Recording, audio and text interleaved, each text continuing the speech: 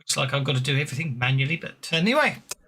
Well, back in 30th July for 6 odd hours, the players trawled their way through the Tomb of Horrors and they wanted to finish it. So I'm not sure how long this one will take, but I've slightly rolled it back a bit so they were where they before they came into the room. Hey, no, you can't change characters. You can't go with a monk. We've already got a monk. Oh dear.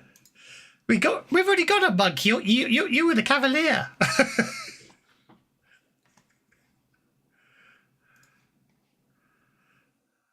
Okay.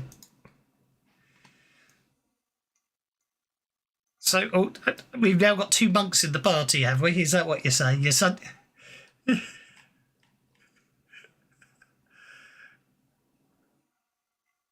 Yeah. Oh no, I'm quite. It's much easier for you to keep with the same characters this close to the end, and especially as Sir Jan's got the. Especially if you swap out Sir Jan and then you lose one of the items he's carrying that you need to complete the dungeon. That's fine by me if you don't want to use him anymore.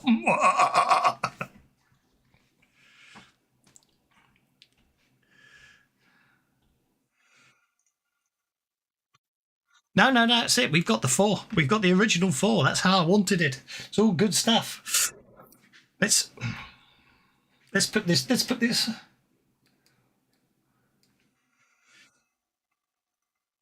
Indeed. Well. Yeah, no, that's absolutely fine. I must admit, this Cavalier is now technically out of date because obviously they've released the updated version and he's slightly tweaked, but I'm not going to change it. I haven't changed it, so. No, the Cavalier is an advanced Savage Pathfinder Advanced Player's Guide character class. It was the only one they sneak peeked so you could see all the abilities of the class. But then they released the Advanced Player's Guide since we've done this, and now they've released 1.1 of the Advanced Player's Guide, which has sort of tweaked a few things here and there. One of the big things they've tweaked for the Cavalier was obviously they've actually given him mount abilities as he goes up levels to make his mount better, which is a nice touch. But anyway. Yes, you're a version 1.0 Cavalier. I'm not sure actually if anything's actually changed between your abilities and the 1.1 Cavalier. I think not that it matters because you're in a dungeon. I think it's more your mount. If you'd had your mount would be less powerful than it should be now, if that makes sense. But it's all going to. Exactly. So anyway, I got this because we're on my forum. I don't have to hold down press to talk on someone just to play the sound effects. So in the background there, that's the official introduction to the Tomb of Horrors music playing in the background, apparently from Sirenscape, which I thought would be rather appropriate, as will remind you that you've been toiling through many a room and trap. And you basically came across this large slab of adamantine with some slots in it, and you're all a bit reticent. I was just watching the stream myself, the back end of the stream. You're all a bit reticent about the fact that the only way it seemed to open was required you to insert some swords into the slots. There was talk about going back and getting the levers and pointing out that the levers probably wouldn't fit and all that. And eventually you did, and the door slid open. And technically you did get inside the room, but I figured it was a much more sensible thing to do was to actually put you outside the room, so we can just say the door slides slowly backwards. And I seem to recall there was I mentioned you could, as the door finishes ratcheting open in the background, you can sort of hear something that sounds like clockwork. And over to you, and I better share the map, I suppose.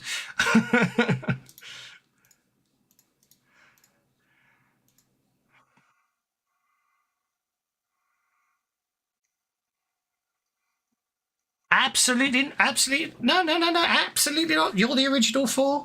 It was just someone expressed an interest in joining, and that's absolutely fine. We'll work them in. It's not a problem.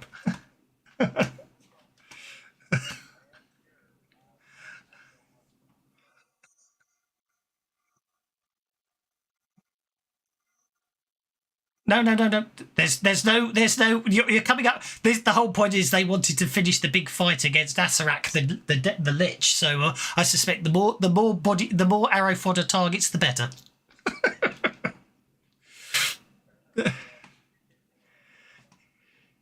Okay. Yes.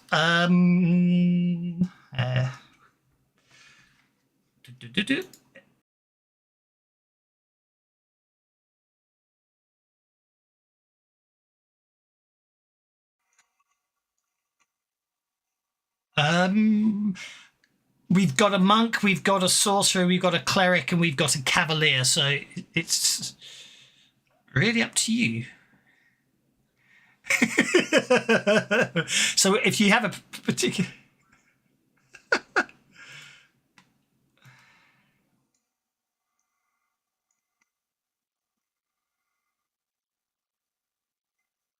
I'll tell you who you're missing. You're missing Merisil, aren't you? That's who I forgot about.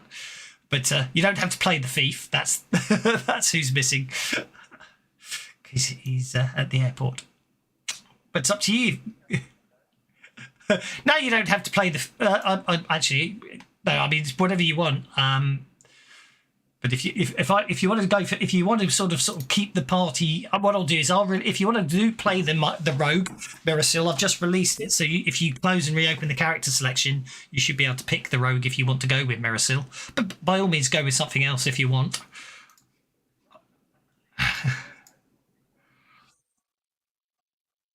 Okie doke. That's probably a good thing because I've probably forgotten knowing your luck, she's probably got an item you need at some point. Yep. Yeah, she's... actually, yeah, that's fine. I'll get rid of those.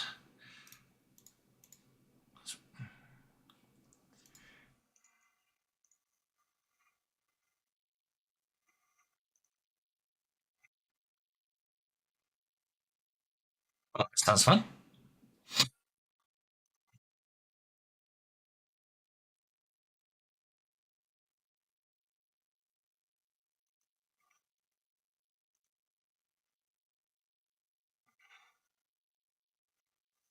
But Waterdeep had very much the same thing, didn't it? It was very much about Undermountain, that was it. Yeah.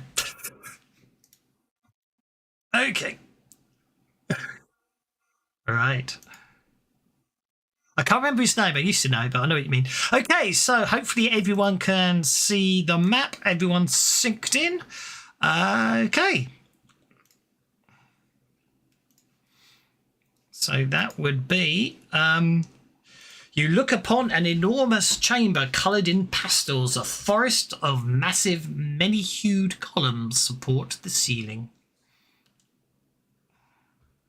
You did. I decided it made sense to just retcon slightly back, just because it was made a more logical point to have you enter the room rather than sort of already be in it. Plus, I can't remember. Plus, I could remember who fiddled with what, so I figured it was safer to pretend you haven't been in here yet. Exactly. No, sorry. Sorry. I'll let you move freely until you hit something. Very pretty, those columns. There seems to be a gentle breeze wafting round the room. On the western side of the room, it seems to be heading in a northwesterly direction where you are at the moment.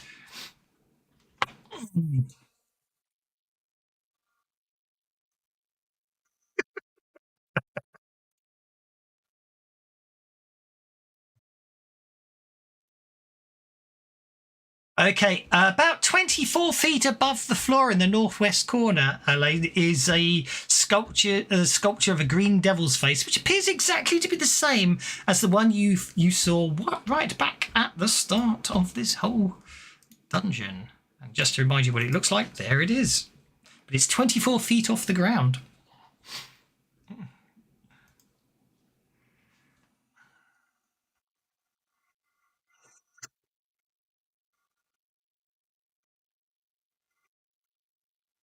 No, you haven't hit the trap. You should be able to move.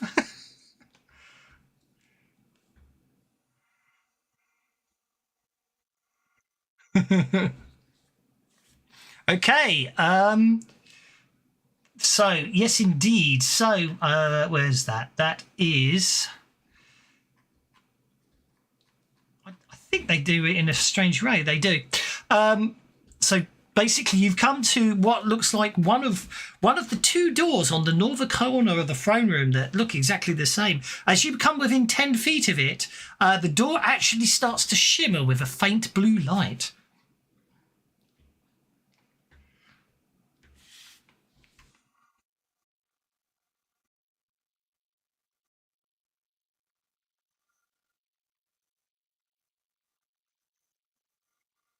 There is a throne down on the south. There is a raised dais on the south with a throne sat upon it. Yes. Ah, the middle door. The door in the centre of the north of the wall of the throne room, gives off a faint lilac glow. Detect magic is an action. You literally just basically, as long as you've got an arcane background, you can detect magic. So Sione and Brokar can both detect magic. It's literally just you say, I detect magic, and tell me what you're looking at. Character's get it, yeah.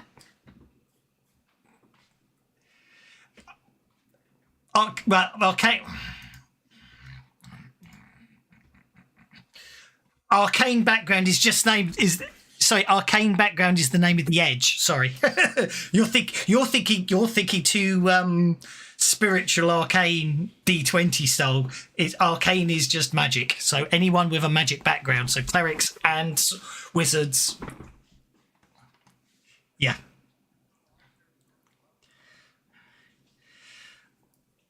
Well, first thing, first thing you do when you activate your detect magic is you suddenly realise as you're looking at the door that your peripheral vision is ablaze with colour, but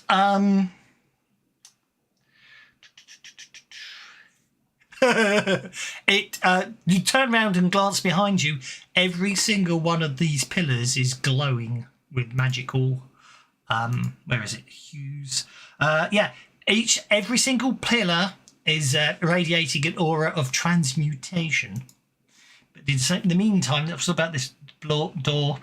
I would say it's probably. I'm gonna have to look it up actually because it doesn't say.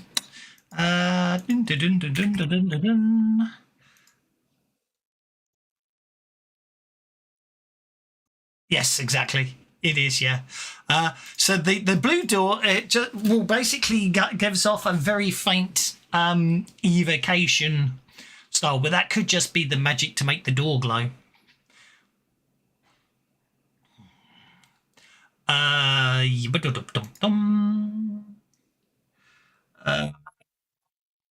Yeah. All three of the doors will basically give off evocation.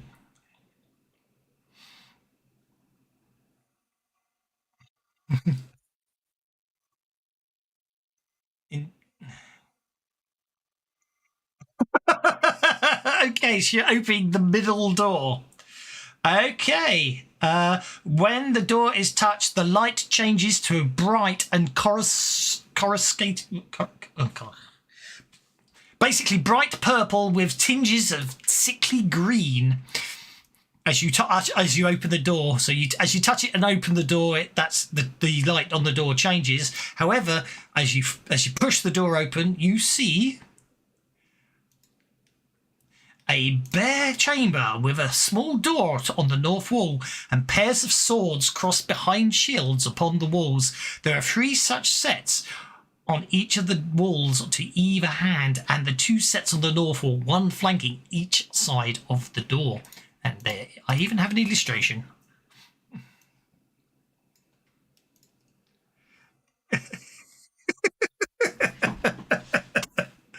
Meantime, what's Sione and Sajan doing down south?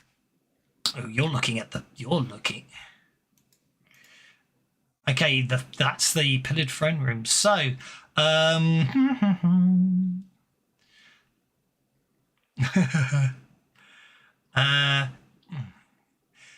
contrasting with the pastel colours of the floor and the pillars of the hallways, the stark blackness of the huge dais on the south wall, atop which sits an obsidian throne inlaid with silver and ivory skulls. Upon the throne rest a crown made of gold and a sceptre made of electrum, with a gold knob on the end and a silver cap on the other. I have. There you go.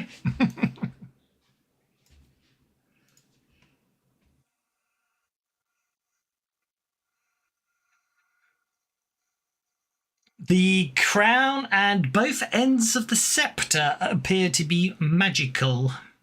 The crown and the gold knob of the sceptre radiate an aura of abjuration magic, and the silver end of the sceptre has an aura of necromancy to it.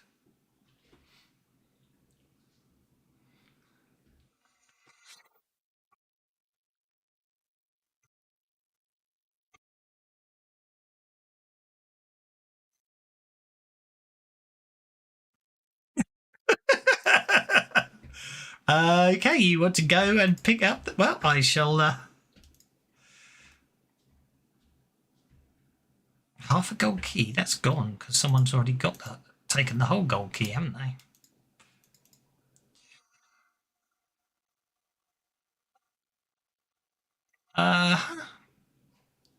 Well, there's a sceptre and a crown on the party sheet.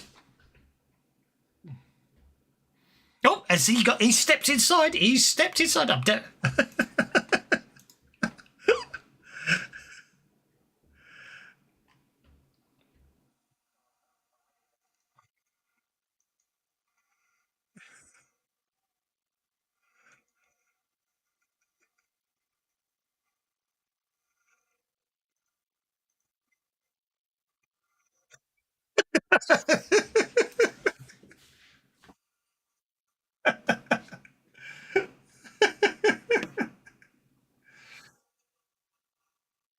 Righty ho. Alas, however, what are we in?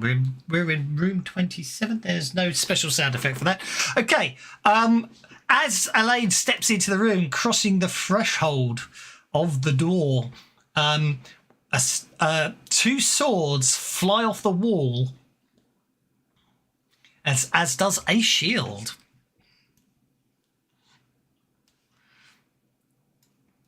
So there we go. Let's...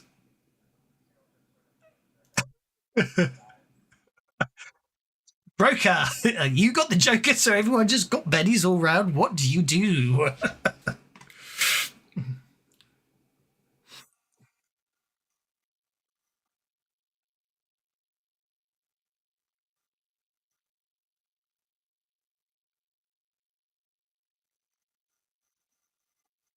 Sorry, I've started. Elaine's initiated combat and broke us at first. What, the Bennies? They reset, yes.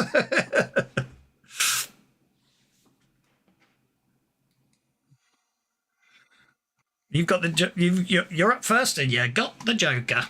What are you doing, Mr. Cleric, sir?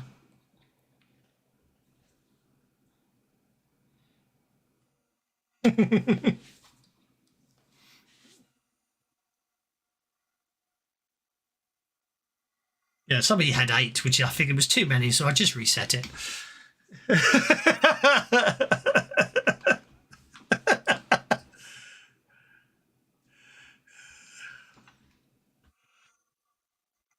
Go for it.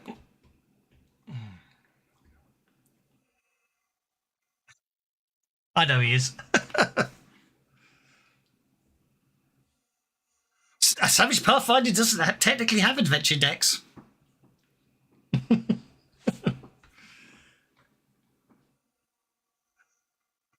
Exactly. Yeah. I was trying to use the adventure deck for the my blimmin' heck.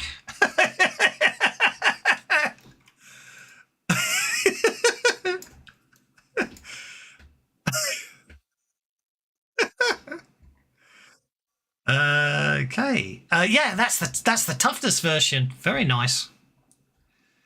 For some reason, I can't work out why. It appears to be an aboleth on the combat tracker. Oh, that must be because I was showing something else off last time. Okay.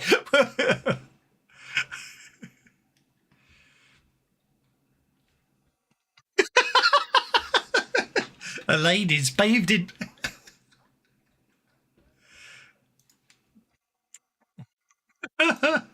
Okay, well, Siren is going to move to.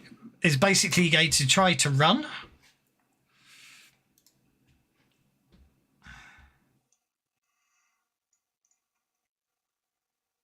She gets that far,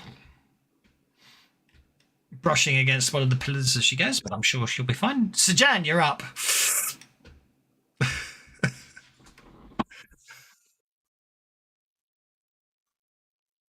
You could definitely hear the clanking of swords, yes.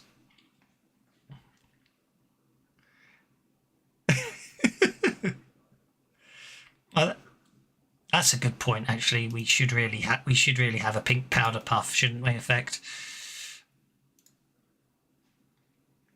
Power light. Let's make it very pink, and target Elaine, and then do that. I don't know if he's showing off a pink light or not, actually, but there he supposedly is. My word, Sajan just basically crossed half the room in a single bound.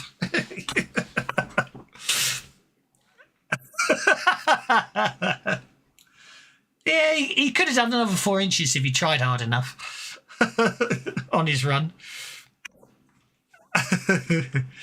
Okay, the first flying sword comes forth and attacks Alan.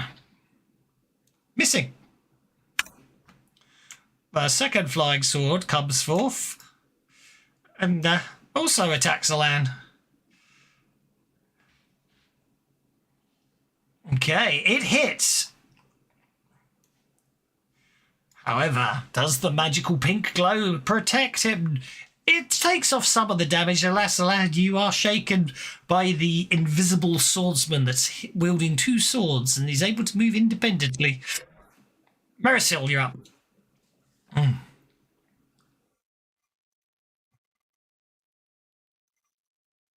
Yes, most certainly. I mean, technically, they're 2 floating swords. In theory, you can literally possibly move between them because they're not like they're being, you know what I mean? They're not like actual foes. They are floating swords.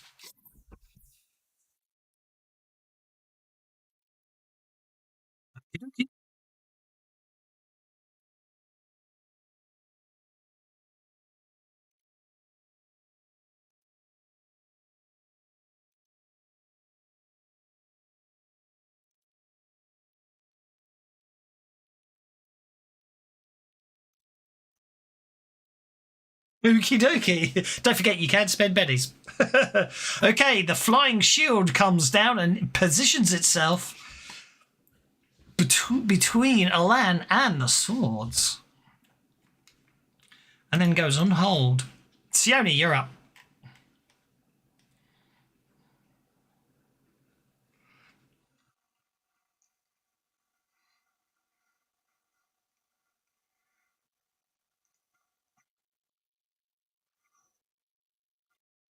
Certainly. You took the scepter, did you? Okay.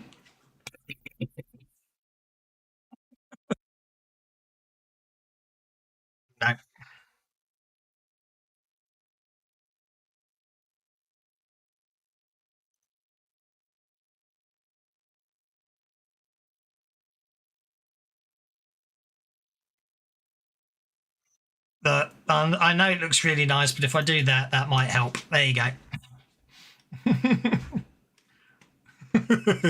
It looked really cool, but I knew it might be an impact, so I thought I'd better, you know what I mean?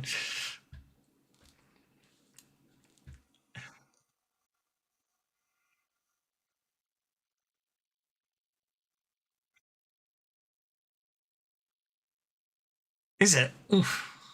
Yeah, it is. It is indeed. Okay, Alan. Oh, look, you do have a pink glow around you on your token. That'd be a. Yeah. Okie dokie. Okay.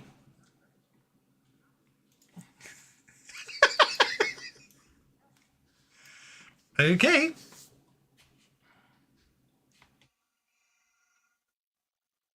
Oh, it actually should have been where it was. I did that wrong, but that's okay. I'll remember next time. You hit the shield, which is, of course, the whole purpose of a shield.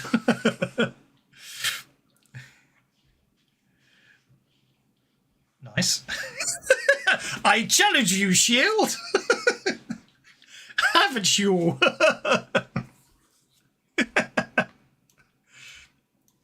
I'm going to I am going to fail completely to soak any of that damage on the shield. So basically, you hit it with such force, the shield crumples and collapses to the ground.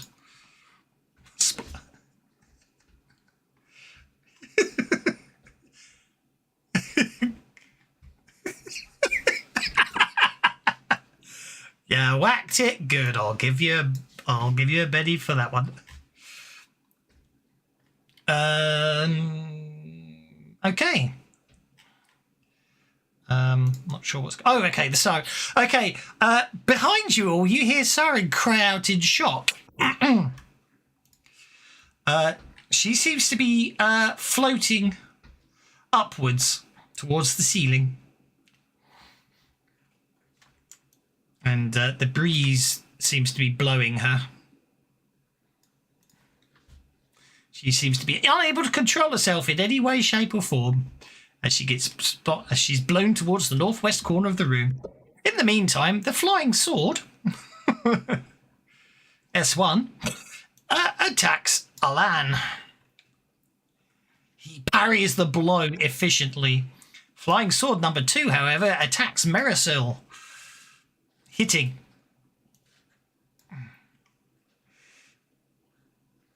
Causing Marisol to be shaken as she barely parries the relentless blows from the sword raining down upon her. However, she recovers quickly.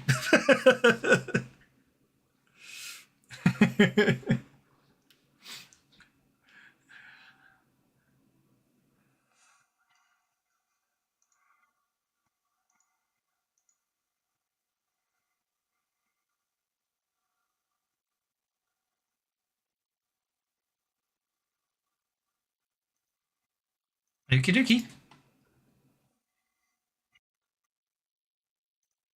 Actually, I forgot to do something when Marisol entered the room, so I'll do it now.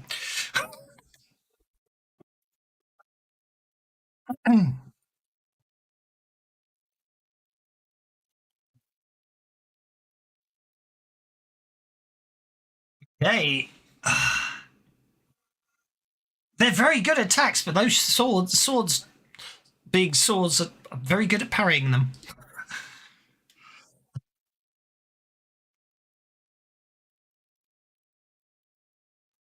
Okie dokie. Brokar, you're up.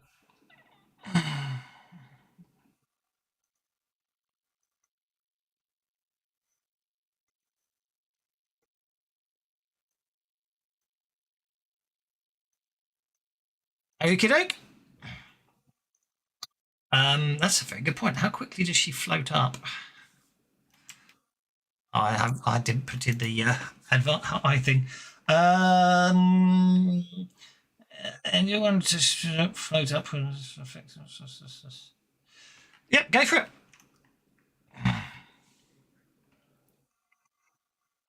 Well, you've got the standard movement pace of 6. Or actually, you're a dwarf, haven't you? You've probably got a pace of 5. Yeah.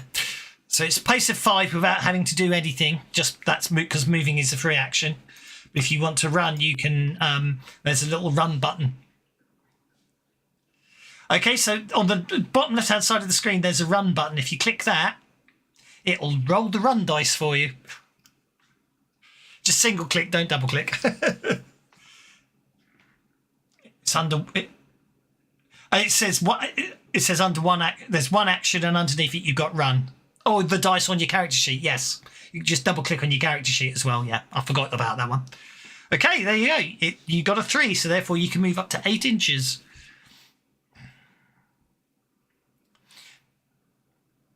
Are you absolutely sure you want to take that completely direct route of brushing across those 2 pillars like that?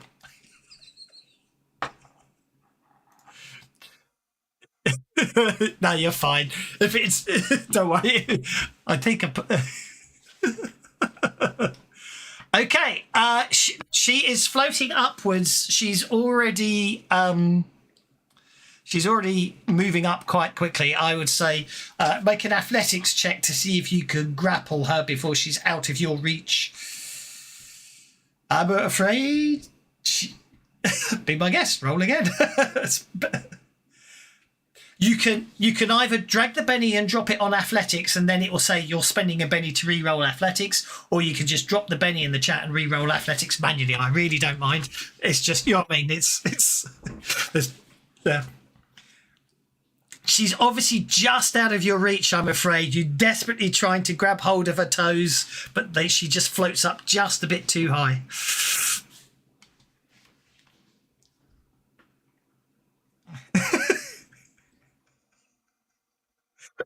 No. I did say the. Yeah, no, I know. I was teasing. I was trying to make you paranoid about your move.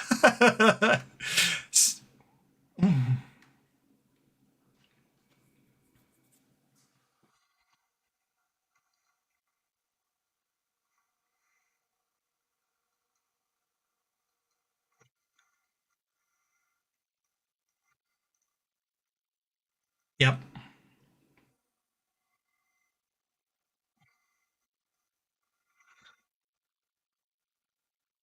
Ooh. And that looks like a raise coming in. You forgot to target yourself. There you go. Oh, great. I just lost the map there. There we go. Boost traits. That would be 2 dice boost. And that becomes strength. That means then I'll come down to this one, and it's that. And I'll do that one, and it's that. And okay. So Merisil, Siodi, and Alan suddenly feel a bit stronger.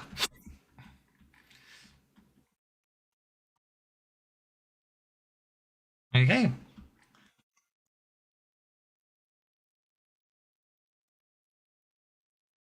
And you're up.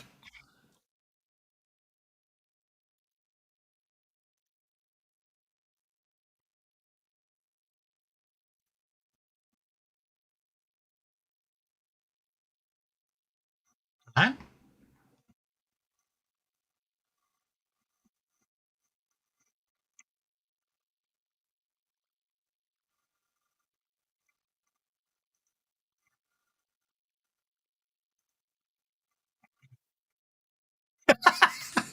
I love it. Okay, I think Alad's obviously shocked by the fact he's suddenly finding his armor very tight around his arm muscles, and I'm going to put him on hold. So, Jad, you're up.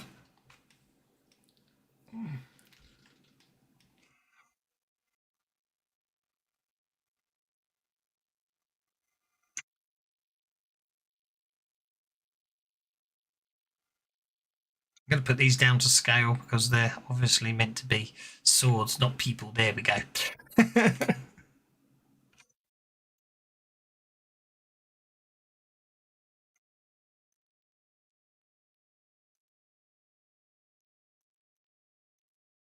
Okie dokie.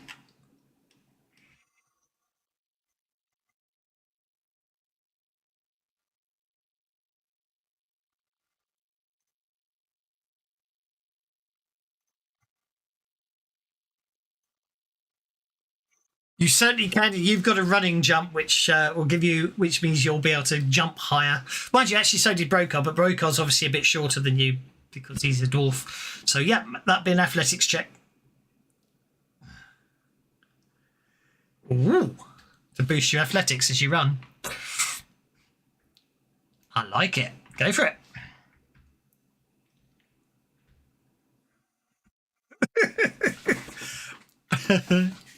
No, you should. It wasn't in any way, shape, or form a jibe at the statue of the cleric. It was just an observation that Sajad was slightly taller. That was all.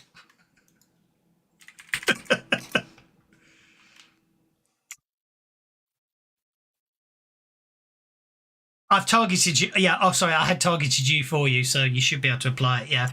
I'm quite happy to do it. I'll quite happily do it. I was trying to find something, but.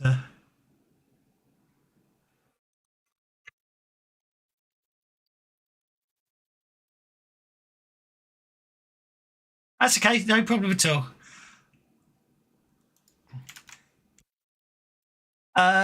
You should be able to just.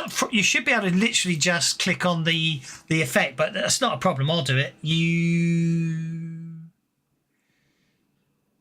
Okay. Not to worry. Now, did you spend? Obviously, you obviously being a mystic power, you don't have to roll dice for it. But did you spend 2 power points, or did you spend extra for the raise?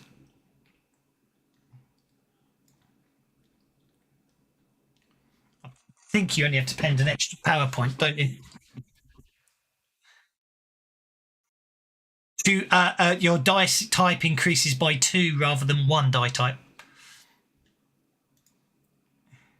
So instead of, yeah, basically for 2 power points, your athletics becomes a D10. For 3 power points, it becomes a D12, basically.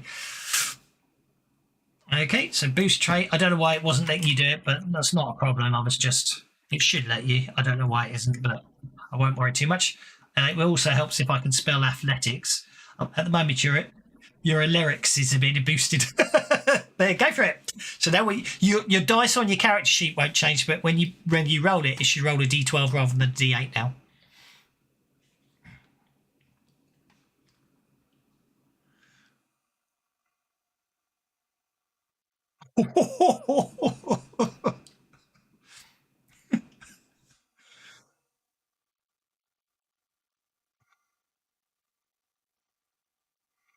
Oh, don't worry, you've targeted. That's my fault because I forgot to remove the targeting. Don't worry.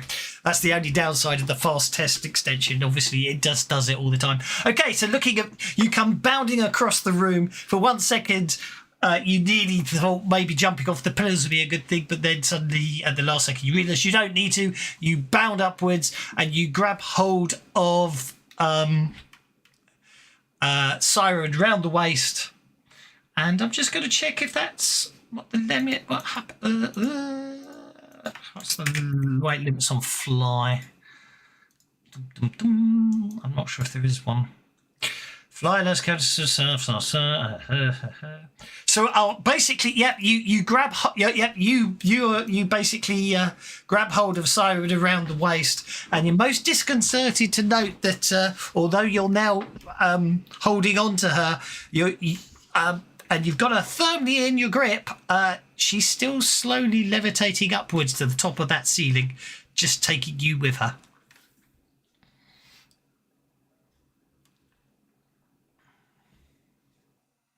Okay. Okay. And letting go. Yeah, letting go and landing. That sounds very sensible. I like that. Okie doke. Yeah, you could have grabbed hold of the back. Elaine's back. Oh, Elaine can interrupt just before the sword attacks him then. Elaine, you're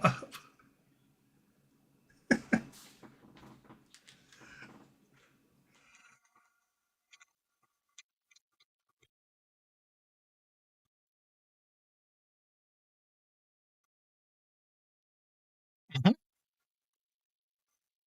Okay.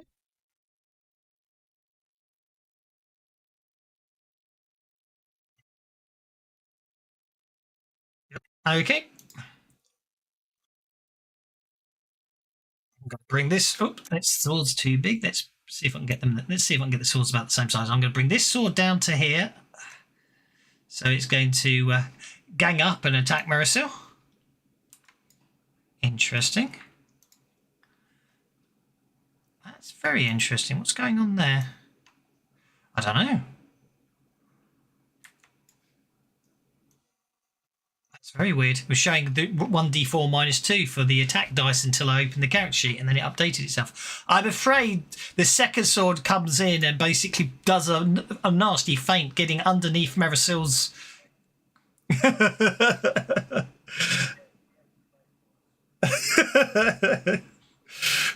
Indeed. Okay, the shield basically goes on hold, and the second flying sword will come down and attack. Same thing again. Weird. Why is it doing that? Strange. I don't know what it's doing there. That's a hit upon Alan, doing no damage due to that magically enhanced toughness of his. New round. Flying sword number 2. Oh, it's going to hit attack Marisol again. This time, however, Marisol is able to parry the blow. Whereas this blade is going for Alan. Thank you for reminding me. I forgot. If you...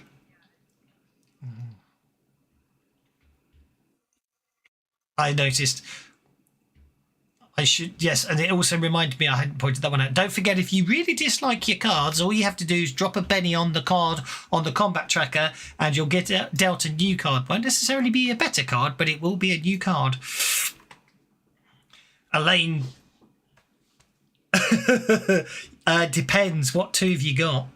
2 clubs? No, you can't get worse than a 2 of clubs. But that is the last card in the deck. A 2 of hearts is faster than a 2 of clubs, but it's still a 2, of course. Elaine parries the blow with his shield. It looks very impressive. And Sione, you're up because you just jumped to the top.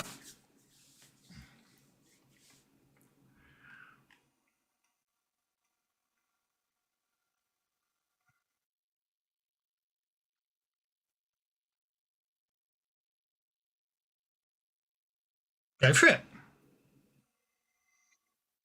Spellcasting deflection. Nicely done. Deflecting melee attacks, no problem at all. Okay, so that would be fighting -2, deflection upon both of them. Nicely done.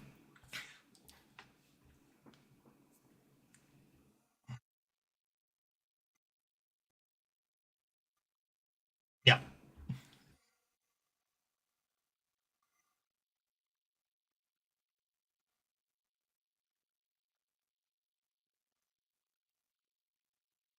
There we go. Okie dokie. That brings us to Sajan. Because the swords have acted.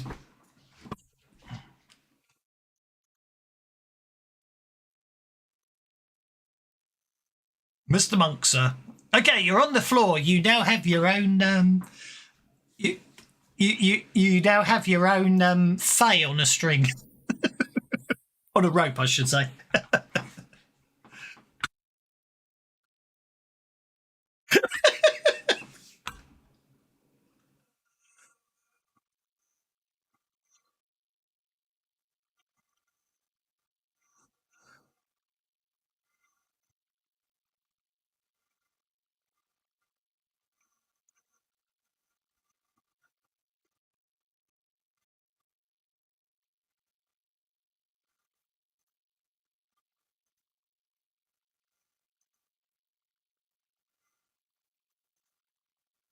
Okie dokie.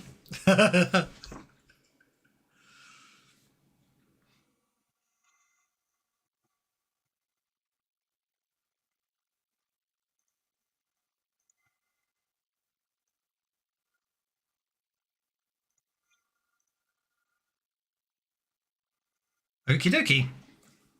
Okay, you take up the slack, and you obviously you on your action. I'm going to say you start pulling her back down um, towards the ground.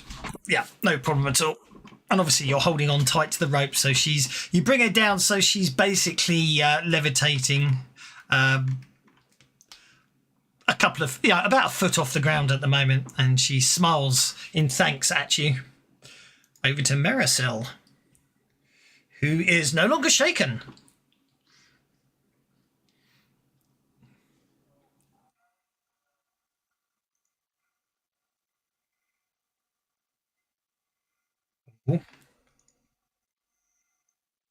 Yep. Sounds very good to me. That's absolutely fine. That would still technically be a fighting check, wouldn't it? But that's not a problem because you're not rolling to hit. You're just rolling to, I think, unless you can argue another skill you wish to use instead, of course.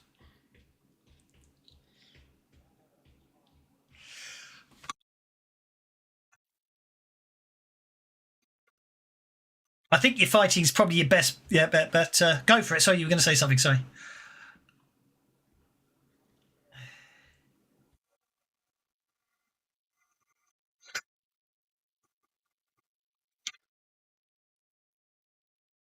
Yeah, yeah. So what they subtly changed how things work in Suede, and obviously it has to be a skill. Attributes these days tend to be, to put it into D&D terms, saving throws, if that makes sense. And your skills are what you use to do stuff. So, but athletics is still viable. You can still use athletics if you wanted to.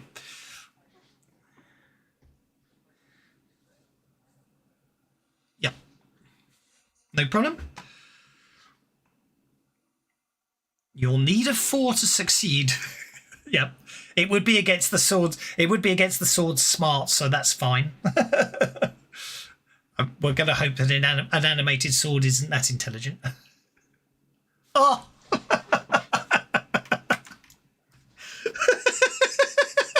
oh, now that's a different question. I'm not going into. I'm not touching. I'm not getting involved in that one. I'm afraid you tried to feint. Obviously, you know what it was, Barasil. Your feint was too subtle and too nuanced for the sword to comprehend. That was the problem. Exactly. Yeah, you were just too graceful. However, you do see the second sword attempting to hit you, and you slide under the blow in a very athletic way. It looks very good. You didn't even need to rely on the magical protections upon you. Alan, you're up.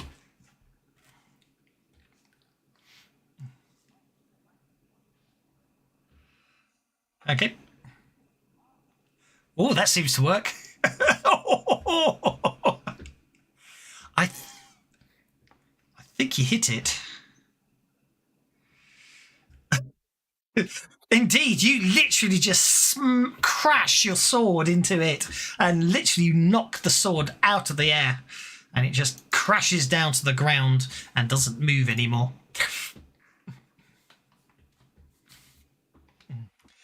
Siren, ooh, has she? No, she doesn't. I didn't think so. Siren thanks you as she floats slightly off the ground and saying, "I'm not entirely sure what to make of this, but I seem to be lighter than air at the moment. Thank you very much. I don't know what to. Oh, hang on. Ha ha! I've just noticed something." She attempts to cast a spell on herself to see if that does anything, but it doesn't appear to do anything. But she thought, oh, it was worth a try. But maybe I'm just not doing it right, because it is very hard to concentrate when I have to hold on to the rope with one hand. Sword number 2 will attack Alan. That's a hit with a raise.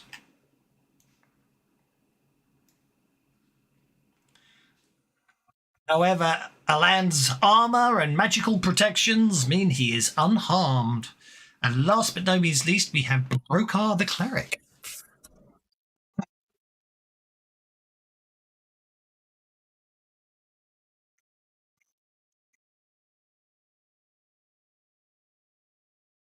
Okay. You tie the rope to the pillar beside you. As you finish tying the rope to the pillar beside you, you notice your feet are already a foot off the ground.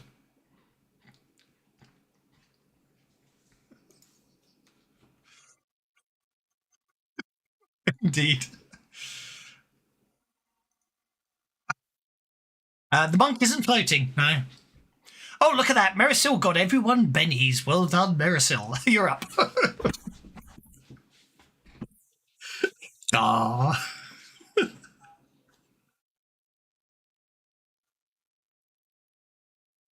Okie dokie. So if you see where it says one action on the bottom level, yeah, yeah. You can go up to 3 actions if you want to, but obviously 2 actions is -2 to every action, 3 actions is -4 to every action. Okay, look at that. First one, you hit, no problem at all.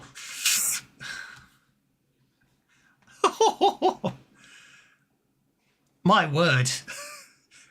You decide to just copy a lad and just hit a sword as hard as you can, and it just crumples to the ground.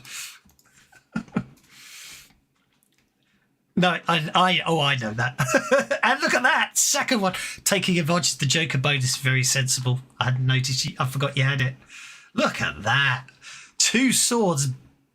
Marisol just becomes a blur of fighting rapier, and 2 swords collapse to the ground. Siren's up. Oh, that's what's going on. I've got that auto center turned on. That's so annoying, that is. Yeah, if the map's jumping all over the place, if you go into options, at the bottom of the per user, there's an auto center. If you turn that off, it will stop the map jumping around if you haven't turned it off already. Assuming you don't want it to.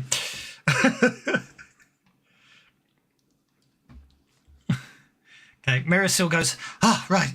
Marisol basically ties the rope around herself and she tries again. Okay, now this gets interesting. I am going to have to pick an arbitrary number, so let's just be evil and do that. Yep, okay, Marisol's feet lower themselves to the ground, and she goes, well, that's something I don't intend to have to repeat. And she goes, and then she looks at the door. Then she looks at the dwarf and goes, oh dear. So Jan, over to you. Sir Jan. Oh, sorry, I misunderstood you. I don't know. I just brushed against one of the pillars as I was moving through the room. And the next thing I knew, I was floating, like the cleric is now. Sorry, like the worthy dwarf is now.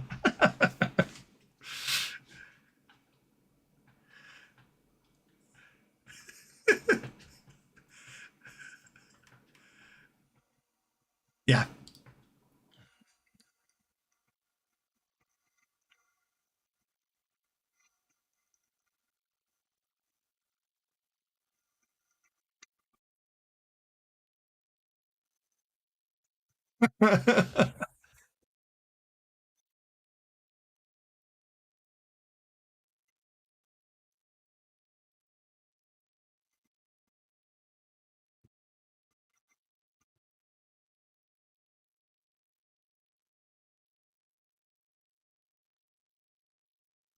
Okay. Okay. Oh, that's because I forgot. I forgot the sword was on. The shield's meant to parry the sword, and I forgot in those 3 attacks. Drat it. Brokar, you're up. 30 feet, I think. I seem to recall. Well, I know. I mean, that mask there is 24 feet up. I know that. Look. Let me see. The pillared throne room. Actually, there's a picture. No, I don't know if I showed you the picture of that room. No, the ceiling doesn't have anything on it.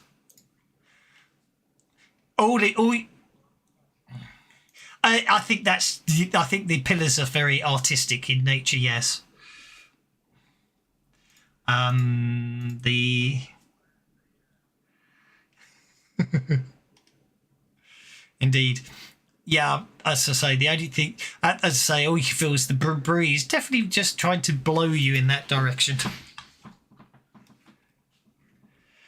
He's only a foot off the ground because he tied the rope and he held on to the rope when he realised he was moving upwards slightly.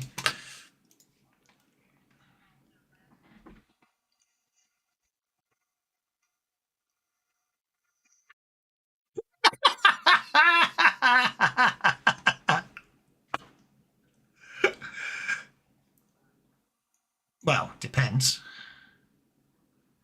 He does. You still manage to beat it because I won't have it explode. Yeah, he does. He levitates back down to the ground. So I rolled a d12 by mistake. I meant to roll a d12, so I'm just going to pretend it exploded to a 12. Wonderful, you wander over there. So Brocard's feet's back on the ground and Siren's feet are back on the ground, although Siren is currently tied by a rope to a pillar. And it's Alan's turn.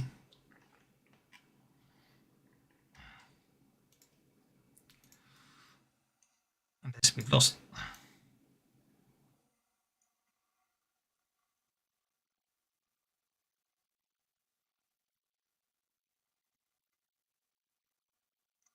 Okie dokie. At which point the shield will attempt to interrupt. Because I forgot to do it up until now, so let's try it now. The shield will attempt to interrupt you as you challenge, getting a 7 on its athletics roll.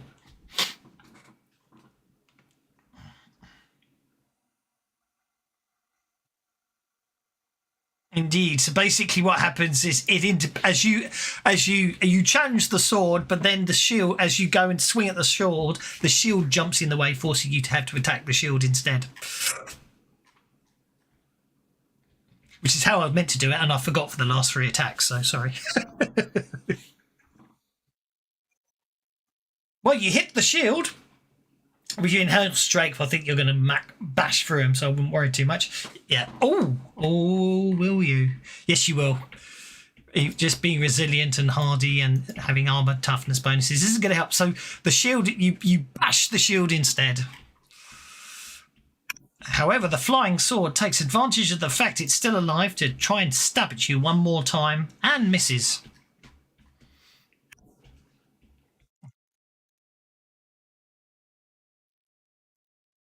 Siren looks slowly. Basically, Siren unties the rope around her waist and looks at the rope on the pillar and going, "I think I might suggest we leave that there." And she says, decides she's not going to leave you, and she'll go on hold in case something happens to Brokar, just in case. Brokar, you're up. Yeah, you both got feet firmly on the ground.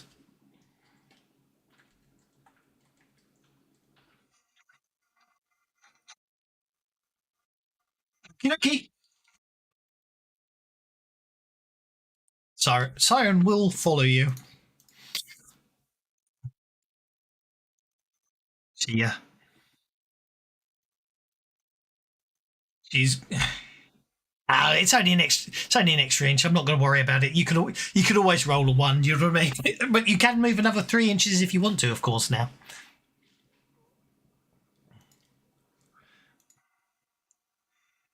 Oh wow, that was me meant to be rolling for Siren, but that doesn't matter. She keeps up with you. Okay, Alan, over to you.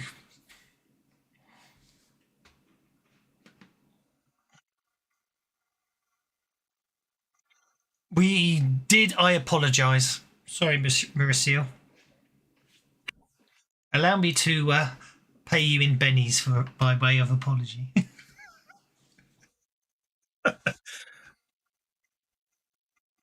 Well. I know. Elspeth. I know. Sorry, let's get the names right. It's not Jelsa. It's not. I know Sione and Alan heard this because I said it on Tuesday, but it did make me smile. So I'm going to tell you guys because obviously it's you calling me a being heightist. Oh no, it's not letting me read it. Hang on. Oh well, forget it.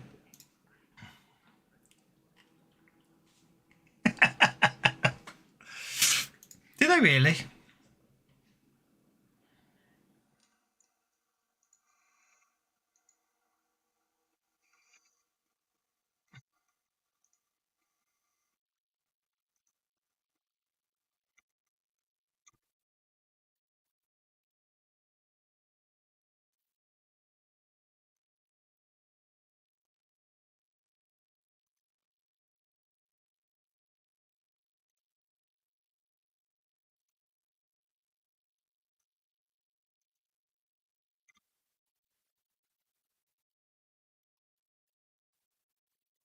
Yeah.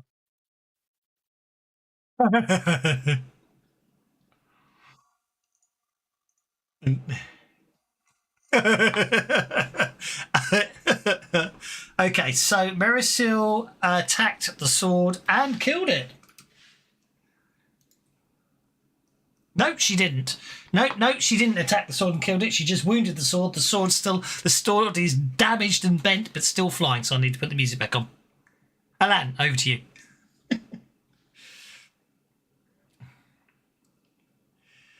Go for it.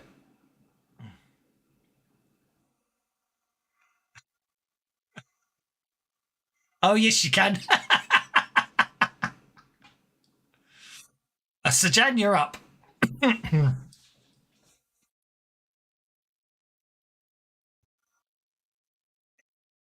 Obviously, this is it. Yeah, I completely understood. Sajan. Okie dokie. Sajan crosses the threshold to the room.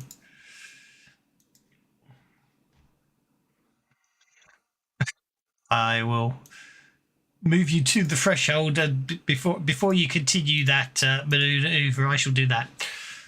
As another couple of swords and shields start floating off the wall.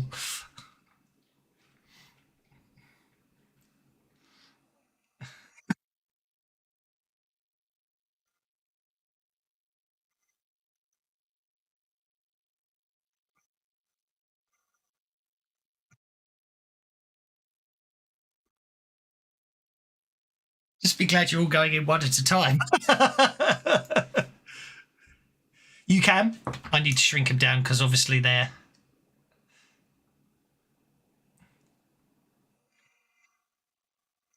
Have it you, shield. Have it you. Go for it.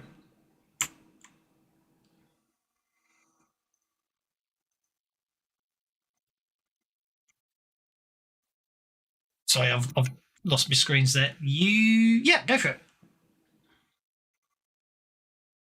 That is a hit with a raise. That's a good hit upon the shield. But given that that's what shields are meant to be for, that's okay. The shields should have been tougher. I think if I ever I need to make the shields a bit tougher in next time because they're just not surviving. The shields should take more bashing than the swords. That's for sure. Okay, well that's one. Technically, yeah, but I think they yeah they do have armor, but I know what you mean. Righty ho. Okay. Who's up next? Sorry, I'm trying to do two things at once. It's never a good thing to do, is it? Just waiting for Chad to. Okay, the flying sword in front of Alan has recovered and swings again at the. Oh. No, doesn't critically fail. Sioni's up.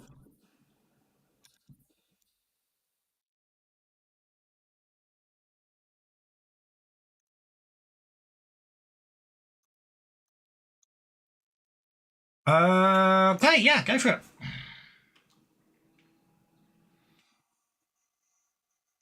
Let's see.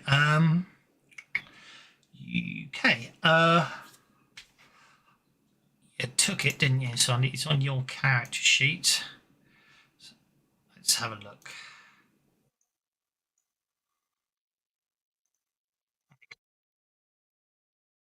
Yeah. Adamantine door, pillared throne room.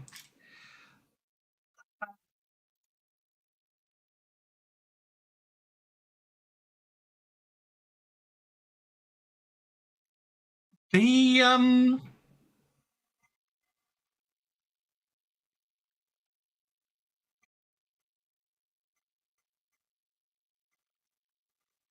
sorry, sorry, I'm just reading ahead there.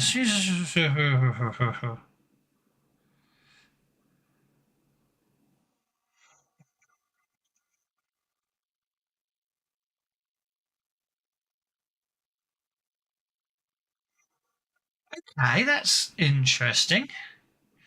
Um,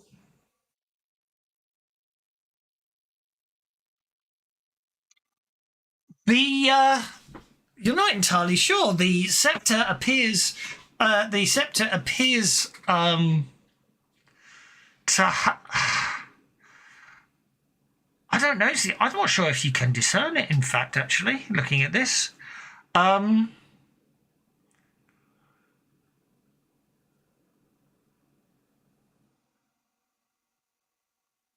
yeah, I'm afraid for the first time ever, I'm going to. Even though you examine the occultist, you get the distinct impression that you can't tell what it's really meant to do.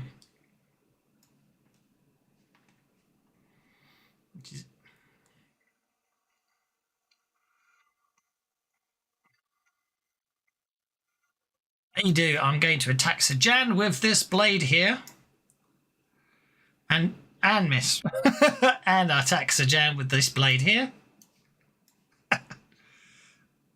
and hit. This obviously working in a working in a coordinate. You got me tongue tied now. Anyway, you dodge the blow. Mirasil, you are up.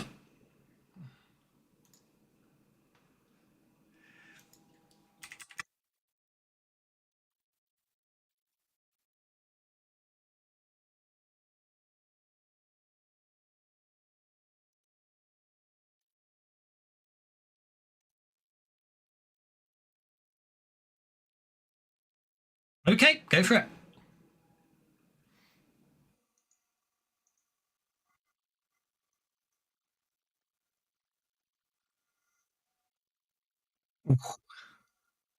Okay, go for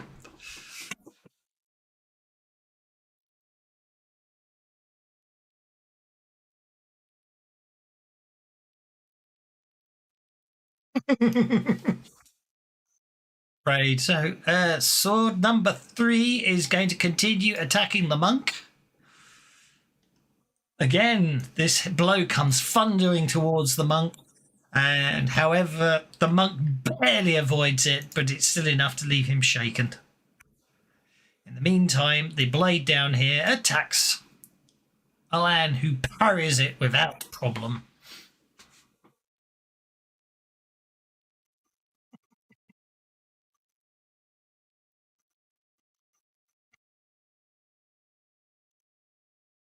Again. Why do I always have problems, and why don't I do this way?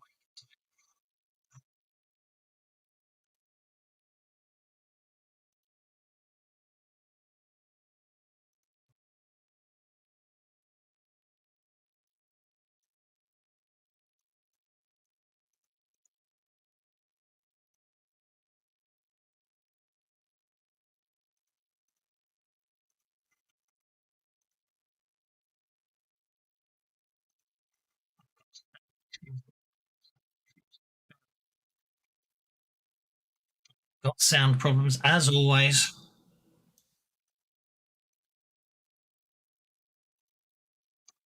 Okay. Right, where were we? So Jan, you're up. Go for it.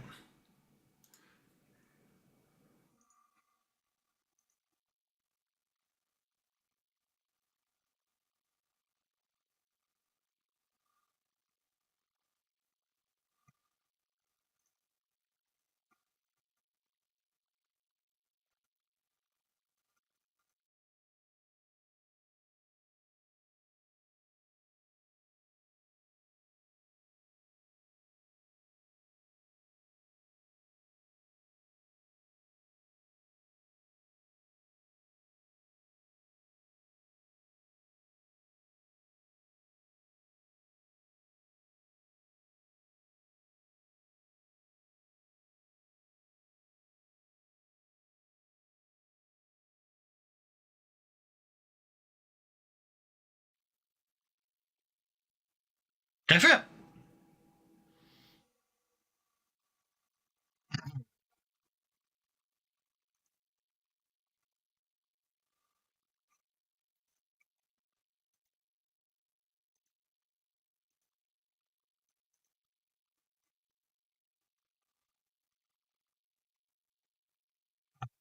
Definitely.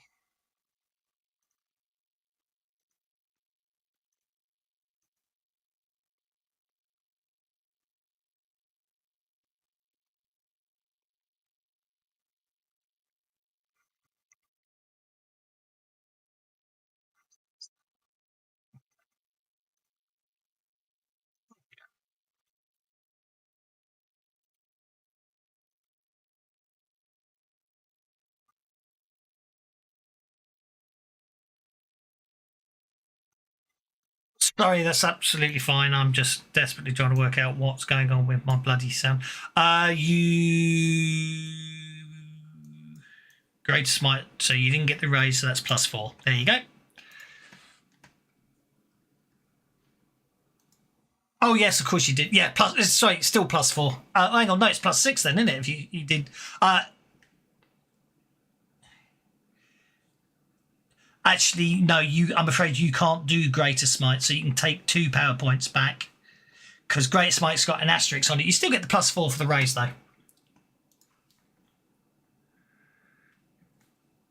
Great asterisk means you've taken that. It's for magic users only. I think there's an edge you can take that. Sorry.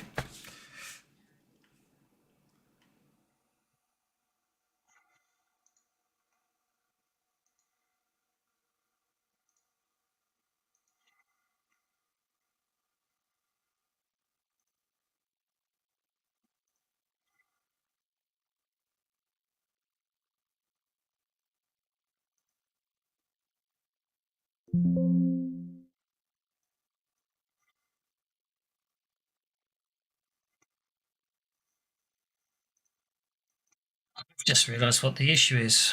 I think the issue is not. Yeah, that's what the problem is. Damn it. Sorry, anyone who's been trying to watch. Okay. Output device should be audio cable B. Input device should be roll damage. I'm going to hurt myself. There we go. Right. So, only 1 hour into the stream, I noticed sound isn't working, but it is now. Okay, sorry about that. As always, I get sound problems. You've shaken, and it was Discord this time. It was giving me the sound problems. It changed all my sound drivers. You incapacitate the flying sword. Down it goes.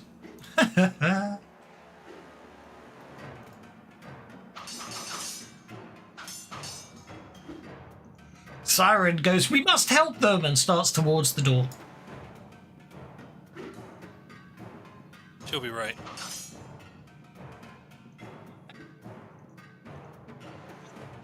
Don't pay us no, never mind, Siren. She steps into the room because no one told her. Actually, if possible, Alana's going to try and block the door to keep her from coming through. Okie dokie. Well, you could say don't come in, but... Okay, Alana... let me in there, let me in there, fair mighty warrior. I must assist you. You rescued me. I gave my word that I would assist. As she is able to get past you, so I'll delete the sword and shield she just summoned without realising it. Sione, you're up. I'll step up next to the siren and reach around because it's like, yeah, we do need to help them. Without going in there would be better. And using selective. Let me remove that because it won't let me target. I'm targeting both. I'm going to hit them with a little blast of flame. Okay. She bathes the room in flame. Ow, ow, ow. Oh, wait, it didn't hurt. It actually seems to bend around the three of you. No matter how many times I see that happen, I don't know if I'll ever get used to it. Okay, that's the first one. Okay, the first sword collapses in a puddle of goo, molten metal, I should say. I think the second one's going to do the same. Looking at these dice rolls, And I look at Siren and go, "See, that's how you do it." And then I step back.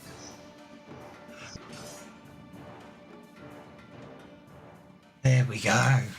Everything is quiet and everything is normal again as I clear the tracker and can unlock the tokens. Congratulations. Siren's basically still looks a little confused, but that's all fine. I go in the room to see if anybody's injured. Go for it.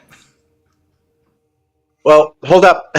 Shouldn't we take off the anything left hanging on the walls? Can I see from there that nobody's injured? No one appears to be injured. All right, well, I'll wait out here then. Maybe you should make a notice check because on a crit fail, you may think someone is big and then have to rush in to help them.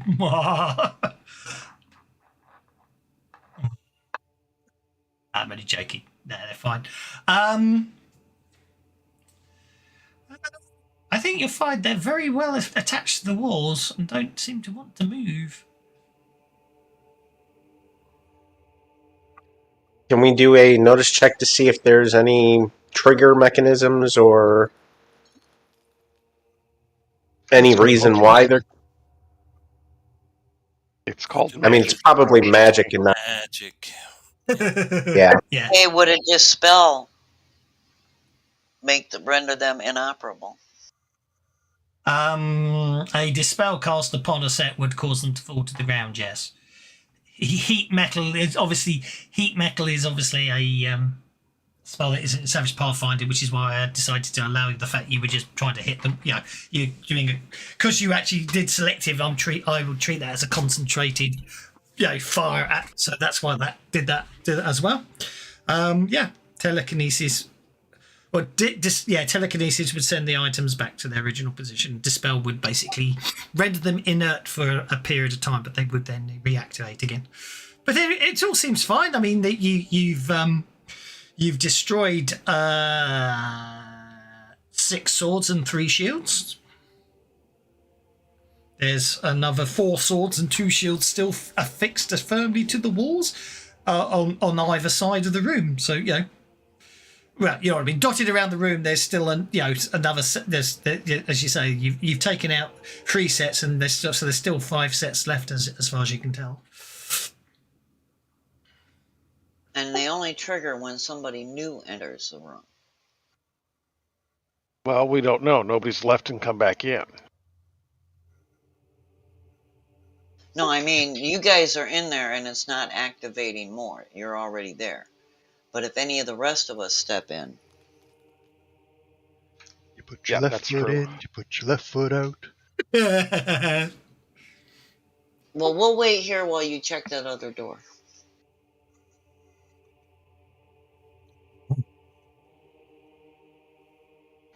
And hearing that, Elaine will step across and open that door.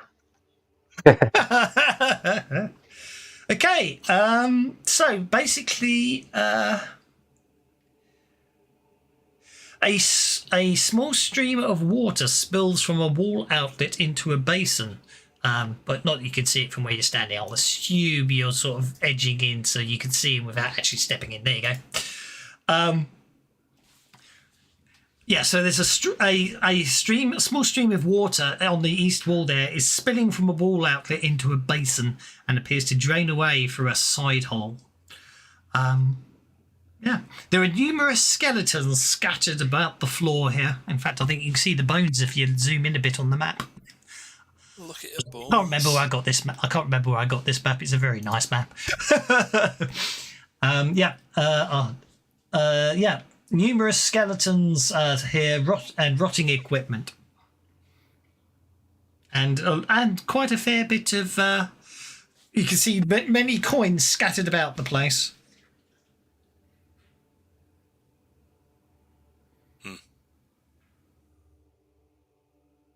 Okay, Marisol, this kind of looks like your area.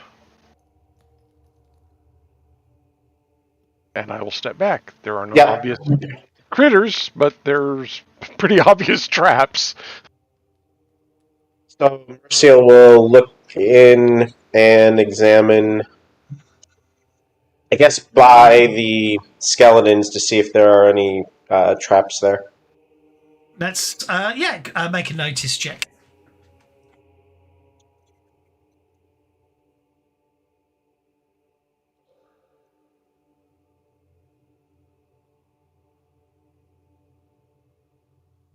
Did that not show? I saw the 3 come up, but it hasn't come up on the thing. But 5. There you go. That must have been interesting. That must have been broke. No, broke. I don't know what's going on there. Yeah, you as far you glance around and sort of just going from your gut feeling and obviously examining some areas around you and everything. You're fairly confident that this room is completely free and devoid of any traps. I call out, I would stake my reputation that this is the safest place of all the rooms we've been in so far.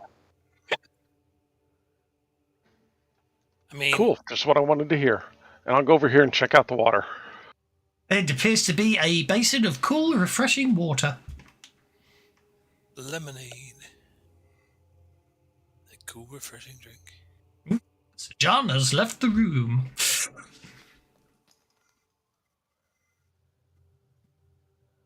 I'm here in case anybody yells for help. Did you figure out what the scepter did? No, it's kind of a puzzle. Am I able to help her with that?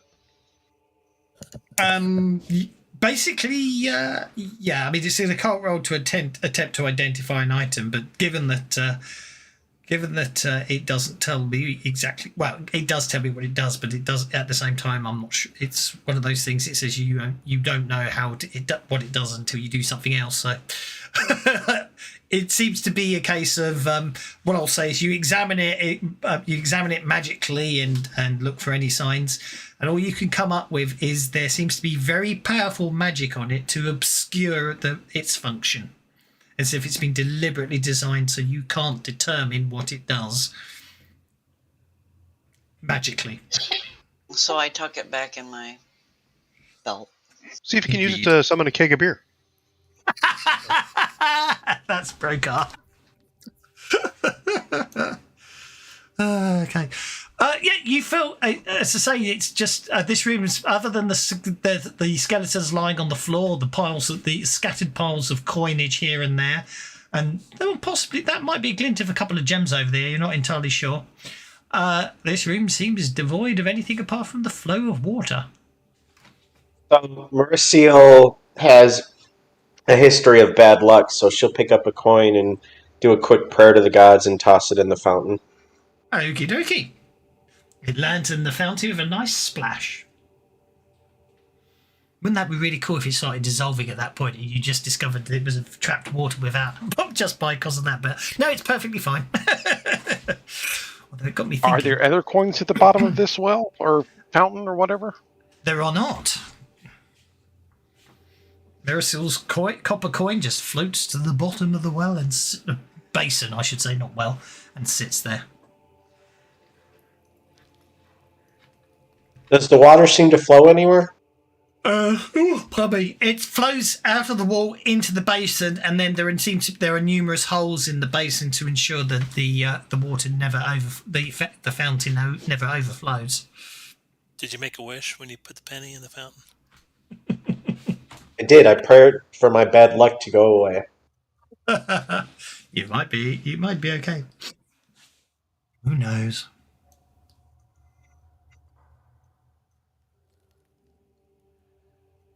Yeah. Okay, well, this looks kind of boring. Let's go find something else to open. The only other thing, if anyone wants to spend some time, you can sort of examine all the skeletons and see what they've got on them, but that's about it. Mercial will do that.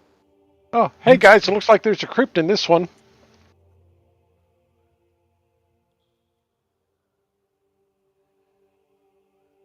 Okay, I'm just rolling up what Mericil gathers together. It's doing quite well, actually. I think your wish might have done you some good, Miracle, especially as everyone else has left and can't come in the room. Wait, we can't. Did the doors close or something? No, if well, we no. go, we're going to activate the doors. I'm just making him paranoid. That's all. Okay, so I'm just gonna give that. Did that open for you, Marisol? It did. Yeah, but seeing as no one else is currently in there, that's what you will spend a fair bit of time sorting it out. But that seems to be everything you find in there. Nice.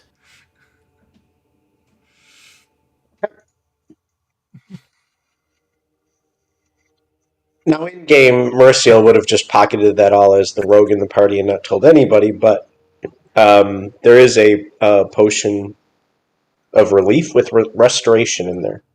Oh, that's always good. AKA beer.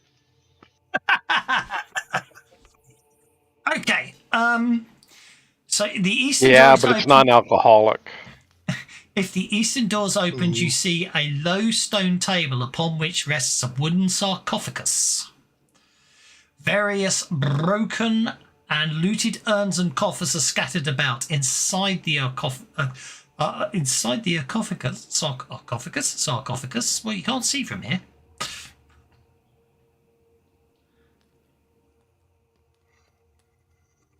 So I have to go into the room.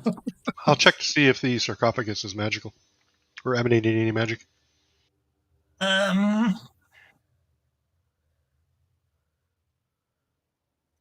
There is definitely a magical glow emanating from the sarcophagus. I'll tell Alen not to touch it unless he wants to get fried. Alen, as you look into the sarcophagus, you see parts of a mummy. Well, not undead mummy, I mean, but it's a mummified remains of a human with wrappings partially undone and tattered. A huge amethyst is barely visible between the wrappings that cover the mummy's head. There's a great big shiny rock in here. That's probably trapped as well. And an even bigger mummy. Yeah, I'm not worried about the mommy. Are you my mummy? Do you wish, as I say, you'll have to... We'll wait for Marisol to get over here and ask her, check to see if there's any traps. It's glowing magical, so it might be a magical trap. Oh, this is so boring. I will take a look, see if I notice any traps. I'd be offended, except I know that's Elaine's character in role-playing there. Definitely no traps. I wouldn't worry about anything. It's perfectly safe in every way. There is no traps in this room whatsoever. I would stake my reputation on it, and then I'd back out of it. I reach in and grab the gem.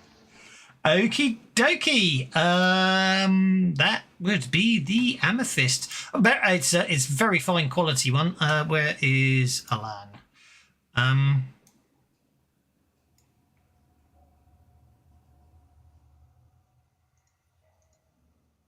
A huge amethyst is taken by Alan. I shall give it to Alan and put it in his character sheet.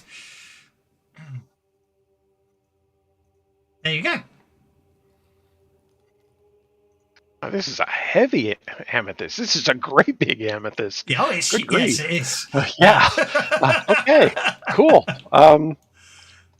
So after the guy died, he snapped his neck or something.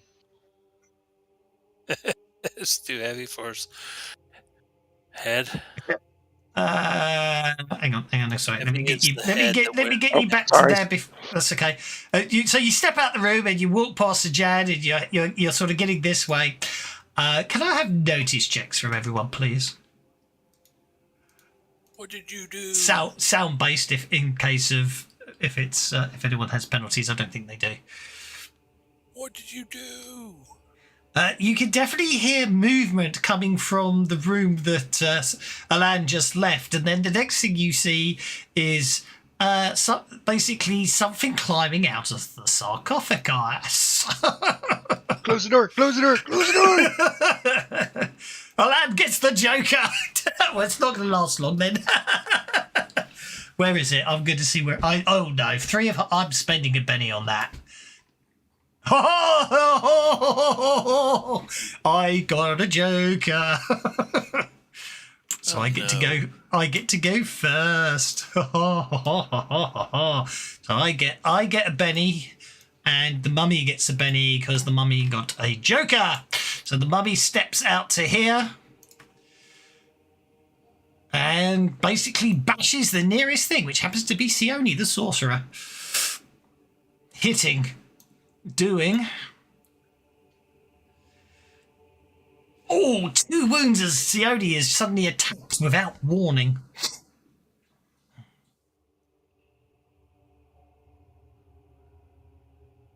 But I dodge. You certainly do dodge, so obviously your reactions are very good. Obviously, Dragon yelps something and you basically dodge just in time. Alan, you're up. How dare you try to get your jewel back?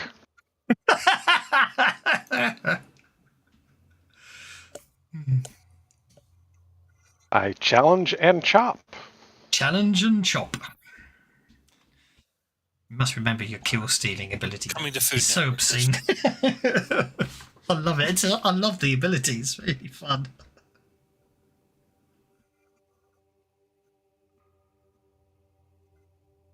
Two wounds? Can't That's have nice. that. Can't have that. Especially if there's special sound effects for this. There we go. You hit it, but unfortunately it doesn't appear to be as good a hit as you originally hoped. Yeah, it happens. Okay. So Jan, you're up. Right, I will step forward. Your boost athletics is going to expire at the end of this action. If you want to maintain it, you just have to spend a power point. I think so. You don't. If you don't, you still get the benefit for that now. But it'll just drop. It's up to you which way you want to go. Yeah, it was for just one specific thing. Yeah, so that's fine. And smite. Your smite's still going. I smite need that. Oh, that's awful.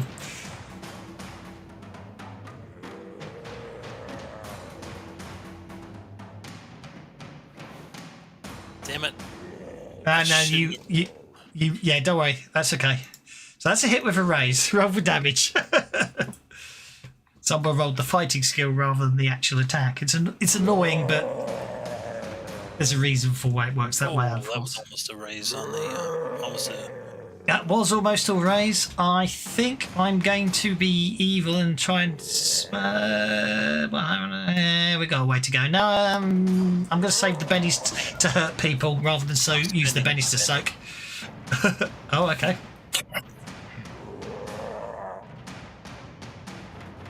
Damn it! Why did it not reroll damage? Because there's a very small. Let me give you a Benny back so you can well, you can just roll damage normally. Basically, the target area for we found someone did a lot of experimentation. The target area for re-rolling damage is very small, and if you miss it, it will just treat it as re-rolling for an attack. Well, I mean, very small. You've got to be very precise on the damage dice. Ouch. Now, I'm definitely going to have to try and soak 3 wounds because I've got this cool music playing in the background. Well, I won't go cool, but interesting. I'm afraid you punched the mummy. It doesn't appear to be affected by it in any way, shape, or form, other than the fact it cost me a penny. Punched it right in the bennies, huh? Yeah, right in the bennies you punched it.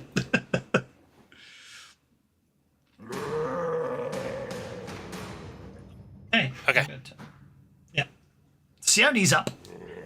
Yeah, Sione's gonna step back a pace. And that guy tried to hit her. That did not make her happy. She's gonna bolt him right in the back because he's focused on the 2 attacking him. I'm just making sure you do want to step back before I hit you. Oh, I thought he was engaged with them. He engaged you first, so therefore he will get a free attack on you. Right in the back. Which is fine. You still hit him with your you still hit him with your spell casting. It's just, of course, you don't get the raise, but he doesn't get a free attack on you. That's the difference, really. No, I'll Benny that one time. Okay. I think Brokar's a secret Benny hoarder. Have you noticed? I haven't had to do anything. No, that didn't work. No, you've just been very good on your rolls, so you haven't had to worry about it. I'm hoping. I'm getting paranoid now. Barasil, you're up. Penny Order's my favorite Chinese. Particularly Chinese fond restaurant. of the.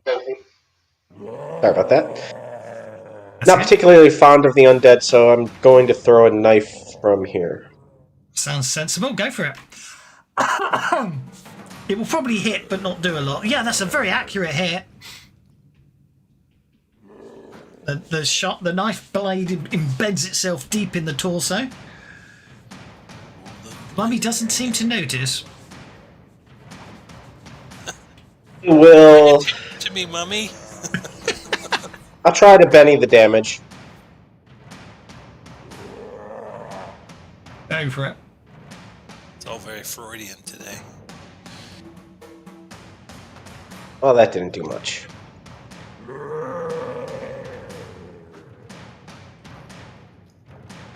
Just gonna have to give you a Betty for those. They were half good comments. Okay, Siren's going to step to here, and she's going to attempt to entangle the mummy in its own wrappings. Oh, nice. She does. She gets a raise. The mummy is bound as she catches it in its own wrappings. Damn, that's sweet. Thank you, Siren. That's pretty cool. Roka, you're up. So is there equivalent of turning in this one? Yes, you spend a power point, and and the monster makes a vigor check, and it takes a wound. I think if it fails. Now, where It is should it? be under your class abilities. It So, like, should if you look on main, be. if you look on main and you look at your class, which is cleric, and you click on that. Is it Holy Unholy Warrior? Isn't it? No. No, it's Channel Energy. Val. Channel is all for healing. It might be an edge. Might be Destroy Undead's an edge or something. Because I know Lone Wolf's always doing it in Rune of Yeah. Lone Wolf's always doing it in isn't he? But Yeah, I kind of looked through the stuff I had. I didn't see anything that did it. That's why I thought I'd ask in case it was something odd. Destroy Undead, it's an actual seasoned edge. As an action, you spend 2 power points to channel positive energy in a medium blast template centered on yourself. Every undead within the template must make a spirit roll or It's take one a of wound. those. It's one of those Yeah. weird things that you have to buy. Okay, so I don't have it. instead Fair of enough. regular edge. No, you don't have that, but obviously you do have Holy Unholy Warrior, which allows you to spend power points to modify the soak roll, which is useful. Interesting. All right, I'll do a burst on him, and obviously Yeah, I'll I have to make would, it selective so I don't nail the rest of the party. And I say, in the name of Tokar, back to the pits of hell with you. Yeah, just hit him with a flame column, won't you? Just out of the sky and down on him alone. Go for it. Hit him with that. Pillar of fire. Yeah, you'll have to do selective to not hit anyone else, but yeah, you'll be fine. Yeah. Go for it.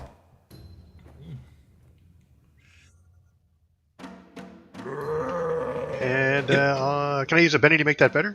Or reroll, or how does that work? Actually, it did. Hang on. That was the damage, but you need to do the spellcasting I first. So I'll be nice and completely ignore that damage. Okay, so you hit him with a raise, which also means you get the extra damage and so you hit him really well. So now you can roll the damage. It will give you the extra raise die as well, so you'll get extra damage straight off the bat. And then every time you roll a 6, it will roll even more dice to the point where you literally light him up.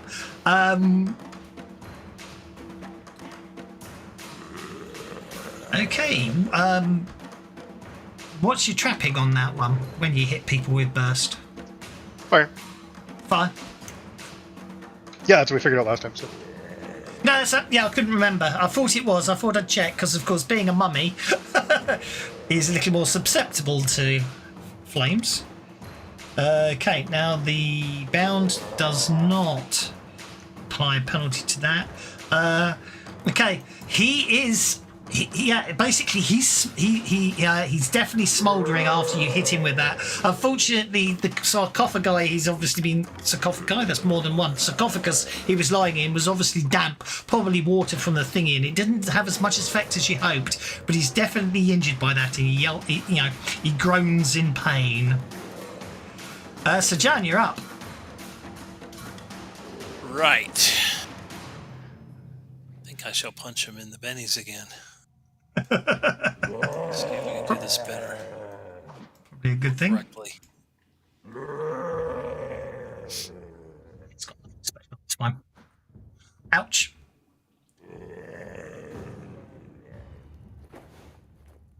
That is going to hurt. This is the second time it's rolled no! into a 2. Oh, he is shaken, but you shake him. However, he is hardy, and therefore it does not translate into a wound. Unless you wish to benny the Hardy, damage. har. That's a wound, which he will take.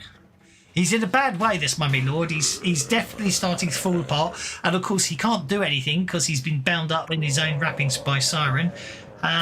He does manage to unshake. He struggles desperately to break free of the bonds. Failing miserably. That's his whole round done. Alan, you're up.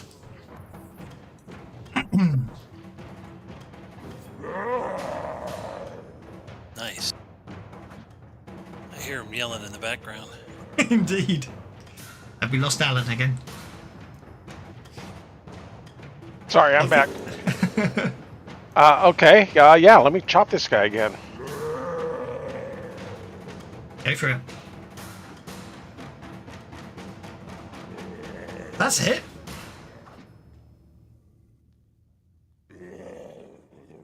Oh, the shark bites. However, your long sword is obviously gets caught up in the flanneling around the mummy rather than actually doing any Yeah, let damage me to go the ahead and top. spend a penny on that, actually.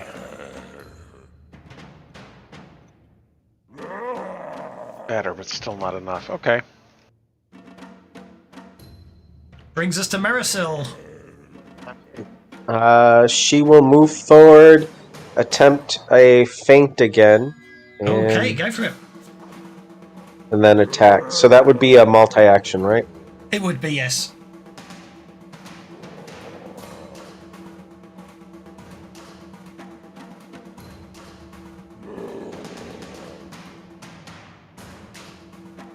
I'm afraid he's not going to fall for it, I think. No, he doesn't fall for it, I'm afraid.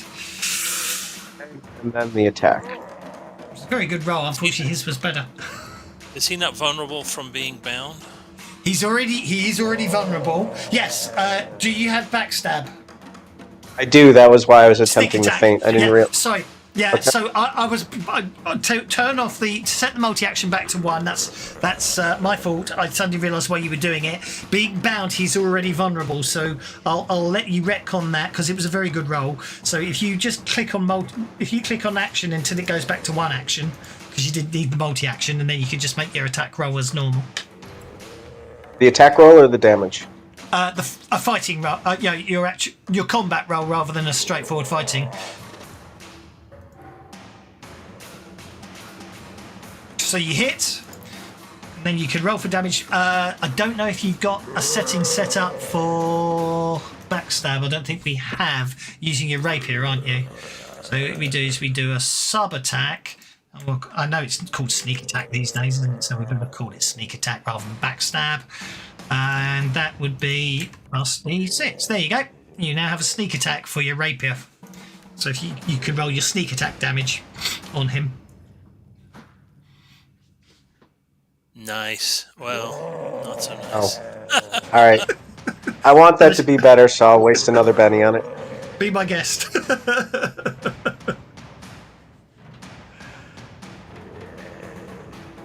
That was better. Don't get me wrong. It was just you know where you need to hit. It's just that spot just there is just so tricky to hit sometimes, especially with everyone else jostling you. You know, it's just annoying like that, isn't it? Wait, so it's somebody else's fault? Obviously. I'm going with. Broker, Get you're in the up. lane. Well, obviously, the last time I just didn't put enough oomph on the the damager, so I think I'm going to hit him again, and I'm going to up it a notch just to be safe. Okay. I mean, you absolutely did. It's just every time anyone does an incapacitation roll, I'm soaking it. Any other time, it's still I'm letting you get the damage through. So you did kill it. I just denied you it. See, he gets cross with me if I let him die too easily. Okay, you hit him again with the burst. I'll use a penny on that. See if I can get a Okay. raise on it. Okay. Yeah, I agree. I'd moan Yeah, too, Mummy. I didn't do that in the right spot. So. That's okay. What do I do? Drop it on the D10 burst?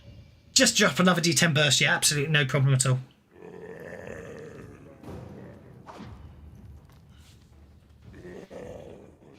All right, I guess I'll have to go with that. And then, so how do I do the extra damage? Where are you? What is it? It's actually the easiest thing to do is 3d6 don't instead double. of 4. Yeah, the easiest thing to do is don't double click the dice. Just drag the dice with the left mouse button. So when you're holding them, press the right mouse button. It'll add a third dice, and then drop it Got on it. the chat. That's the easiest way to do it when it's the same dice. Otherwise, you have to start creating sub attacks. Do you want to re-roll that? No, because I mean that's pretty close to max, right? So Well, it is and isn't, because if you roll max on any of those, you get to roll other dice. Don't forget.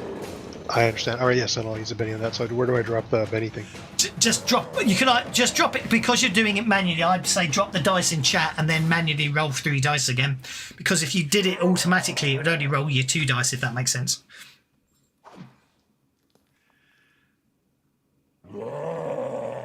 Oh well. All right, I guess I'm done. It looked really cool though. He doesn't with the fire susceptibility. Doesn't take any extra damage or anything. Oh, good point. Thank you for reminding me. I apologise. I forgot that. Thank you. You shook him. Yeah, you did. You shook him. Sorry, I apologise. If you didn't have so many bennies, I'd give you one back by way of apology. So, oh, what the hell? Okay.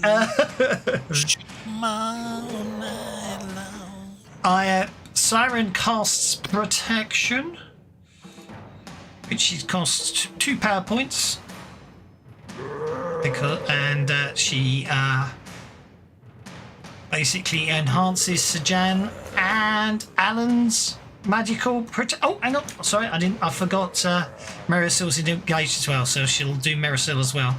As the 3 of you are coated in well, actually, it appears to be sort of armour that's sort of, but it seems to be made of mist around you.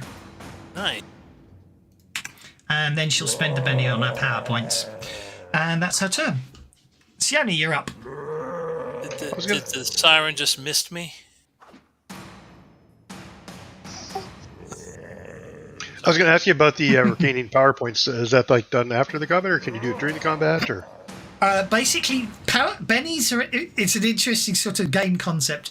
Players spend bennies, not characters, if that makes sense. And players can spend bennies at any time. Right, but so for example, like, is it better for me to spend it for power points after the combat or during? And while he's still shaking, I'm backing the hell up against this wall and getting out of his reach. Again, it's really down to you. I mean, like Siren there. I mean, to be honest, you can spend at the end of the day. It can come to the point is you decide that you want to cast a spell and realise you don't have enough power points. You spend the penny to give you enough power points to cast that spell, or you cast a very big spell and then decide to spend a penny after you've cast it to get some power points back in case you need to cast another spell. It's really down. You know what I mean? It's one of those. I don't think there's necessarily. But how a many best points do you get back?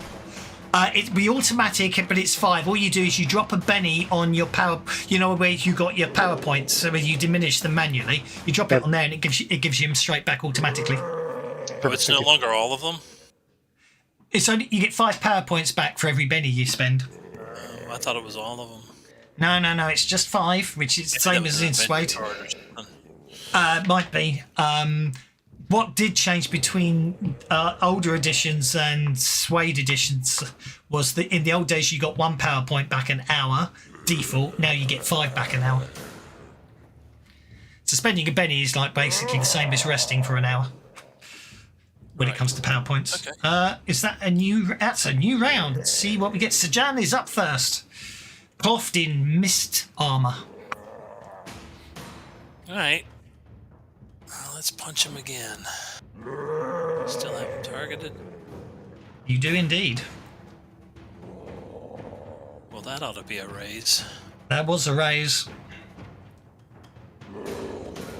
And your smite's still What an interesting contrast there. Maximum and minimum at the same time. That will incapacitate him, so I will spend my last penny in a desperate attempt to keep him alive and fail.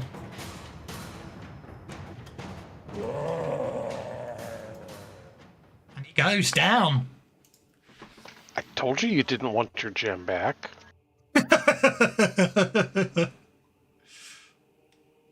All is quiet. Okay, now, like I was trying to do, I'm going to come back over here and check this other room. Maybe Before there's he another goes big wandering creature. off, I come up to the mummy, kind of look at it, and inadvertently step on Alan's toe and say, "See, told you there was a trap." Alan bustles past you as you do such a thing. Right, I'm going to say by the time anything interesting happens. Oh, hang on, what's in this room? Is anything interesting in this room? Yes. No, there isn't. That's fine. So by the time anything interesting happens, your enchantments will have dissipated. So this appears to be the eastern door is opened.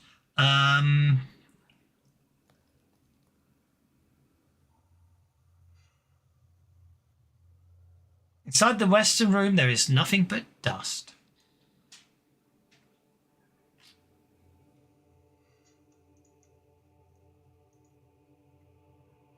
Oh, now people are over here. You do notice there appears to be a second face, devil face, same as the other one. 24 feet off the ground. The other thing you notice is on this side of the room, the prevailing wind seems to be in that direction. Whereas you're on the left-hand side of the wall, the prevailing wind seems to be in that direction. I take a look at the dust. Does it look like it's magical? No, it doesn't. It just looks like it's basically... Those masks suck, man. I tell Alen that the dust is magical. Don't touch it. It might be trapped.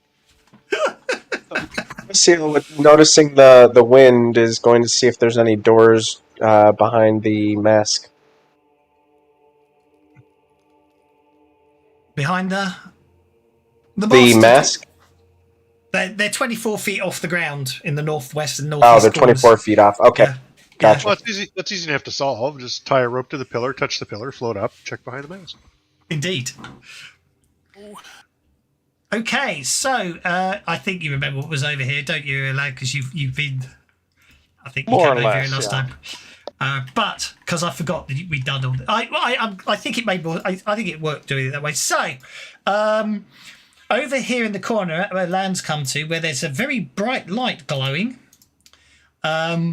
Strewn near the southeast corner is a heap of charred bones and skulls, plus the crypt and blackened remains of clothing and gear, arms and armor. A thoroughly awful and frightening sight.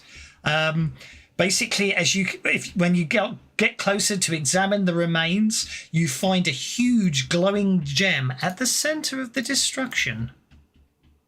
Do the usual detect magic. Ooh, another gem. It appears to be a desecrated object, apparently. I mean, look at the bones. Can we not? It gives off a strong aura of conjuration. In fact, actually, it's the strongest aura you've ever seen with conjuration. That gives you the distinct feeling that a wish spell might have been involved in the gem's magic.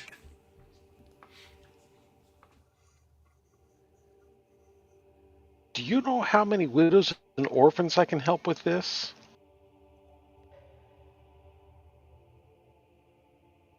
I just don't like how. Look at the diagram again. I mean, just look at that.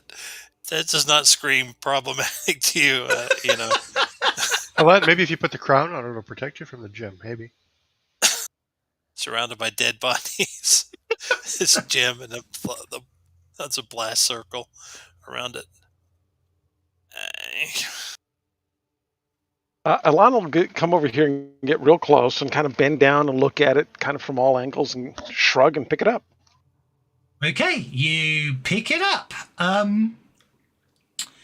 The second you pick it up, second you pick it up, Alan, you realise that this is a gem of wishes.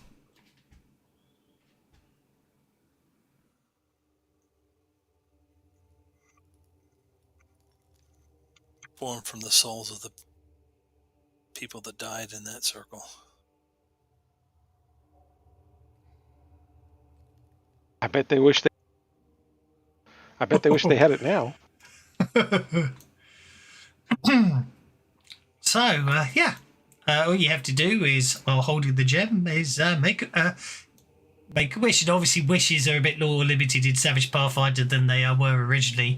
So, obviously, you can activate a power, you can intercession, you can gain an edge, you can travel back through time, you can see the future, you can raise a trait, you can restore freight, or whatever, basically.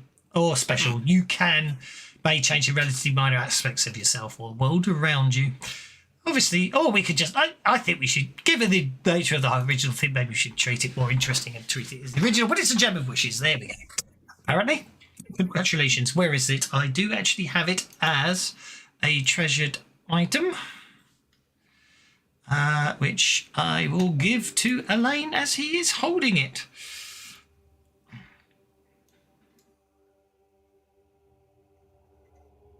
Yep. Oh, he's already got orange gem. Now I've got to now I've got to be careful about how I word my things, don't I?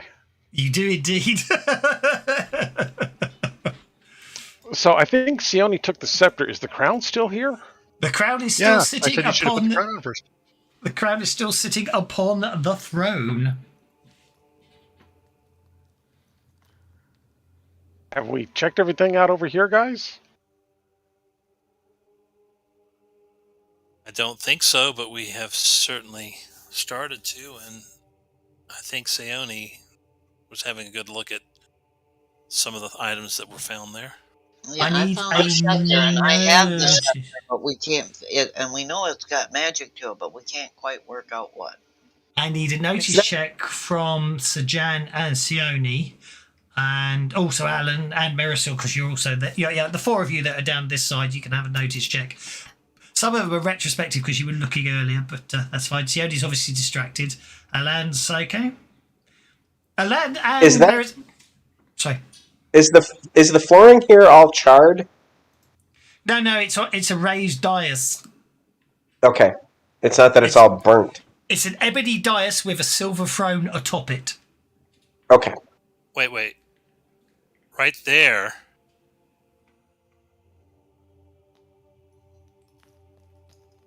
Yeah. Right, is where he found the gem, right? Indeed.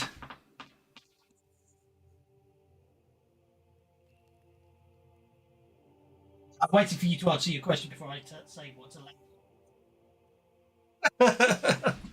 Were there any char marks there, or is it just dead bodies in a circle around the gem? What's the description? Charred remains, yeah. Charred bones, skulls, crisps and blackened remains of clothing and gear, arms and armour, thoroughly awful and frightening sight. And Elaine just picked up the gem. Were you asking? Yes, he did. After getting mad at the rogue. Were you asking about that? No, I was asking about the throne. Dice. Okay, Oh. Elaine, from where you are as you walked up and you're noticing the crowns on that throne, Marisol, obviously with your keen eye, you both notice that there is a small replica of a crown inlaid in silver on the lower front panel of the seat. of the throne, basically. Try touching the crown to that. Yeah, Elaine will grab the crown and touch it to the little glowy spot, or the miniature. Nothing happens. Poopy. Damn you, Gygax. I put the crown on and then touch the miniature. Okay, as soon as you put the crown on, you know that the crown can only be removed by touching the scepter to it. You are now wearing the cursed crown. Well, maybe Okay. he wants to wear the crown. Well, it's cursed in that he can't take it off. Yeah, but if you want to wear it, then therefore it's not a curse, right? That means nobody can steal it from you. Either. That means I'm thinking win-win. To take it off, he can't comply. Yeah, it's physically It's not stuck on. constricting. Oh, yeah, but if you're wearing the crown, you're the king, baby, so, nobody should be telling you what to do. It does emit light, though, listen. and it's a heavy gold crown. It looks very nice. It looks very nice on him. But, Oh, that's Siren, what she's doing over here. you also do know that basically, as soon as the creature puts on the crown, the wearer knows that the crown can only be removed by touching the scepter. Yeah.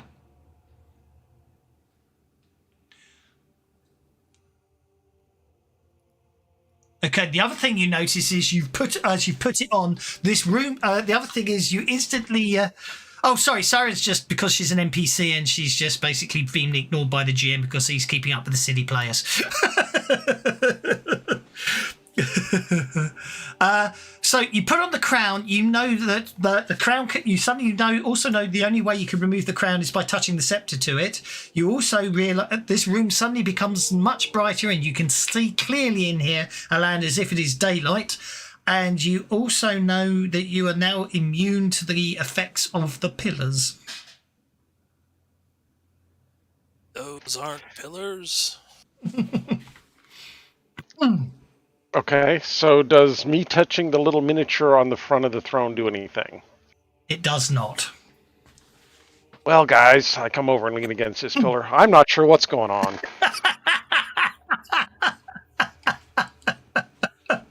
Everyone else freaks out as he leans against the pillar and nothing happens with his crown upon his head.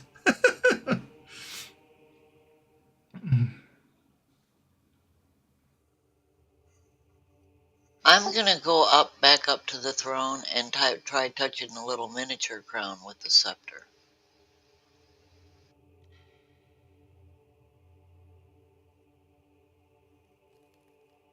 Okay, now bearing in mind that if you remember, the scepter has a golden end and a silver end. I'll touch with the silver end first. Okie dokie. Still trying to work out what the scepter does. Whether Leon tells you or not, he knows what something does. The silver end. Okay, so the golden end was the aura of abjuration magic, and the silver end has an aura of necromancy. Okay, the person if the silver end of the scepter is applied to the inlay throne, the throne sinks down and reveals a 5-foot-way passage that leads south. Oh, nice. I'm not going down there by myself, guys. Oh, I'm coming with you.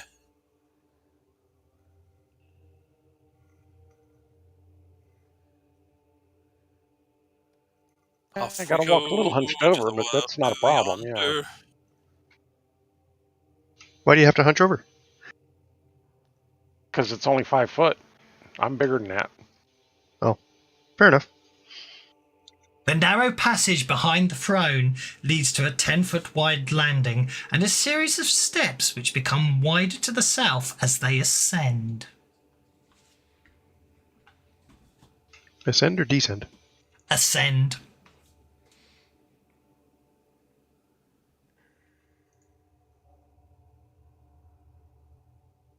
Okay, Sajan and Marisol have got there. The walls ahead are untarnished and gleaming copper panels set between rare woods inlaid with ivory. Siren will follow up. She's just off the map at the moment. The ceiling is silver, formed so as to reflect and amplify light brought into this place. The chamber widens to the south, where a set of gently sloping steps lead upwards. The 6 steps from the nearest to the farthest are made of onyx, pink marble, lapis, black marble, yellow serpentine, and malachite. There you go. Poem. Can you read the poem for us? Oh, yes. Yes, I'd forgotten about that. I've got it on my notes here. Hang on. I think it might be important. What color is malachite? Actually, if you go take a look at the notes, I've got it shared as a note, the writing. What color is malachite? It's kind of a greenish color. I was going to say it's green, isn't it, malachite? Yeah, because Sione's remembering we had a warning about certain colors, so if she takes those steps, she's going to avoid anything that's green and step on only the black. And green if you can, but night's good color is for those of great valor. Upon the black marble step is a large cylindrical key of bronze. Oh, we needed keys, right?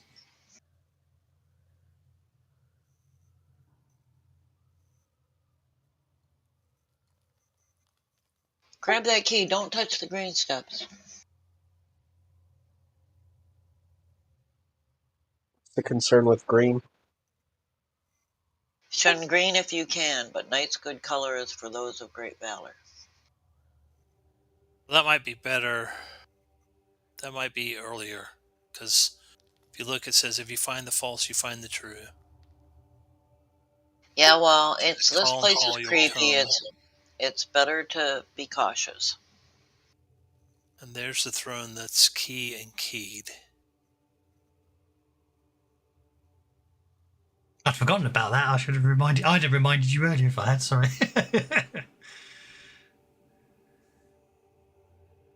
Actually, I had it saved in my hotbar, so I've been checking it periodically through the game.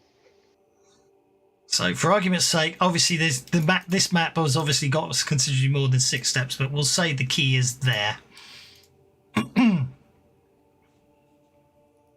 So there's 6 steps. Nearest to farthest are onyx, pink marble, lapis, black marble, yellow serpentine, and malachite. So there you go. So Sione's saying pick up the key.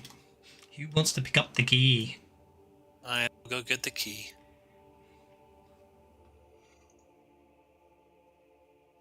Go for it. Are you doing anything clever, or are you just walking up the steps? I mean, I'm walking. I'm not like running up the steps. I'm taking them one at a time, Okay. and I'm testing them with my weight before I put my weight on them. Okie dokie. As you reach for the key, can you please make a spirit check at -4? -4. Yeah, it's a very You say scary gonna die. It's a very scary key. It's just lying there, and all of a sudden you just get hit by a greater fear, basically. Yeah, you fail. You're not touching that key. Fortunately, you didn't critically fail, so you're not going to... Oh! He does it! He picks up the second key. I think you've got the first key, haven't you? Yep. Okay, so Jan has the second key. This key does basically emit fear, but Sir Jan has picked it up. All right. I will hold it like between 2 fingers, and I'll put it in my pocket, and then I'll turn around and just say to the sorcerer, "Okay, now what?" Yeah. Upon the black marble step is a large cylindrical key of bronze, hereafter called the second key for all to behold. Okay. At the head of the steps. Oh, that's a typo. Oh, crud. That's a formatting error on my part when I did the conversion of this adventure. Let's do that now. There we go. There we go. I love the fact you can edit. I love the fact reference manuals aren't read-only anymore if they've been created in the newer format. At the head of the steps are a huge pair of doors. The doors at the top of the stairs are 14 feet wide and 28 feet tall. And Brokar, how does it work? I know you've got it. You've got stone cunning. Actually, I won't make you roll. It's easy enough with your stone cunning. You notice those doors. You would say those doors are made appear to be solid mithril. Score! Take the doors. Let's leave. We don't need anything else. We're good. Actually, it was funny. I don't know if you guys ever played at the Dragonlance campaign. So in the Dragonlance campaign, steel is like super rare. It's like mithril, right? Yeah. And the party got teleported to another world, and they were going through, and they were encountering this dungeon where there was all these steel traps. They spent probably like 4 hours of real time going through, stealing all of the traps because they were all made out of steel. They didn't even bother the rest of the dungeon. They just turned around and went home because they were rich and they were done. I love it. That's brilliant. Oh dear. Actually, yeah, I know you're making sizes jokes earlier. I forgot to mention it because I had fun and games trying to get back into it. But this is a quote I found on the website called Described. It's a gnome saying it. It can be hard for someone my stature to feel brave in the face of such monstrous things, but when I stand beside all of you, obviously talking about the rest of this party, why? I feel 4 feet tall. Nice. Well, that's very nicely done. Anyway, so mithril doors, 14 feet wide and 28 feet tall at the top of the steps. I'm stepping away for just a second. I'll be right That's back. okay. Merciel will. Where the Go ahead. valves meet. Where the valves meet. Surely this should. Basically, where the valves meet. I'm not sure what that means in terms of doors, but anyway, at about waist height is a cup-like depression, a hemispherical concavity with a central hole. Obviously, looks like to be a keyhole. Then Sione's gonna a keyhole, or will I bet you the scepter fits in it because the thing said about that the throne Yeah, is the the key and was- keyed. Yeah, the gold was kind of a rounded end. The silver end open was passy, so being careful to avoid anything but just the black steps. Sione's going to step up and try putting the scepter, the gold end, against the depression in the door. I programmed everything. I had programmed in everything for using the first key and the second key as well, but you used the scepter instead. The doors swing open.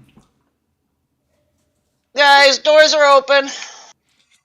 Just so you know, if you'd inserted the first key, if you'd inserted the second key, that would have been quite painful. Bloody hell. Is that Jason? But I had the good sense to pick up the scepter because That's whoever's holding the key. No, I made it like you can die, but anyway. But anyway, the doors silently swing open. Now you can see the doors are 3 feet thick. Broker. Those solid mithril doors are 3 feet thick. Okay, the mithril doors swing silently open. Well, they're slightly open. Ouch. Good job you didn't use the gold end. Sorry, I forgot to open them. Okay. Oh, the valves of mithril. Interesting. That's obviously why they're called the valves of mithril. So, doors attack with force will not budge, magical otherwise.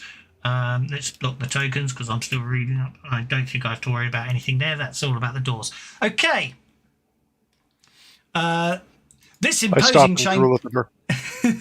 This imposing chamber has a silvered lining, just as the foyer has, so it's brightly illuminated by reflective light. In that case, there should be lights in here. Well, I put lights in here? Yeah, let's put some lights in here, shall we? Where are we? We are. We're on this level, so we'll put some lights in. Power light. We'll put one there. Undo. I always forget that you actually have to set the power. I'm still terrible when it comes to lighting. I don't think my lighting's doing anything actually. Yeah, I'm not seeing a difference. No, I'm not sure if the lighting's working in here. I give up. Spent ages doing the lighting. Okay, so you pick a preset, you turn on the lighting, you click a button, and nothing happens. Or which one of the? I'm not sure if it's the same as in the Pathfinder one. Are you doing like a token, or what are you doing? Oh, I was actually just trying to put lights on the map, but I don't know what's going on. Something funky's going on with the lighting. I'd probably put a mask on, but it broke it all because, I mean, I've got so many layers on this map. It's ridiculous. Most of them are the pits we added in last time. Anyway, the imposing lighting. The chambers of the walls are in ivory gold inlaid. The floor is polished agate, and each corner stands a statue of black iron, easily 9 feet tall. That to the northeast stands a sawtoothed two-handed sword raised to strike. That to the northwest, a huge spike-ended mace. That to the southeast, the sculpture holds a wickedly spiked morning star, and the one in the southwest has a polearm. Near the center. The Iron Men of Visage Grim do more than meets the viewer's eye. Be careful in there, Marisol. I'll just wait here. Near the centre of the room is a large bronze urn filigreed in gold. A thin stream of smoke issues from a tiny vent in its brass stopper. On the southern wall stands a granite sarcophagus that appears to be damaged. Flanking the sarcophagus are 2 large iron chests. And as always, another drawing for you. Next time Wizards of the Coast did this, I think it was Dark Sun Adventures, wasn't it, where they gave you picture books? Yeah, I think so. Yeah, I know Dark Sun had a lot of pictures, and I loved it. There was the stuff in the desert too. That one had a lot of little picture books with it.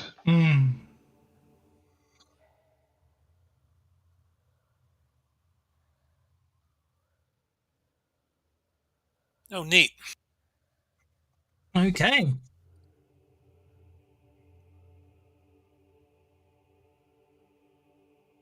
Did anybody have any 10-foot poles remaining? I think Marisol lost hers. Or Elaine can just go in and be the 10-foot pole virtually.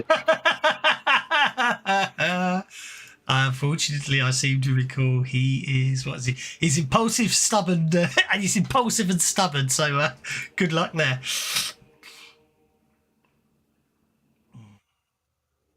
Okay. Examining as you walk across the room there, you notice there is glyphs on the lid of the sarcophagus. Alan. I can't read the glyphs, but I will follow the same path Elaine took to get there and see if I can detect any traps that are physical of nature. That's what it says upon the sarcophagus. Serac. Yeah, I have no idea. They're set out in. Oh dear, definitely not. Yes, but they are laid in platinum. Obviously, what happened there is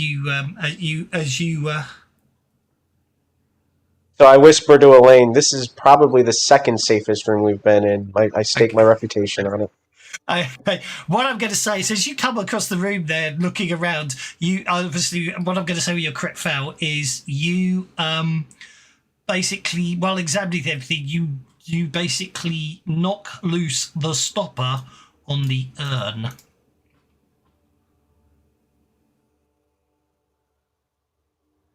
Elaine, what did you do?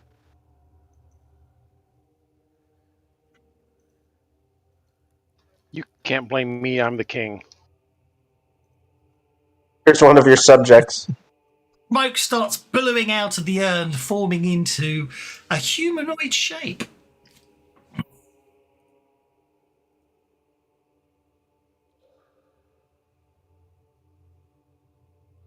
Who disturbs my urn?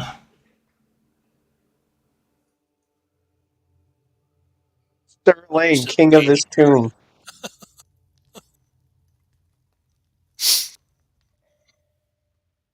Who opened this urn? Was it you, elfling? Around. No?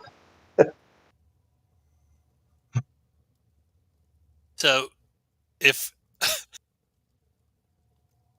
I wish to person's find home out is who a has. castle. Is this I urn wish. his keep? I wish to know who has released me from the sarcophagus, from within, and therefore is my master. Who pulled the plug? Unless you wish me to go, of course, and I shall. Merciel did by accident, so she's conflicted because she feels like this is a trap, but she also likes the idea of unlimited power. So, yes, it was I. Ah, what is your wish, my master?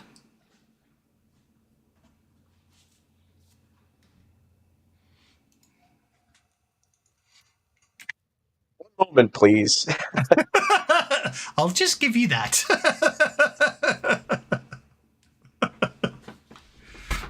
Any thoughts on that? What are the rest of you up to? I look over at the Ifrit and I say, I wish I could take these doors home.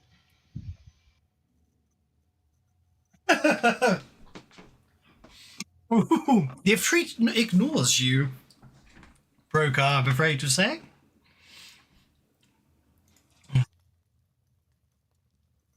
Actually, I think the solution for that would be quite big and messy. Because as an evil GM, I'd probably make you grow big enough to be able to carry the doors, which of course means you wouldn't fit in the dungeon. Now, you said the sarcophagus was damaged? It was, yes. Can I look in the hole?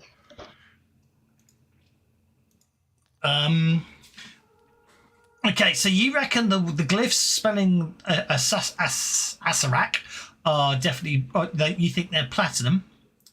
At the end, the nearest the wall, it's stone and shattered. Inside, you can see bits of wooden inner shell, a few bones, destroyed jewelry with the stones pried out, torn bits of robes and winding dust, and a broken staff that appears to be was magical in nature, evident by the runes upon it. In fact, make a actually, we'll have someone with magic. We'll have to examine that. A shattered skull appears to be in there, lying in there as well. Are there any mysteries within this tomb that we're still trying to suss out? Well, the iron guys do more than what they're supposed to or something like that, and then we go left and left to find the tomb. So this isn't the right guy, but I was just curious as to what kind of props he had set up in here. But if we're looking for the guy for the wish, for the intercession, we could ask for, I think, directions to how to get to him. I guess safe directions on how to get to him. Let's not do that just yet. What was that? Let's continue to look through here first. Just make Sure. sure. It's just that in terms of his request for a wish, I don't know how long we have to make a decision, but what do you guys want to ask for?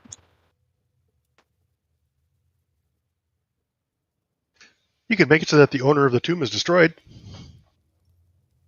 Now, bearing in mind, you can change relatively minor aspects of yourself or the world around you if the subject of the wish doesn't want to be affected. This shouldn't cause any far-reaching changes to the world or history, shouldn't be covered by one of the abilities above, and is completely within the whim of the game master. I wish the game master would grant my wish. A handy magic item or something like that. Well, let me share the wish power, because they deliberately sort of tried to contain it in Savage Pathfinder to a degree. It looks like a lawyer drew it up.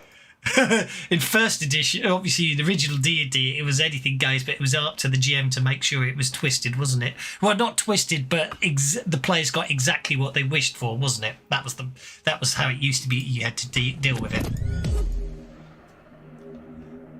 Thank you, the Ship of Fools. Yeah, I remember the cartoon that I saw, Welcome. and it showed this genie standing there looking down at this guy, and the genie's saying, "And you want me to raise all your stats, RAZE." Yeah, exactly. It's very dodgy. So, obviously, you can just choose to play it safe and let him go, but he's asking you, Merisil, what is your wish? What is thy wish, my master? Keg of endless beer. That would be reason. That could, yeah. Obviously, you'll have to convince Merisil to ask for that, but yeah.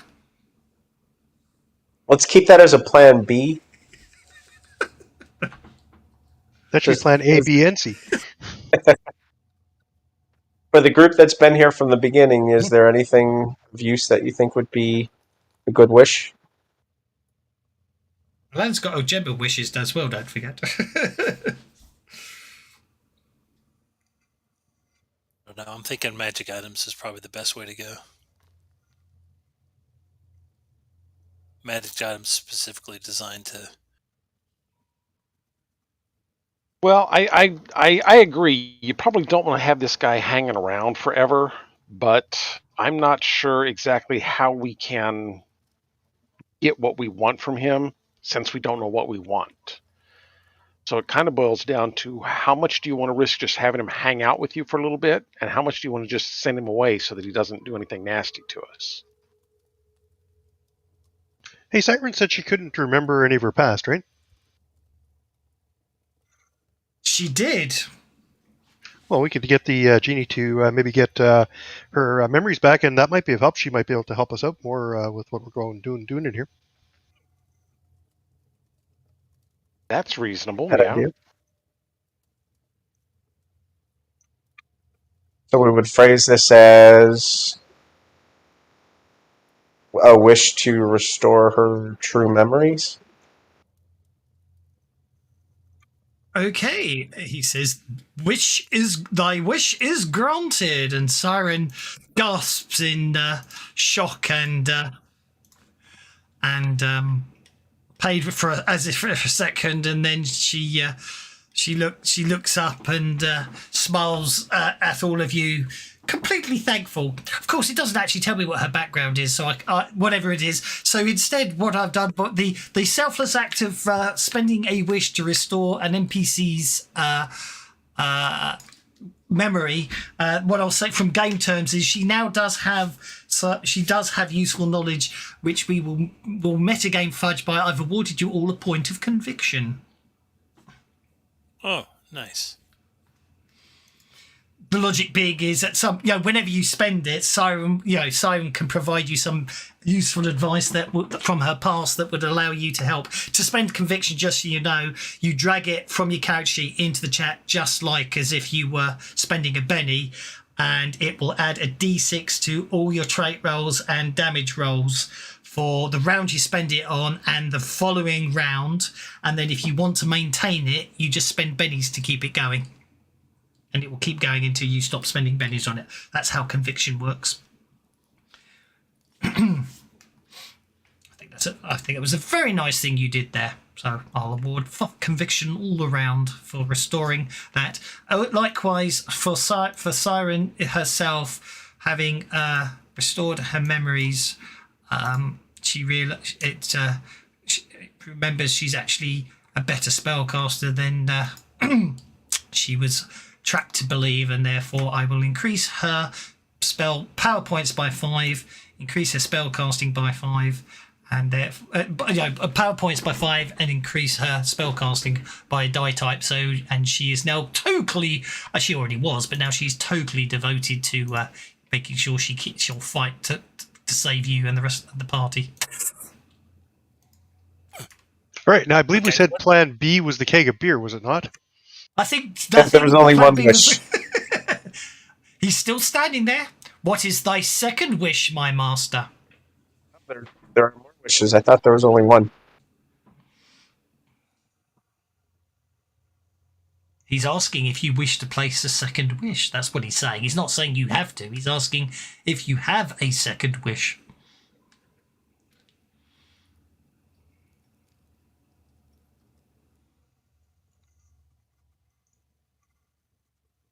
I love the way lad's hiding in the corner. Oh, I'm actually over here checking out what's behind the statue. Supposedly, there's something going on that's they're more than they're supposed to be. So maybe that's what's behind them. Is what his logic is. Yes, moving behind the statue in the northwest corner reveals a ring pool in the western wall.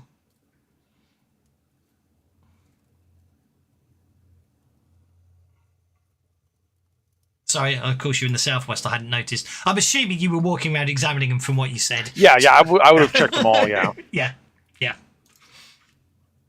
While they're out there arguing about what to wish for and how much they can get out of it, beer or cash or whatever else, I'm actually working on solving this puzzle.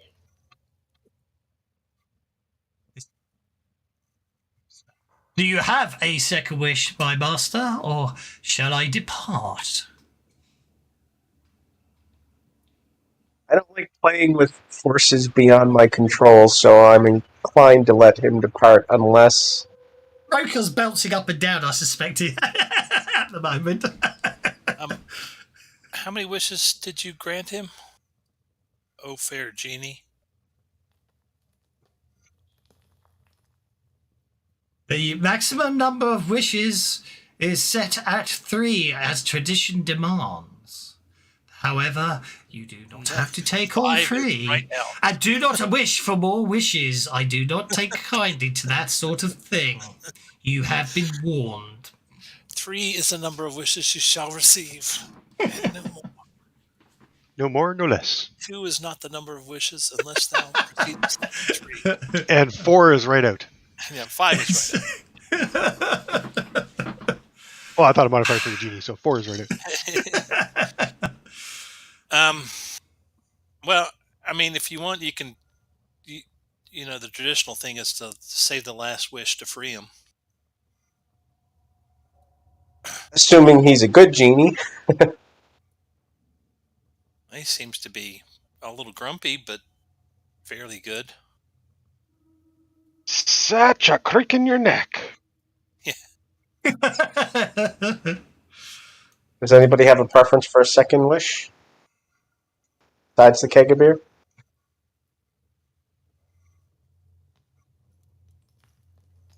It was an endless keg of beer. An endless keg of beer.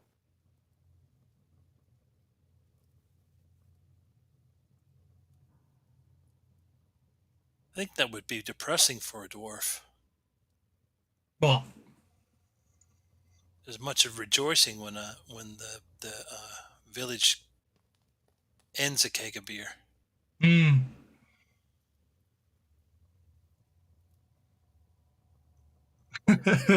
Are you pulling the ring, Paul, Elaine, or are you going to let these guys sort of... No, I'm going to pull the ring pull. I've already given my advice, so... Okay, pulling the ring pull in the western wall will raise a small plug of stone, which opens a small chute. So I was away for a little bit. How all did we look in so far in this room before we press on? Well, Elaine basically looked at the sarcophagus, ignored the chests, examined the portraits, and pulled a ring pull in the wall. Okay. And I'm drooling over the doors. Was there anything in the... Brokar's drooling over the doors.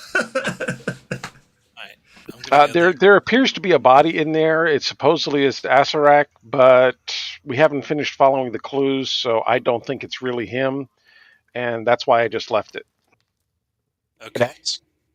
And there's the massive iron chests embedded into the stone.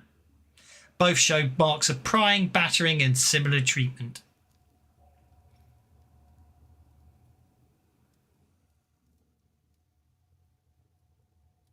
Okay. I just wish for a magic item that you want that's under 10,000. And you'll be good. What's a good magic item for a thief?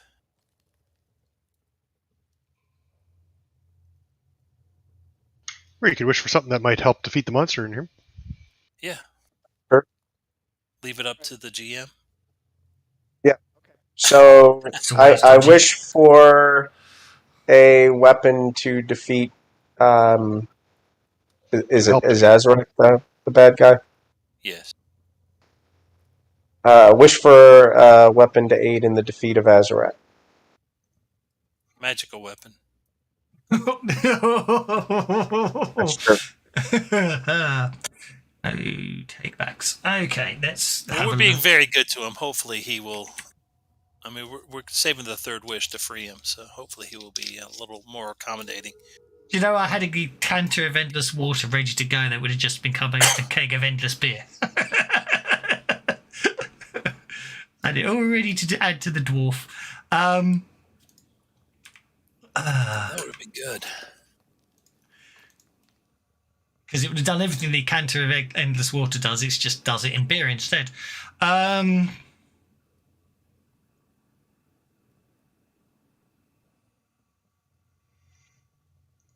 Okay. Oh, I wish I could remember what they did without having to open every single one up. Because I know exactly what I want, but I can't remember which one it is. Ay, ay, ay, ay, ay. What a pain in the bottom. Wondrous items. Come on, where are you? Don't think that helps. No, it doesn't, because it just tells me wondrous items. Anyway, scroll. Figurines, no. Gauntlets, no.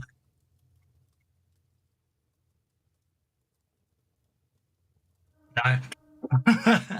Harper chiming, no. Here we go. Right, and then where was the mod? I've lost it. I've lost his NPC. Here we go.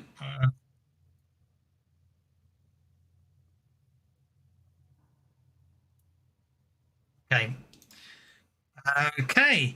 A pink rhomboid appears floating in front of you, Marisol.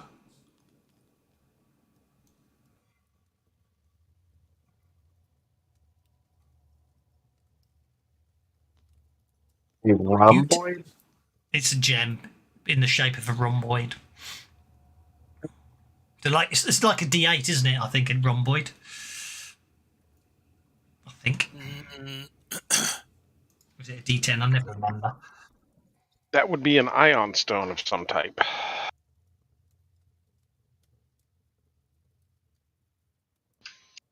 I used to know what all the ion stone colors meant. And you just have to give me a alchemy jug because it generates 4 gallons of beer every day.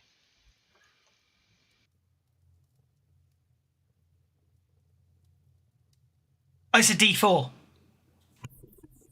They always look like a lopsided diamond or rectangle, apparently. But like triangles, rhomboids take various shapes. So they always look like a lopsided diamond or rectangle, actually. A rhomboid is not a rhombus, so yeah. So it's basically going to be it's going to be like a D4, but sort of skewed, apparently. Yeah, because a rhombus, no, it's a cube, but it's like tilted. Tilted, yeah. Is a square that's been had its top kicked. Yeah, that's it. Yeah. So that's weird. It's cool though. Do you take it? He's been very nice. Give him his freedom. I'll give you your pink. Basically, all you have to do is hold it and then basically let go, and it orbits. It flies around your head as if you're as if it's a moon and you're the planet it's orbiting.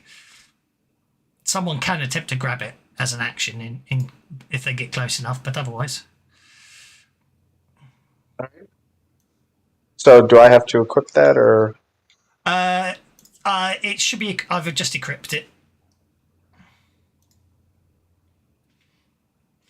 However, it's an. I was going to say actually, this one seems to be of exceptional quality. So there we go. And what is thy third wish, my master? I'm free. He's been very Get nice. the keg of beer. Get the keg of beer. We'll release the genie to do no harm to this group. Release the Kraken. Okay, no problem at all. In that case, he vanishes. You're not convinced. You're not sure if you saw a dodgy, an evil grin on his face as he disappeared, but he vanishes. Fucking with you, man. Okay, so you still have the chests. You still have the chests, and the fact that Alan's opened a secret door on the west wall. What's your plan? I look at the hinges on the door. Do I think I can get them off? Actually, if you'd my solution for the wish to be able to carry them out is the genie would have shrunk them so you could carry them.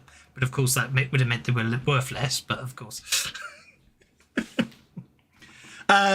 you could probably come back another time if you want. But I dread to think how much. Well, actually, Mithril is quite light, isn't it? But you wouldn't be able to carry them out of here on your own. You might have to bring back a team of dwarves. I got four other people here to help me. I mean, that's all I need, right?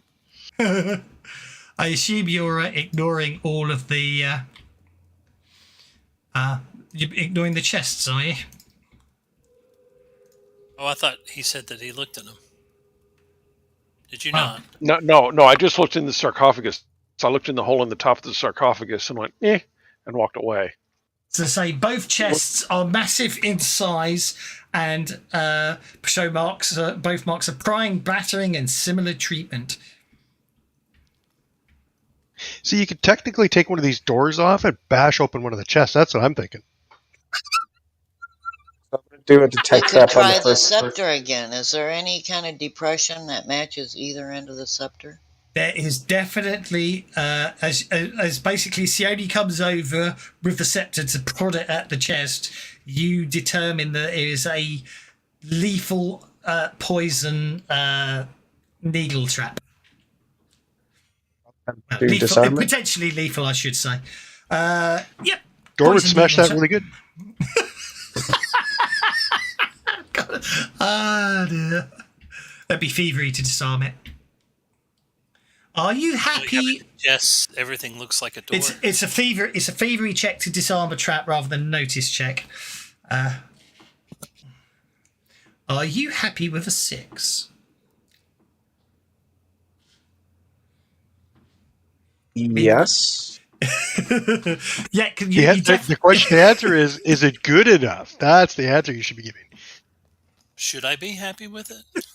Well, let's put it like this. You definitely, obviously, maneuvering around the mechanisms, you hear a definite click, which you believe has disabled the needle trap.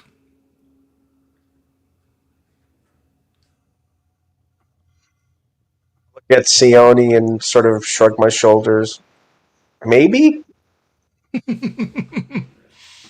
Feel free to open it. I'll just step back here a few feet. As you now secure in the knowledge that you've disabled the poison needle trap, I'll take that 5 you rolled by mistake earlier.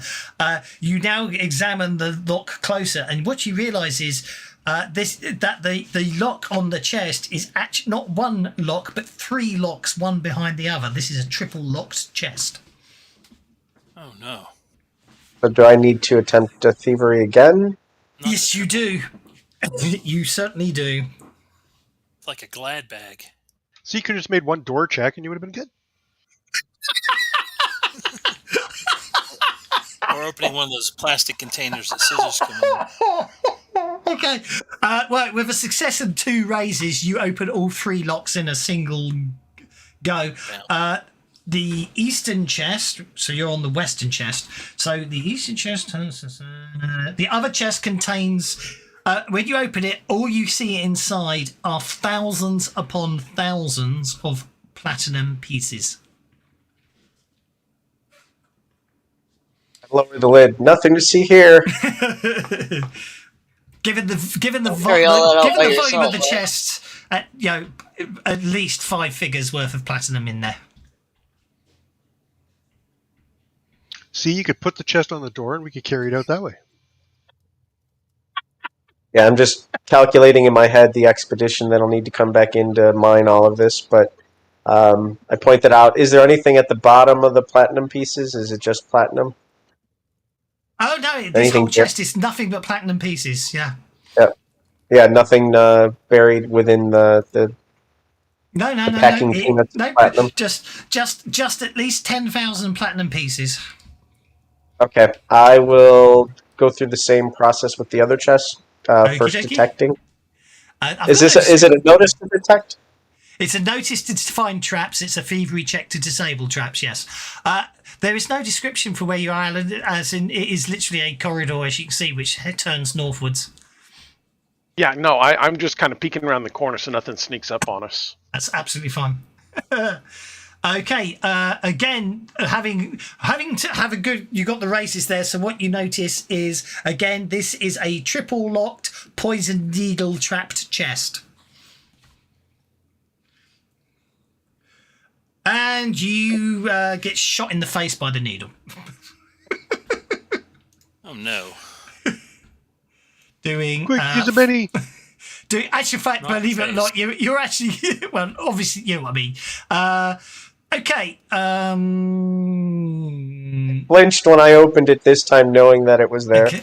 Exactly. So, when the venture is poisoned, you must make an immediate vigor roll minus the strength of the poison. Failure means the listed below. So the actual needle itself doesn't do much, but whether or not you can resist the poison, so you need to make a vigor check. Am I doing a negative in the modifier box?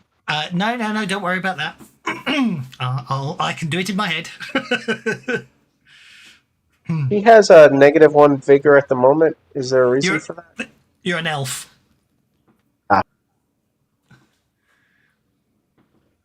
Are you happy with a 4? You should be, actually. I won't be mean. Okay, you are lucky. Although you triggered the trap and the dart came out, it pierced your skin, but you are able to yank the dart out before any of the, and it is lethal poison, is injected into you. Her lip, and it's just a bit of a Botox injection at this point. It's just a thievery check to disarm the lock. Having the trap having fired, you don't need to worry about it anymore. If anyone does want to examine the chest, that of a magical nature, they may discover something about the staff in there. Okay, you've got 2 of the 3 locks there of that chest. There's 1 to go. Ooh, I never thought about that. I'll check to see if the doors are magical. Yes, they are. Sweet. They appear to have multiple layered protection spells upon them, and you get one of the impressions you get is actually trying to remove them could be deemed as being damaging, and there seems to be all sorts of sub magics that are triggered when the doors are damaged. That you can't. They're so interlaced together. There seems to be necromantic. Summoning, conjuration, which is summoning. You get all sorts of impressions that bad things happen if you damage the doors. But we bypassed all that by using the scepter to open them, right? Yes, but unfortunately, Brocard now thinks trying to remove the doors would be treated as damaging them. So I'll chop at the stone holding the doors. I won't touch the doors. There we go. That's the way to do it. But then the door will fall, and then anyway. This this chest you've opened now. When you prise the lid open and look inside, as a quick guess, all you can see are thousands upon thousands of gems. Your best guess is all worth at least 50 gold, possibly more. Some of them appear to be worth a lot more. There seem to be quite a large number of flawless diamonds in there, amongst others. Again, given the size of the chest, you reckon they're fat. Given the size of the chest and the smallness of the gems, there's probably upwards of 9,000-10,000 gems in that chest. I'm rich. I mean, we're rich. Peeking around the corner, it all seems quiet to Alan. While he's got the chest open, I'll do a detect magic on them, see if there's anything hidden in the coins or gems that we can't see. Obvious. There is nothing hidden in the coins or gems that you can see. All right, head back to the door. There does appear to be what appears to be magic emanating from the sarcophagus, though. I'll mention that to the group. Can I have a notice check, Alan, please?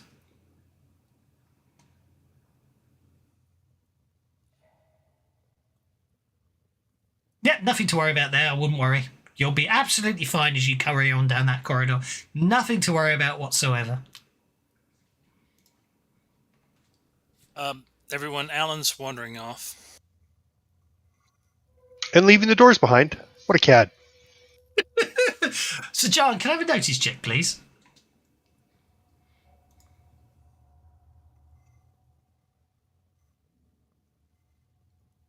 No, nothing to worry about. Except, hang on, isn't that a floor panel Alan's about to step on, slightly depressed over there? Careful, Alan. There's a trap.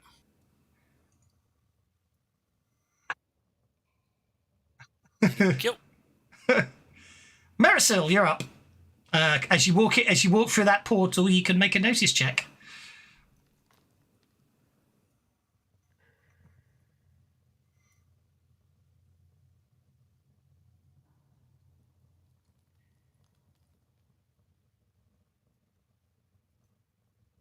Are you coming, Mr. Dwarf? But doors. There appears to be a broken staff of the Magi in here. Oh, sorry, my comes back. All that stuff. Come on, baby. Okay, okay. I'll ask Siren. When that happens, doesn't it usually like blow things up? Yeah, well, it's a retributive strike. It usually unleashes large amounts of magic, but kills the person wielding it. In the meantime, Alan's heading northwards. Marisol hasn't done a notice check yet, and Sione and Broker are blocking the way, so Siren can't get through. Right there. I'm going to point it out to everyone. Okay, you can't find any traps anywhere, and you're absolutely convinced that Sajan is absolutely wrong, and that flagstone he's pointing at is not trapped, Marisol.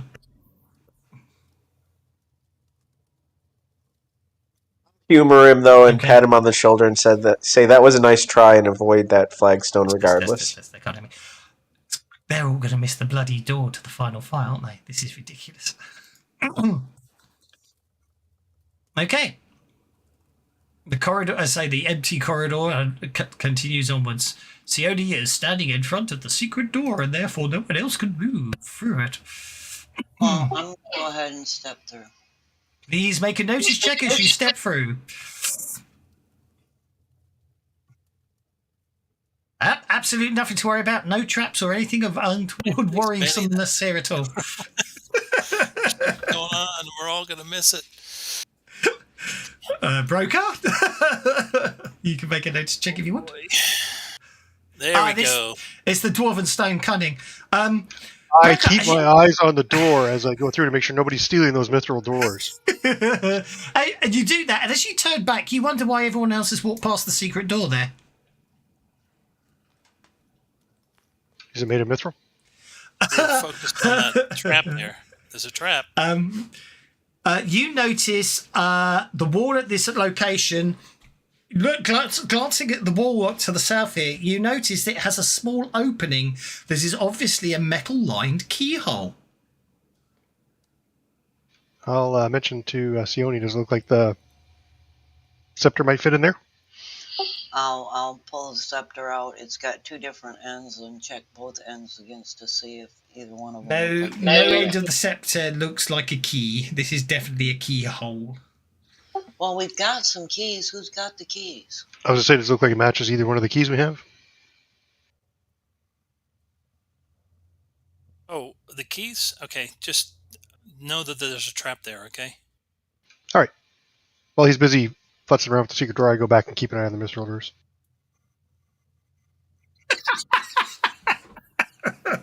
They're gone! They've wandered off! No, they're still there. They're still there, don't you worry. Let's see.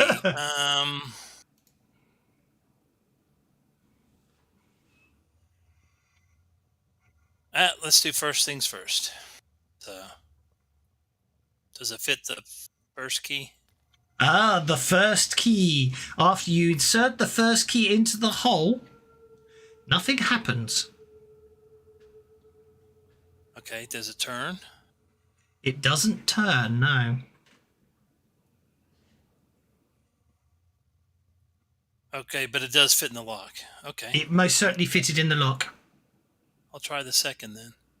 As you remove the first key from the hole, the secret door sinks into the floor, revealing itself to be a stone-sheathed adamantium slab of tremendous thickness. The door faints.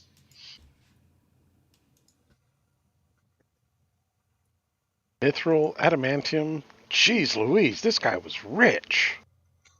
Beyond the door is a smallish rectangular chamber with a ceiling that extends 25 feet overhead. There is a small depression a few inches deep and about 2 feet square upon the floor.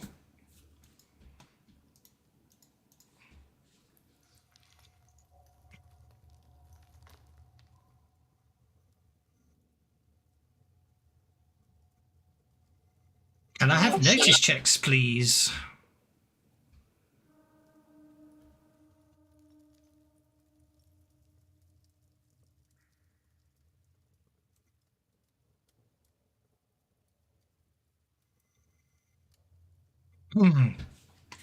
Get all my crappy rolls out of the way now. Okay, Sione got a 2, Broker got an 8, Marisol got a... Marisol, why is it not letting me accept the dwarf's move? There we go. Marisol got a 4. Okay, so you discover there's that in the middle of that depression is another keyhole. Okay, what's all the schmutz on the floor here? Looks like swords and gems and jewels and... You said adamantium somewhere? Not yet, no. The doorway that just disappeared. Yeah, the adamantium door. So there's a second keyhole in the floor. Yes. Okay. Oh, second thing second. Before you do that, I'm going to cast a detect magic and see if any of the items on the floor glow. Actually, that image is in the wrong place. Interestingly, they tell. I mean, it was in the We don't see adventures that, to show. You don't see that. Well, actually, no, you don't. I'll tell you what. I mean, I did that because that's where it put it in the original. But having reread it again, I forgot to move it. You don't see that yet. You just see the empty room with a keyhole in the floor. Sorry. Oh, in that case, tell them to put the key back in to get the adamantium door back so I can check it out. So I'm gonna do the second. The door's gone. It's in the floor. That's where the keyhole was. So I'm really You put it, did you say you're going to use the second key this time? Did you? Yeah. Are you sure you don't want to use the first key? No, I don't. Are the keys uniquely shaped in any form that would make us identify which one should be used where? No. Not that it tells me there's any noticeable difference between them, and the fact that both keys will fit in this lock makes me think no. However, you put the second key into the hole. Nothing happens. All right. What are you going to do now? The other one did. I pull it out. You pull the key out, and nothing happens. All right. I'll put it back in and try twisting it. Okie dokie. You put it back in. The second key or the first key when you try it again? Second key. You put the second key in, and which way do you to try turning it? Yep. Which way? Clockwise. Right. Okay. The key will turn to the right. How far do you want to turn it to the right? I mean, normally one revolution is how you turn a key, right? So Exactly. Yeah. After one full resolution, the key. Right. Yeah. You turn one full resolution, and nothing happens. Will the key come out now? Wait. The instructions say left and left again. Yeah, I was wondering about that. Because We turned left into this room, and now we need to turn the key left, or maybe even turn it twice to the left. Thank you. I'll try that. the key turns all the way back. Yeah, I have to be honest. I was reading that myself, and I'm thinking I don't get that one.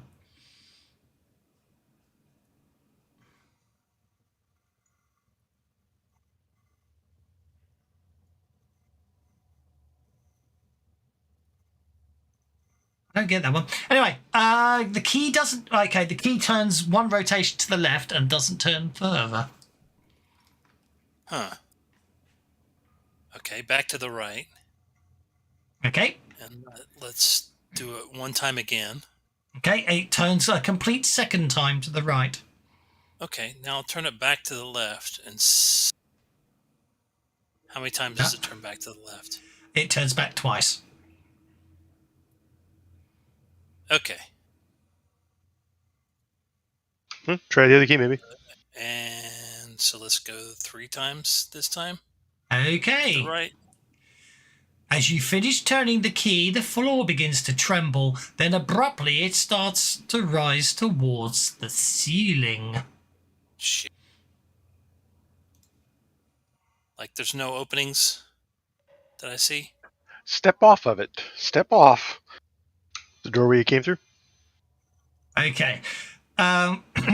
You'll step off. Okay. The rising floor in the southern part of the room reveals a mithril vault. There's a door in the center of the device with a ring set into it. Okay. Do I have any of the keys left? I guess I have the first key, right? You do indeed. It's Is there a just a keyhole pull ring on this door? So just pull the ring. There's just a pull ring. Okay. Let's pull the ring. Okay. A hard pull opens the door, and that, as far as I'm concerned, is when I should show you that one. A low dust-covered bench near the back wall of the vault. On and around it are abundance of items. Resting on one end of it is a human skull. No, cast a detect magic. Okay.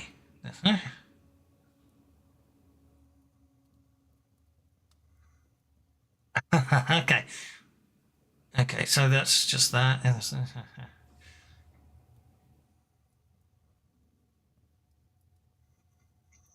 Okay, well,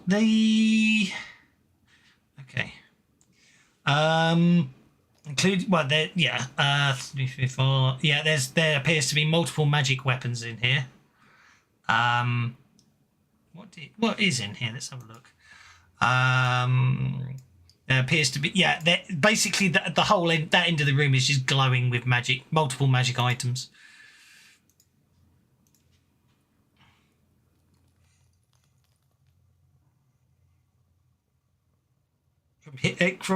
Just glancing around from this distance, you can see probably more than 10 plus potions, what appear to be multiple scroll cases. There definitely appears to be at least one ring in there, staff, rod. And what about the skull? No.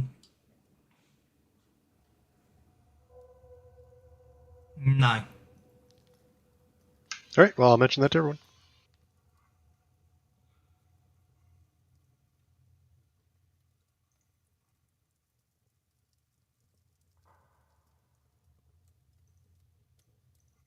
Interestingly, in one corner appears to be what looks like a set of large white feathers. You know, like in wings, two wings, two large white feathered wings, I should say.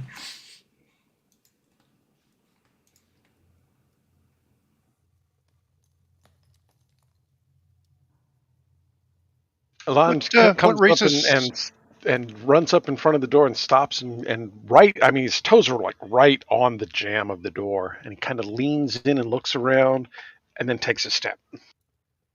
What race is Siren? Sorry? What race is Siren?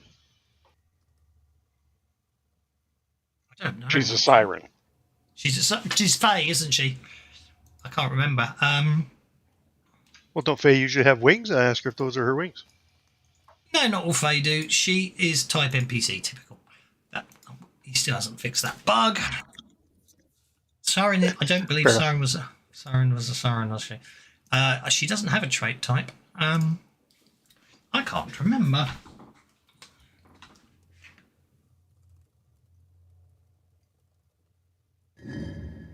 Oh, there you go. I forgot to do that for the stone.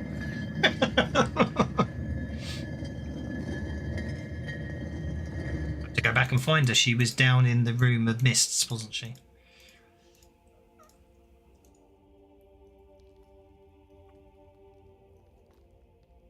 She's just called a Fey being Siren, apparently.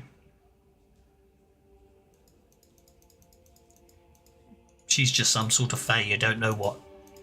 No worries, but I will ask her if those wings are hers. So. No, they're not. They look more like angel wings, than anything.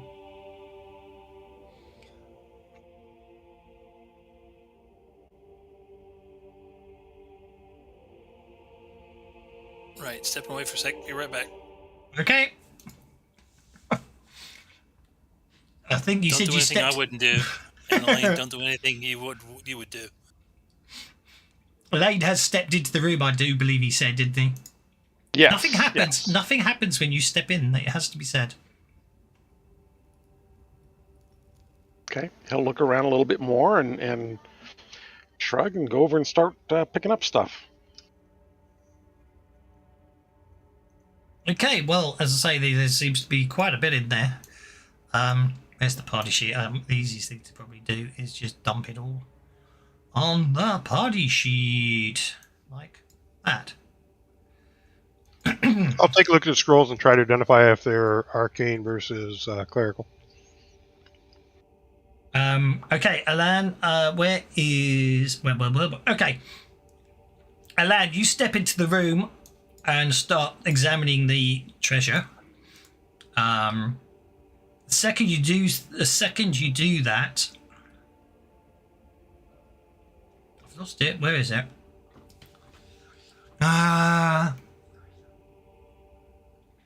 As soon as you start touching the treasure, the dust around the room starts swirling into the air and is starting to form a man-like shape. What do you do?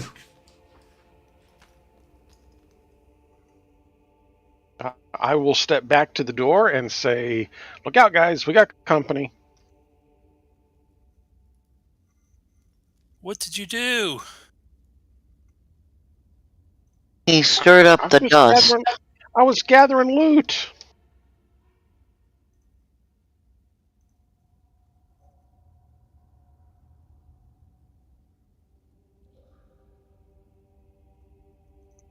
Sorry. You see there. Rename it. And...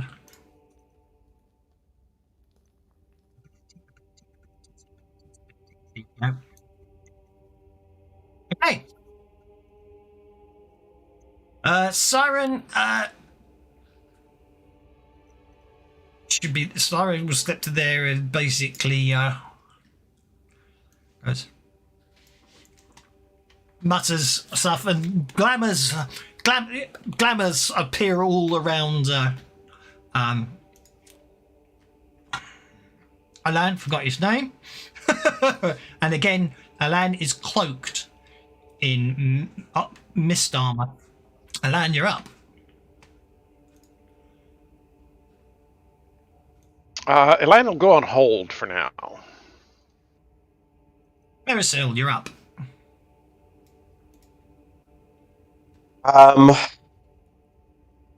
Has this creature taken any action against us at this point?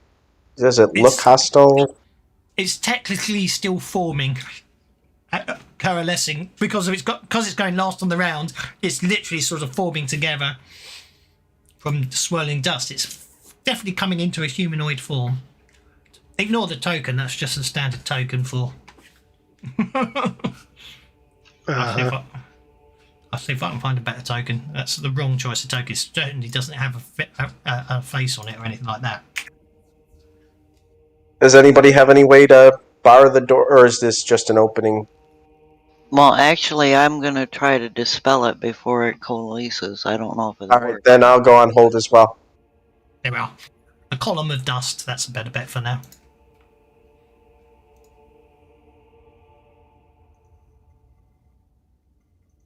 I'll go on. So, Jan, you're up. Right.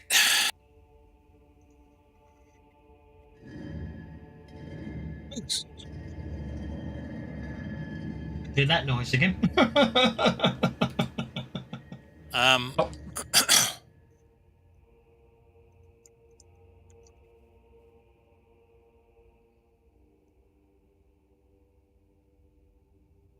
I'm just going to go on hold. I'm not sure what's happening here.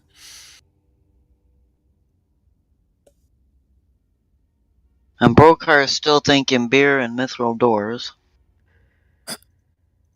Actually, I'll try this. I'm going to yell at the creature. I'm going to say, "Where's my sister?" Ooh. Interesting. It doesn't seem to answer because it's made of dust. Brokar. Do I get any sense of evil off it or anything like that? Like it might be an undead of some type?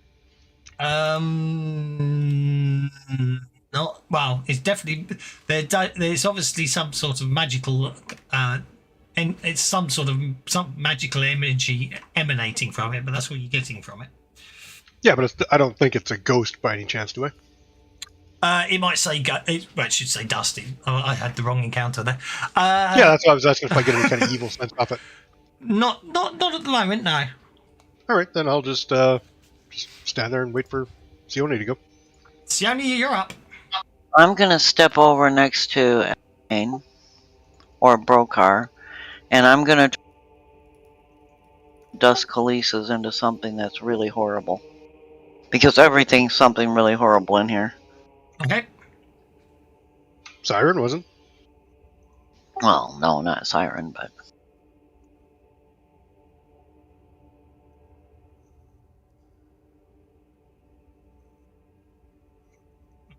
Okie NPCs. Are you happy with a 4? Because you've got to remember that's always an opposed roll. Benny at one time.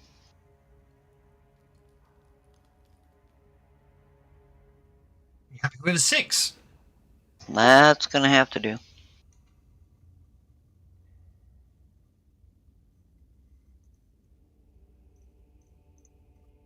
Vanishes.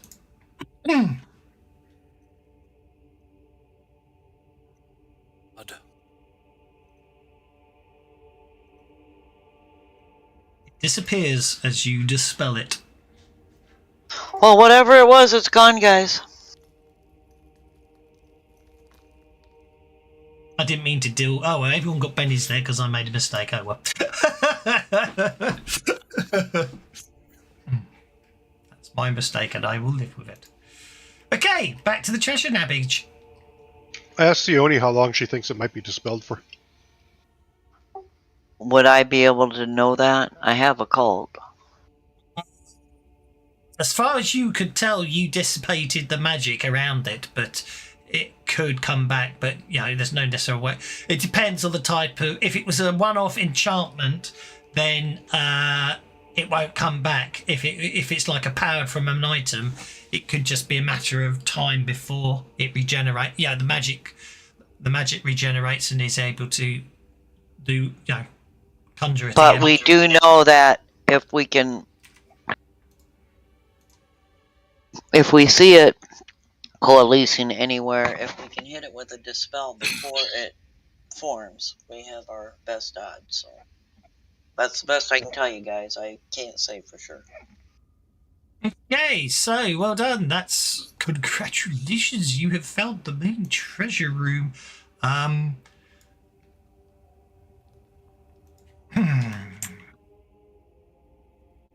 do you want to carve up the treasure? So, Like I said, I take a look at the scrolls to see which ones are clerical versus arcane in nature.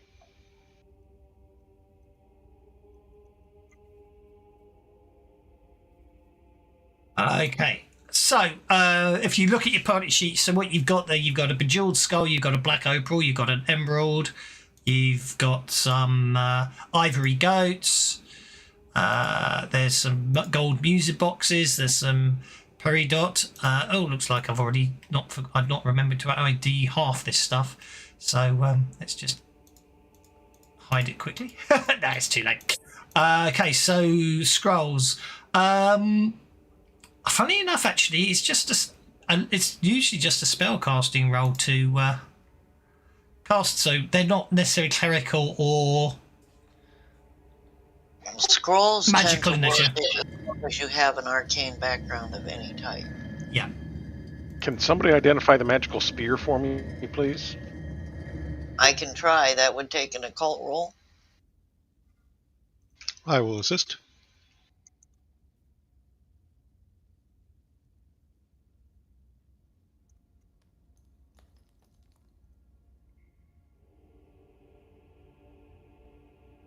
There's my word, what was that for? I was identifying I was the assisting. spear, and I was identifying the spear. And Brokar also tried. So Oh, sorry, I didn't realise it was still thingy. It's a spear. You got the race, so you Yeah. If you hadn't got the race, you'd identify it as a magical spear. However, you do identify it as a cursed spear of backbiting.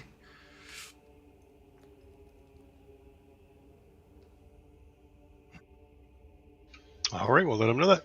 Well, when I say cursed, it isn't cursed in the fact that it's it's an accurate spear that gives you bonus to attack, bonus damage, has increased distance, it's keen, it's a masterwork weapon, so it's a very nice spear. However, you discover that it has a curse upon it that the weapon's cursed to be basically you are unwilling to part with the weapon once you take it, and keep it within reach at all times. In addition, basically, because you only want to use the spear, you will basically not fight so well with other weapons. And if you ever roll a one on an attack roll using this weapon, it basically bends and stabs you in the back. But other than that, it's a very nice spear. It does an awful lot of damage and very accurate and doubled range and everything. I'll grab the scroll of smite if that's right. It's fine if you want to grab anything. So the bejeweled skull is probably one of the most valuable things in there in terms of treasure. It's got 2 jewels set into the eye sockets. Both you reckon look like flawless rubies. It's got 6 diamonds set as teeth in the jaw.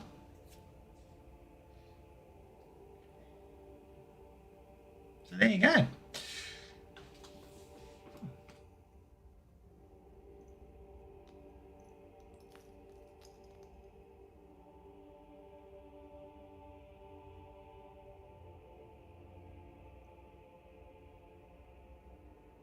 All right, I'll bite. What's the sloth? What, sorry? What is the sloth? I have no idea. I'm just going to assume it shouldn't be there. Probably a scroll of. It was probably meant to be a scroll of sloth that went wrong, so let's just delete it. And find another. Let's find. It was probably a scroll of sloth, yeah. Which is like slow. Opposite of haste, really. Why it just says Scots. Yeah. Scroll of sloth. There we go. Replace it with a scroll of sloth.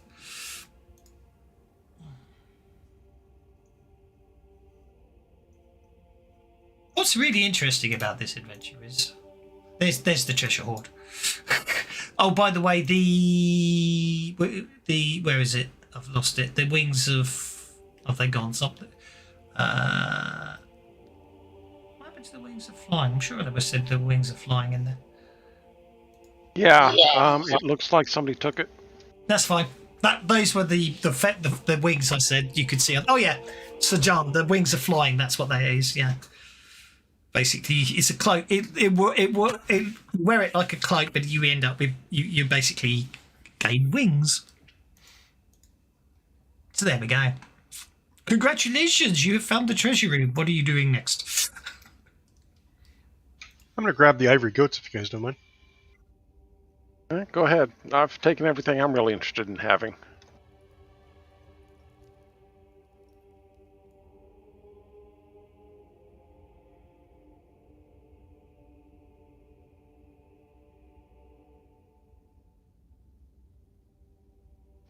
We never did find Asarak, though. Do we want to try and kill him, or are we just going to take his loot and run? I suspect that was the dust that I dispelled. A lich got destroyed with a simple dispel. No, that was not Asarak. I didn't say that he got destroyed. For the record, if anyone's taking items, they've got to be in that room, you know.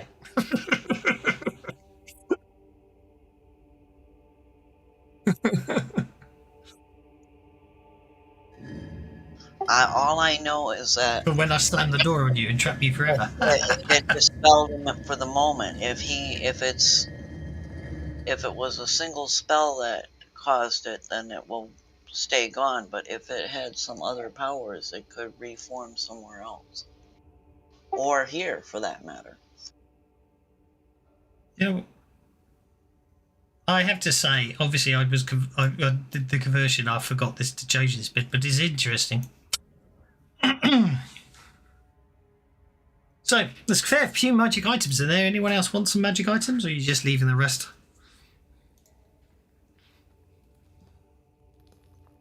None that are interesting, Mercial. Sione, you should probably grab that staff. It looks like it'd help you out quite a bit.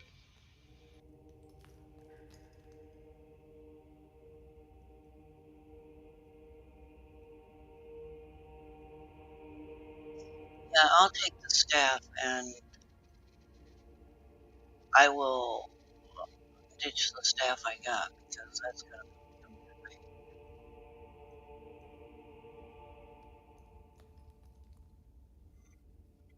I have to step in the room to get it right. Mm-hmm.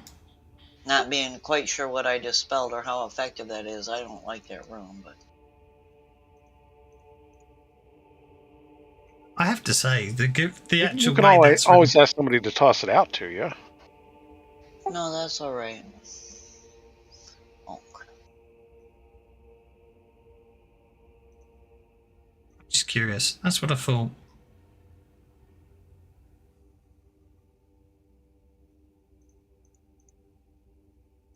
Okay. No problem at all. Right, looks like the way heads northwards.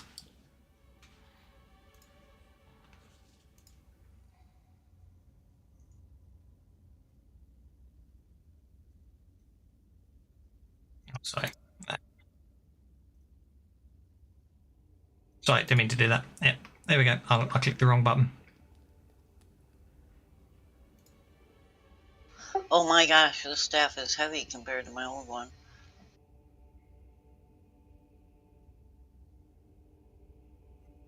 It has the weight of magic in it. Right. Basically, having covered everything you want, you will start to leave. And to be honest, if you actually walk, apart from that, you've got to work all your way back through the entire dungeon and out. Technically speaking, that's it. Because none of you were stupid enough, when no one would be, to touch the skull. However, I'm going to say you disturbed enough of the treasure that the skull slides sideways and erased Asarak. So as Sione leaves the room, she suddenly notices something is happening behind her, and something is definitely forming. Guys, I think it's back. This doesn't look like the dust that was coming before. Yeah, just dispel it. You got this.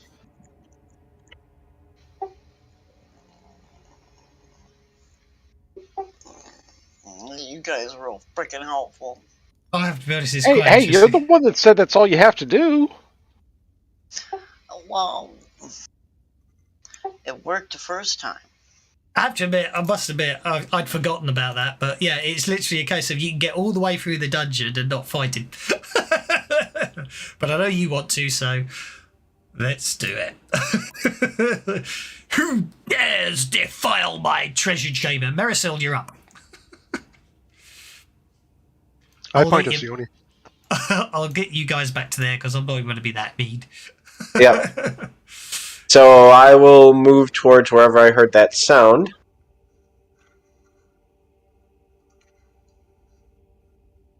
That if I cannot accept that move because when I do, you'll do that.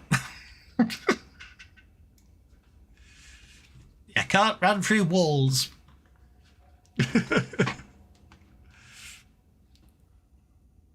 If they're rough hewn, I can. Yes. Okay. But what I mean is fantasy grounds won't let you run through walls. I got the burrow power. No, but what I'm saying is fantasy grounds won't let you run through walls. So can I see Asarak through the wall or the door? Yeah.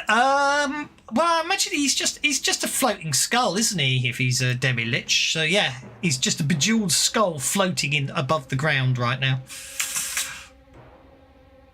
I guess can I throw They a knife called at out, him? guys, there's something happening here. You can most certainly attempt to throw something at it. Yes. All right, I will give it a go.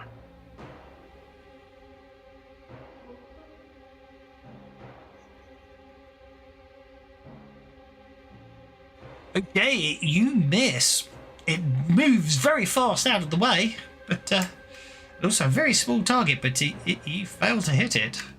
Okay, Asarak is up. What shall I do? Oh, please tell me. Oh, that's because he's got every bloody power in the book, isn't he? He congratulates us for being smart adventurers and goes back to sleep. That's what I'd say. Yeah, you tell yourself that. Okay. How many power points has he got? 30. Okay. Range of smarts. Okay, so that's 13 inches. That gets it to there. That's fine.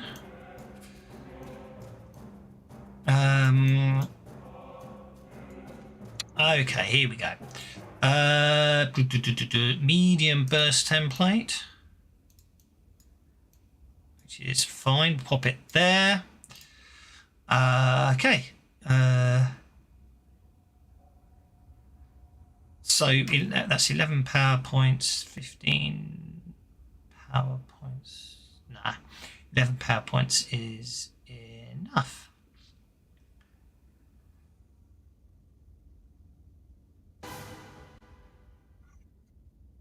Okay. No music for the big boss fight? Make it louder. It's a bit interesting on the quiet side, the big boss fight, in terms of what it does. There you go. Okay. Okay, let's cast a spell. Spell casting. C-O-O-U-D space kill. A noxious cloud of poisonous gas appears as I spend 11 power points casting. Where is... I obviously didn't finish statting him up. Where's his power points? Why aren't they showing up on the... Right, I'll just do it the old-fashioned way. Let's give it... Maybe you need to give him a power so we can see bloody power points. Sorry. I was going to check it this morning, but then someone discovered there was a problem in a product, so I had to redo the entire product to fix it. If you're watching it, Low, if I am talking about you, it's all your fault. There we are, that's what I had to do. Okay, that takes him down to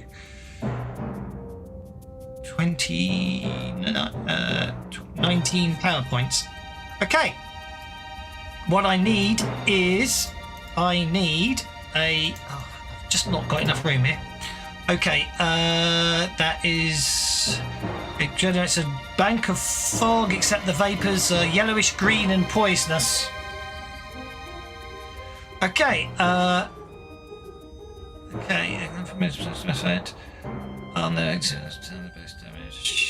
oh, I see.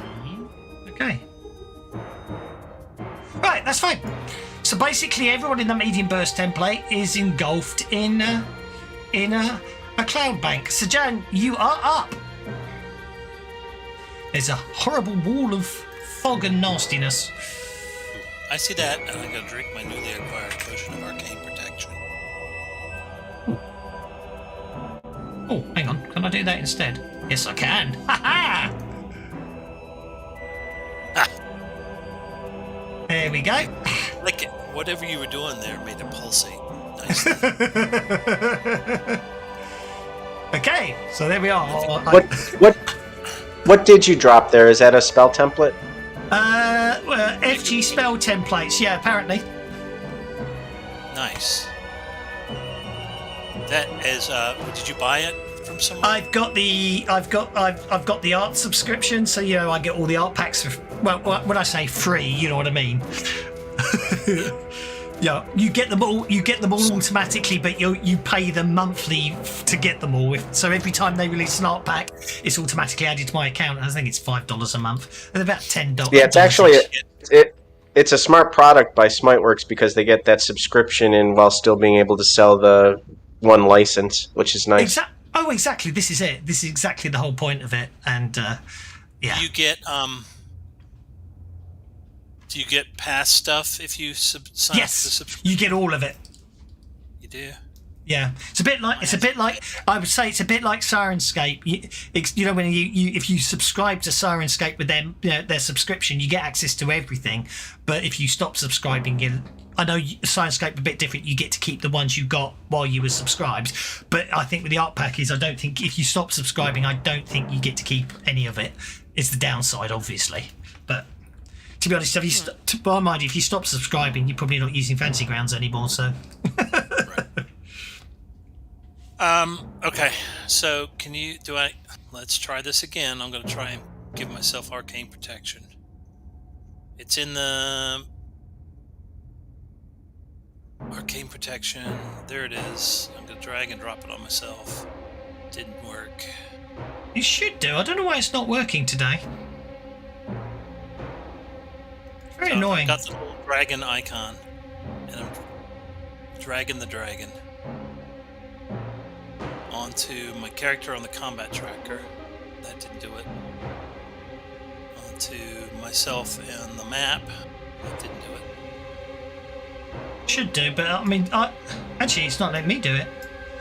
There you go. I can do it I can't drop it on your icon, but I can drop it onto you on the combat tracker. But you should be able to do it to yourself. I'm not sure why it wouldn't let you. Anyway, you drink a potion of arcane protection. Right. And then I will ditch that. And that is an action, right? I can still move. You can.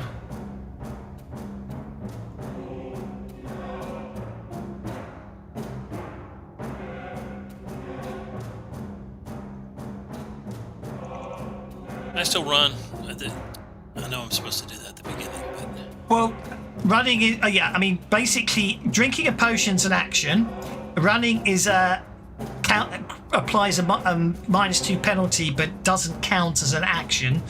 So it doesn't matter so far. If you want to do anything after the run, obviously, then you're looking at multi-action penalties plus run penalties, of course. Okay.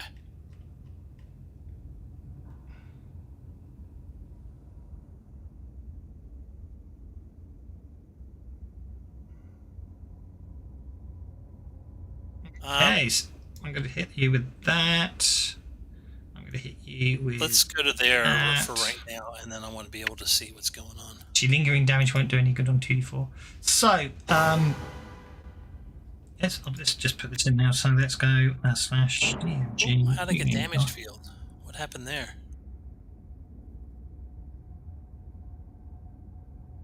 It's just to remind me, and it should last that. It should only be one round. So you run through the mist, taking no damage as you cough your way through the mist. Basically, it's unpleasantness and noxiousness from. Okay. And it says damage field, but it's actually an effect of the cloud kill. You take damage while you're in there, and for 1 round after you leave it.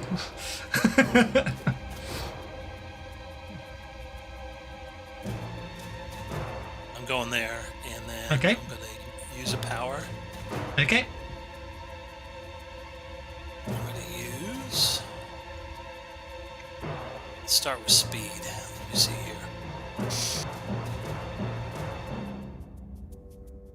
That's the better way of putting it.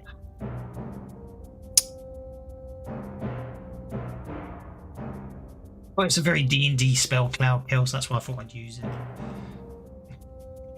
I'm going to do speed with quickness added.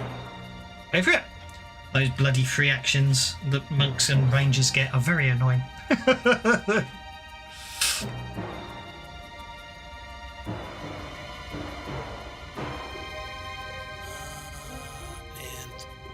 can I buy a raise? How much does it cost to buy a raise? An extra point. Yep. So that's 3. And then plus quickness is 5. So Speed doubles your movement.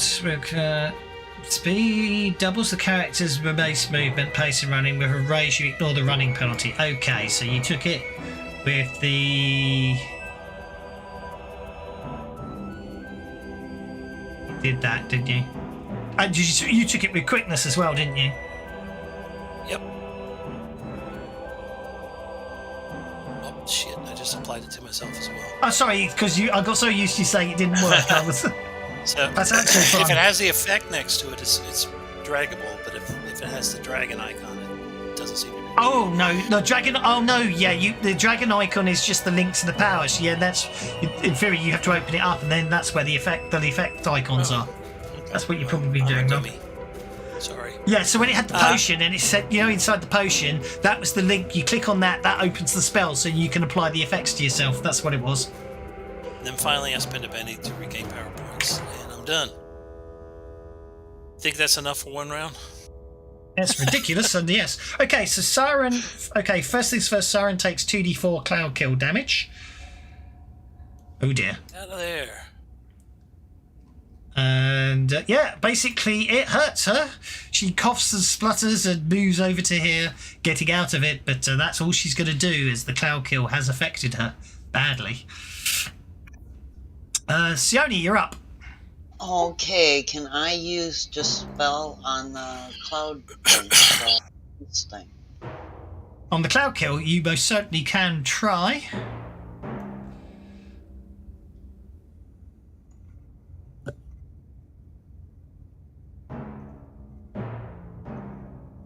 Are you happy with an 11?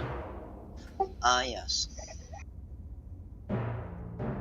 You dispel the cloud kill. And then I'm gonna duck back over here behind Sajin and go, you get it, Sajin.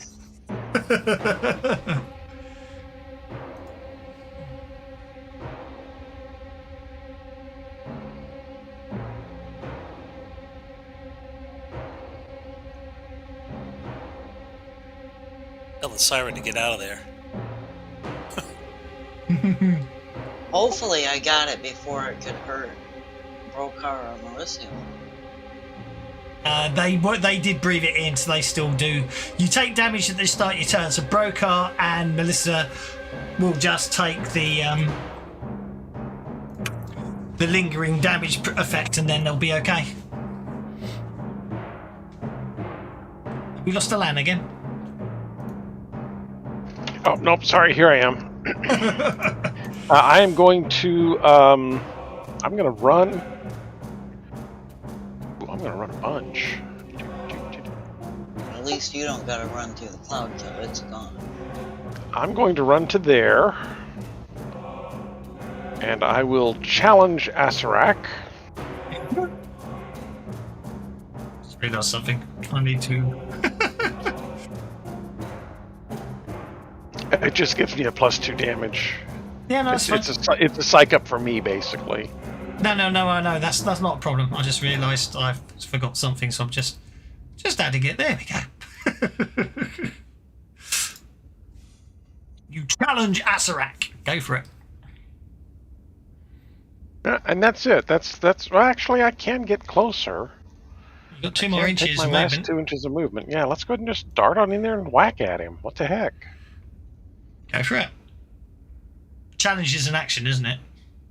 It is, yeah. Yeah. Yep, too much. Too Kind of what I much. figured. It's fine though. You've engaged him, which is important though. Okay, Brokar, you're up. So first things first, you take the lingering cloud kill damage, which shakes you, I'm afraid. Which I can use a penny to get rid of that. you can use ability to get rid of it. It's just one of those annoying things that it basically nobbles you before you can do something. That's the whole nastiness of it. But yes, quite easily suspend ability to get rid of it. All right, and where do I put that? Like, where do I drag it to? Just drop. You can literally drop it on the shaken icon, or just put it in the chat. I don't mind. Yeah, good. See?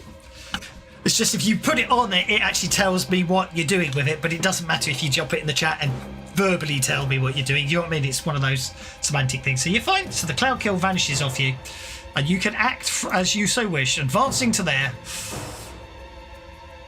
All right, I'm going to cast Smite. I'm going to use Adaptable to make it so that the Smite is holy damage, if that's possible.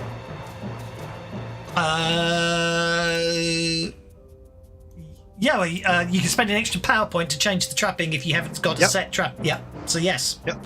So, well, it doesn't say, so I didn't know what. Well, the idea is that to be honest, this is where have you cast Smite before? I can't remember. Technically speaking, what's meant to happen is when you pick your powers, you sort of choose your trappings for the powers, and then obviously that's why the adaptable caster's there. So when you want to do something different, so we'll give you the benefit of the doubt, so you don't need the adaptable casting on this one because you're a cleric. Well, yeah, because he's a holy whatever, right? So I've exactly. Yeah. I wasn't clear. All right. Yeah. And then I'm going to add additional recipients. So I'm going to do Maricel, Sajin, and Elaine. So that's +2, right? It is. And then, is it possible for them to make it armor piercing? Would that apply? Like, I don't know if that'd be something that'd be really useful for this or not. Armor piercing is very useful if you think the opponent's got armor. Which, don't forget, protection. Skull, but... The protection spell is armor unless you get a raise, so something to bear in mind. All right, I'll put a +1 to armor piercing on there just to be safe as well. So that's 2 for the recipients, 1 for the armor piercing is 3, and 2 for the smite itself is 5. Correct? Yep.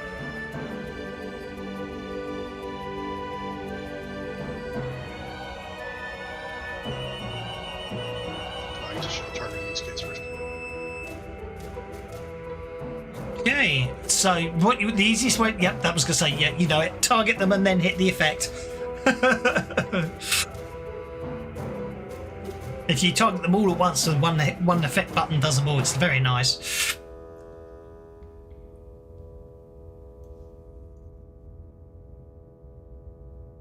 And so that would be +2 damage then, yes? +4, you got the raise. You got the raise. All right, fair enough.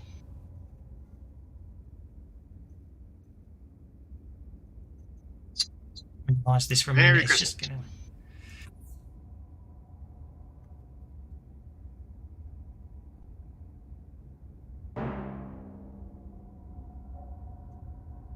Actually, Grounds gets very weird sometimes when you're trying to do stuff or the players are doing stuff at the same time. But not blaming you, it's just literally Fancy Grounds being a pain in the bottom. Okay.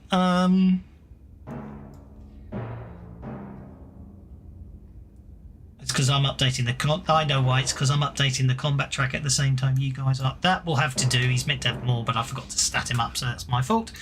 Okay, it's a new round by the look of things, and Sione's going first. And I'm gonna spend the extra power point. I'm gonna step back over here next to Brokar. And I'm spending the extra power points for extra damage, and I'm gonna try bolting the guy. Okie dokie. John Bolton.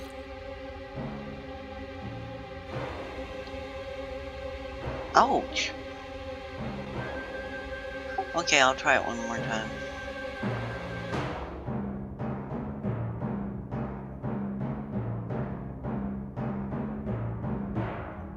And go, no, that ain't gonna work, guys. And I'll step back.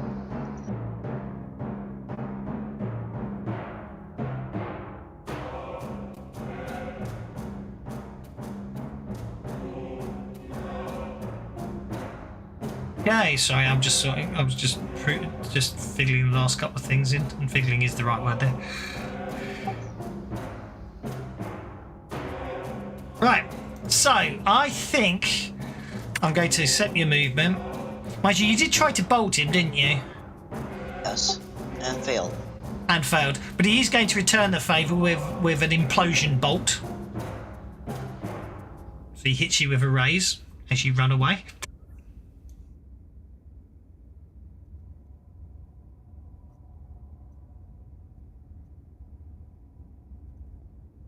Three wounds.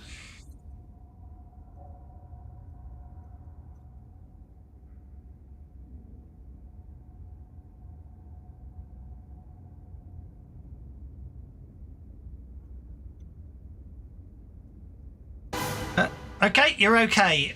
You do not implode, but you do take damage. That cost me 7 power points.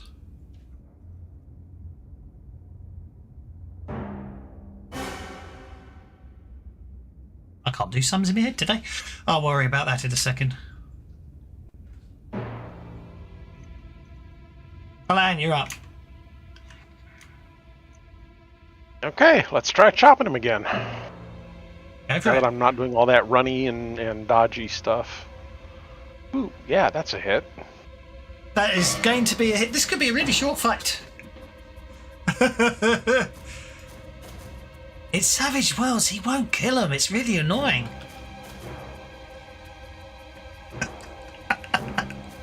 Given we're almost 4 hours, it's not been that short. No, I'm surprised. But that's because you guys would be very, you'd be very good at sort of, be very careful and planning. Okay. Well, that failed. Let's spend one of his bennies on this because he's the big bad. He soaks 2 of the wounds, but he does take a wound. I'm very annoyed about that.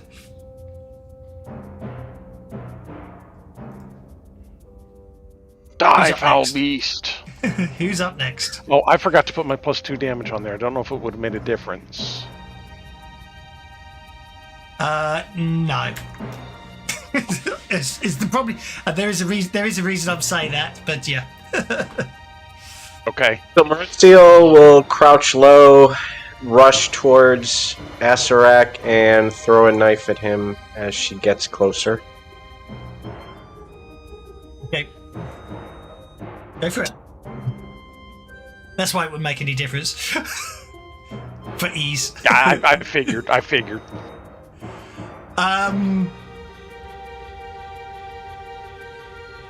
Ooh, that's a wound. Cool. This is the thing about Savage Worlds. You guys are. Oh my. When my dice suck this badly. Oh. He's meant to be a big bad. He won't survive 3 combat rounds at this rate. So Jan, you're up. Oh, sorry. So Jan, you're up. I pressed the end turn by mistake. I clicked a button and it was end turn by mistake. I apologise. So Jan, you are up.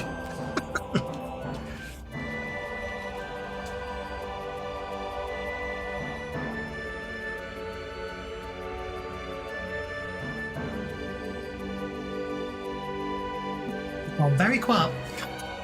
Oh, he's using his conviction. Sensible time to use conviction. Right. I also cast Smite on myself. I'd already put it on you, actually. The +4 damage, and I use Benny to You've already got smite on you, so you don't need to cast it on yourself. Oh, okay. I shouldn't really. Yeah, I put it at you at the beginning of the round. Yeah. Oh, you did?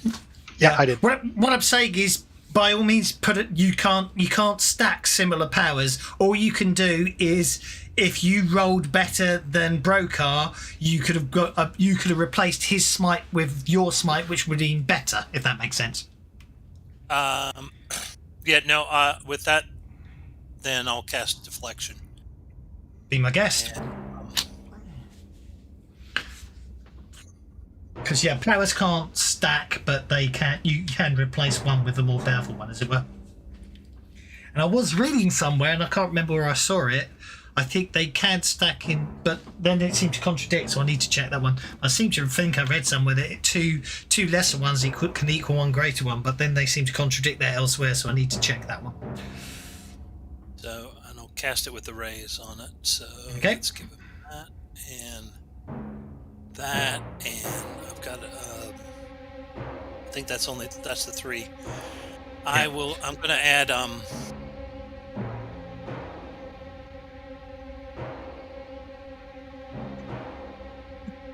For the there's nothing wrong with the way you've done it, but you can use. There's the one that just says art attack -2. That's the same as doing the 2 separate ones, just so you know in future. I'm going to add Shroud and Hurry to that too, which is an additional 2. Yep. So let me mark that down to 5, and I've already spent my penny to get that back up. So now, having done that, I'm going to go. I'm going to run. Since it's no penalty to me.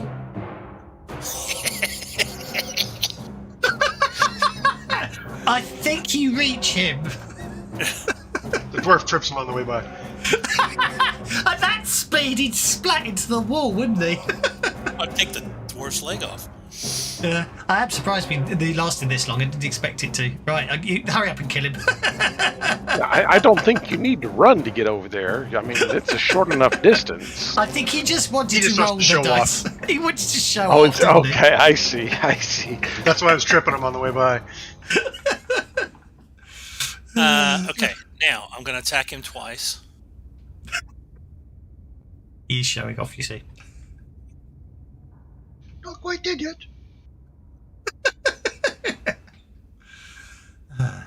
I've already spent 3 beddies on soaking wounds. 2 attacks. Okay, so your first attack hits.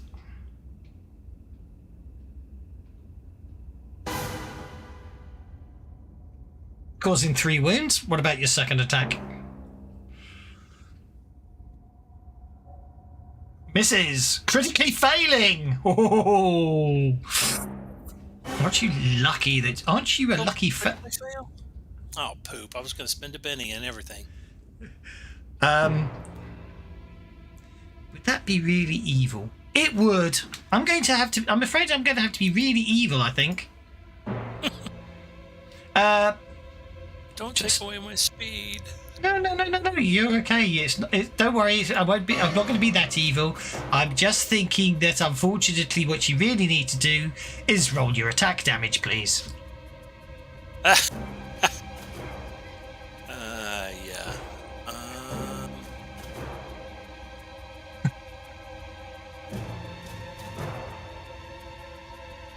Okay, you come whizzing in through like a blur. You give the uppercut to the skull. However, it's so substantial and so low weight behind it that you weren't expecting to get turned the way you did with the follow through, and therefore when you do your second attack, you feel yourself punching Alan in the gut. Sorry, Alan. And then I'm going to move back to here. Okie dokie. Away from Alan.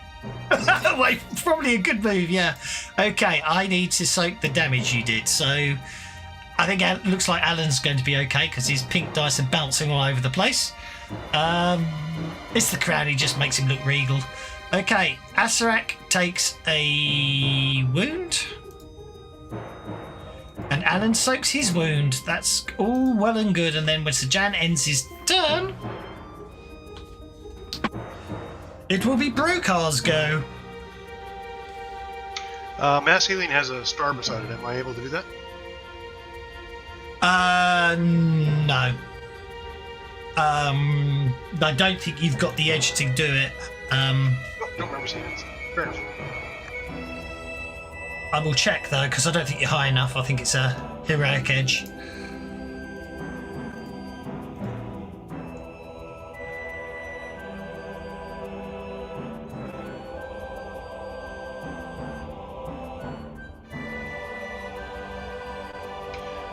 Now it says it gets, for a single, it gets rid of one wound. Would it also get rid of the shaken, or do I need to do 2 wounds for that? A success gets rid of 1 wound, a raise gets rid of 2. 2's the most you can ever heal in a single application of healing. Yes, but she's only got 1 wound and she's also shaken. I'm just wondering, let's get rid of the shaken. Oh, the shaken will go away if all wounds are removed, yes. Sorry, I misheard you. Alright, then that's what I'm going to do.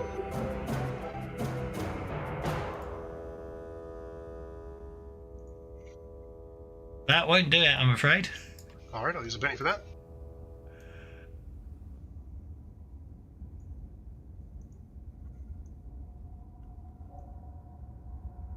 That's a wound. That heals the wound on Sione.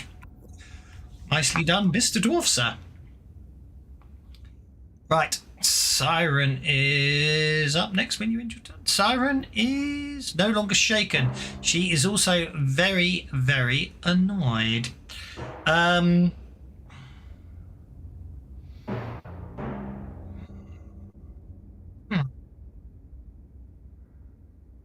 She is going to cast a spell on Marisol. And why did that should not be unskilled? Why is that showing as unskilled? Let's try that again. What's going on? Let's try that again. Spell on Marisol.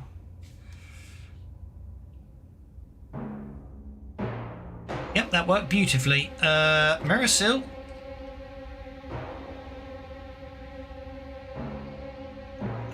What you do? Yep, Marisol disappears.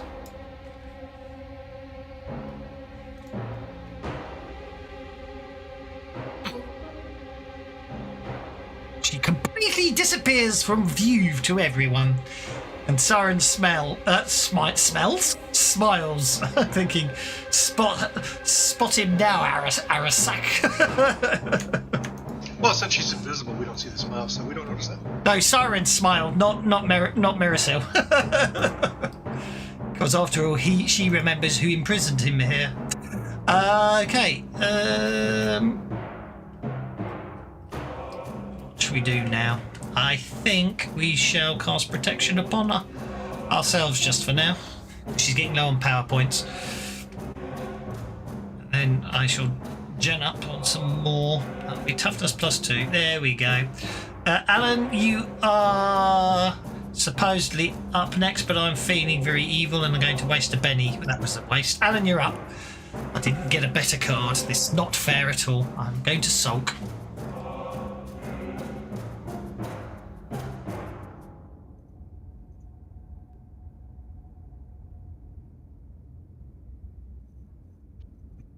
That's a hit.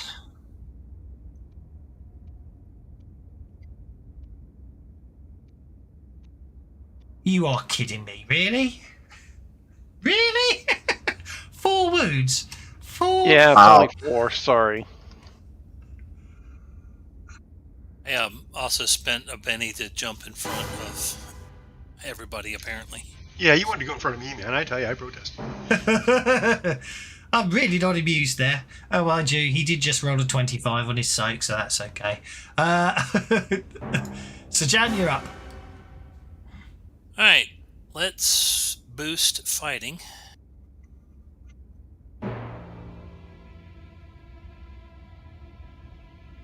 That is 2 points.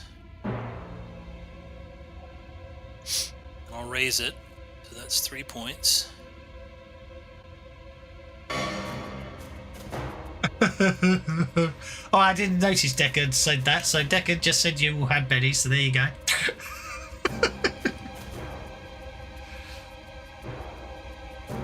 So I'm going to boost fighting. I don't think the monk's got enough effects on him. Don't forget, your conviction will expire if you don't spend a Benny to maintain it. Right. Does it expire at the end of my turn? It expires at the end of your turn. Yes. Okay. And how do I do that? Do I just drop it on conviction? Just you could drop it on the conviction space, and it will spend a Benny to maintain your conviction. Yes. Conviction space on the character sheet or on the tracker? I think on the character sheet. I've never actually had conviction as a player to test it. I do believe. Don't know if you can do it on the tracker, but I know you can do. I'm sure you can do it on the character sheet. Or you tell me and I click the button for you, and you just drop it in the chat. I really don't mind. Well, I'll tell you now. I'm spinning the Benny to keep up conviction. I mean, to be honest, I would always argue you might as well spend it at the start of your turn, so you don't forget to spend it at the end of your turn. Do you know what I mean? If you're intending to spend it, of course. Okay, go for it.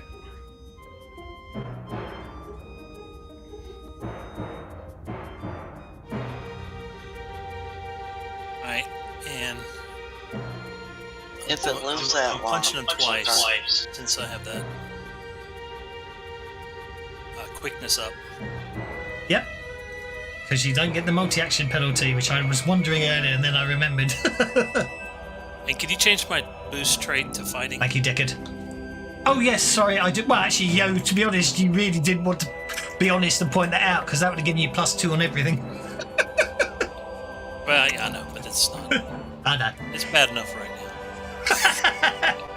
And this is the only thing I would say is Ursarak's meant to be a tough. Well, I imagine he's a big tough fight with loads of hit points, but obviously it doesn't work like that in Savage Worlds because the players can just bully up. I don't have a problem with that, to be honest. There's one of him and 5 of you. You know, he's outnumbered.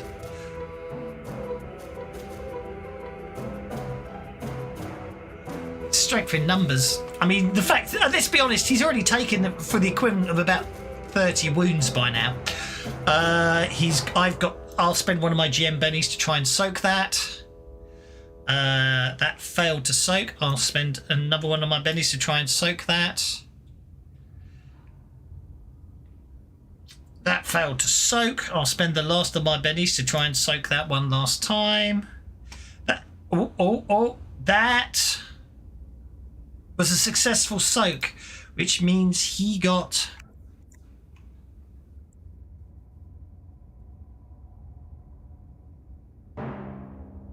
Actually, it doesn't make any difference on this one.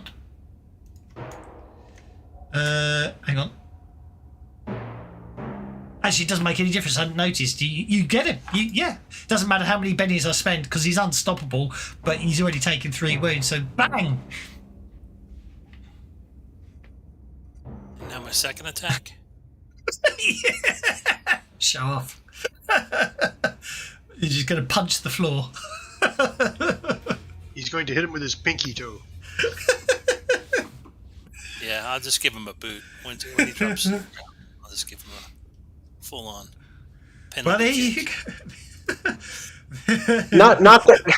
Not that it matters given the obliteration with that attack, but with an invisible character attacking with sneak attack damage, rules as written, they would not get the sneak attack damage, right? Since they're not considered vulnerable or they don't have the drop.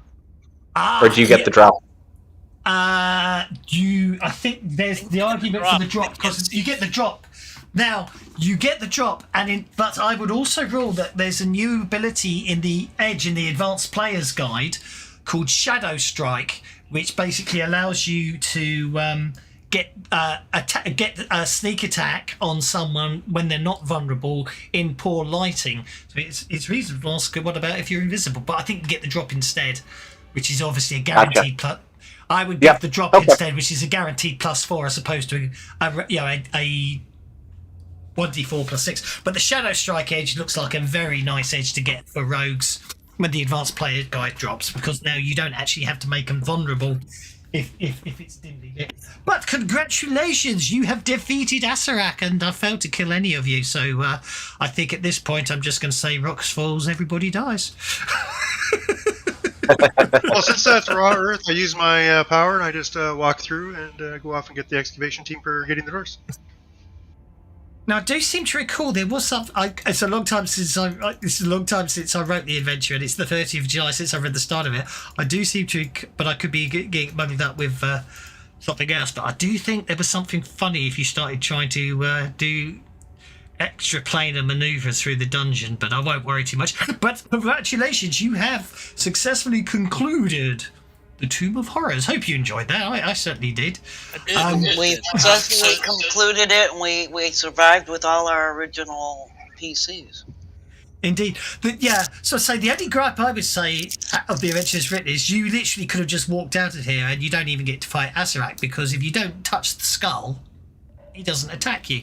The only other thing I would say is that 10,000 platinum pieces and the 10,000 gems, when you get outside, in daylight, they magically turn into 10,000 copper pieces and 10,000 one gold piece quartz crystals. The only thing I should point out is when you do finally emerge into sunlight, Alan finds out the magical crown has rendered him blind in daylight.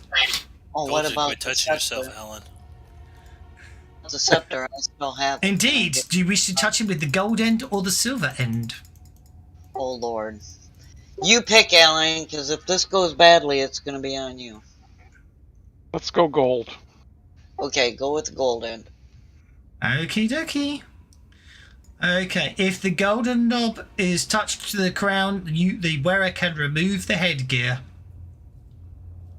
Ah, lucky guess. If the But silver is he end What would have happened?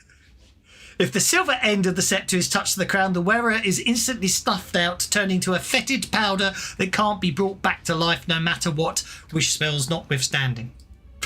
Just a bit much. I mean, turn them into a powder, sure, but do you have to make it fetid as well? I mean, it's not just turn them into a powder, but you turn them into a stinky powder. Obviously, everyone knows what happens when you jump. I think everyone knows what happens when you jump through the original green-faced devil. But if you jump through, if you are levitated and fly through the northwestern green-faced devil in the room of pillars, you are basically all your items are removed and you're dumped naked. Can't remember where room 6 is. But you're dumped naked in a room, which I can't remember which one it is, but that's where you end up. If you got within too close to if you got too close to it, it literally the mouth sucks you in when you're levitating. The northeastern one, if you get sucked in there, you are teleported with all your equipment into that room, where the fountain was. Mm-hmm. And that's when basically Asarak will gloat over the fact that basically you could live the rest of your life in this room, or you can open the door to the south. And obviously you've got water to keep you alive, but no food unless you've got any food on you.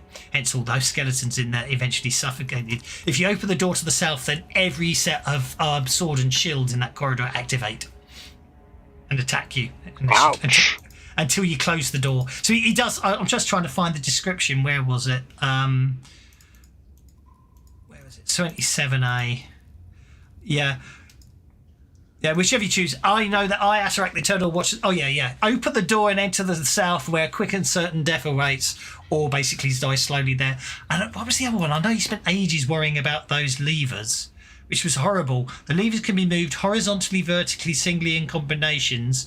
Moving them up opens a small trapdoor in the ceiling. Pushing them simultaneously down opens the entire floor to a 100-foot pit with no exit. That's basically beneath where you're standing with the levers.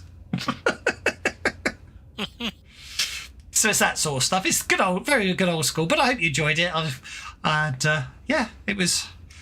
So it's a 10-hour dungeon. I now know that. So thank you very much, guys. Can you share Asarak? I Can you share NPCs? Yeah, I must admit I get the impression I hadn't finished building him because he died very quick. But then I do find that's what happens. Yeah, I think the only way to make him he needs arcane protection. Well, the argument I would have with him is, unlike in Rise of the Rune Lords, where the players have been having real painful fights, is it's again, I think it's a time thing. Azarak appears, and obviously he's in D&D, he's got a ridiculous amount of hit points and all that stuff, and he's immune to certain spells, which I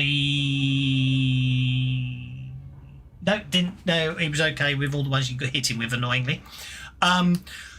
But he doesn't get any chance to prepare. Whereas in Rise of the Rune Lords, all the way through, all the bad guys, if they know you're coming, it literally says they cast protection, they cast arcane protection, they cast deflection, they do, you know what I mean? To the point where some of them, they actually are casting invisibility and fly on themselves, and then casting an illusion of themselves on the ground. He doesn't do that as written. He just turns up and dies very quickly in Savage Worlds. Yeah, the other thing too is it's very easy for the cleric and party members to heal themselves back up to nearly full, if not full. Whereas in the other ones, I mean, if you got a fighter that's got like 100 hit points and I nail you down for 70 or 80, it's pretty hard for the cleric to get you back up to full, even in a couple rounds, right? Well, yeah, I must admit, I haven't.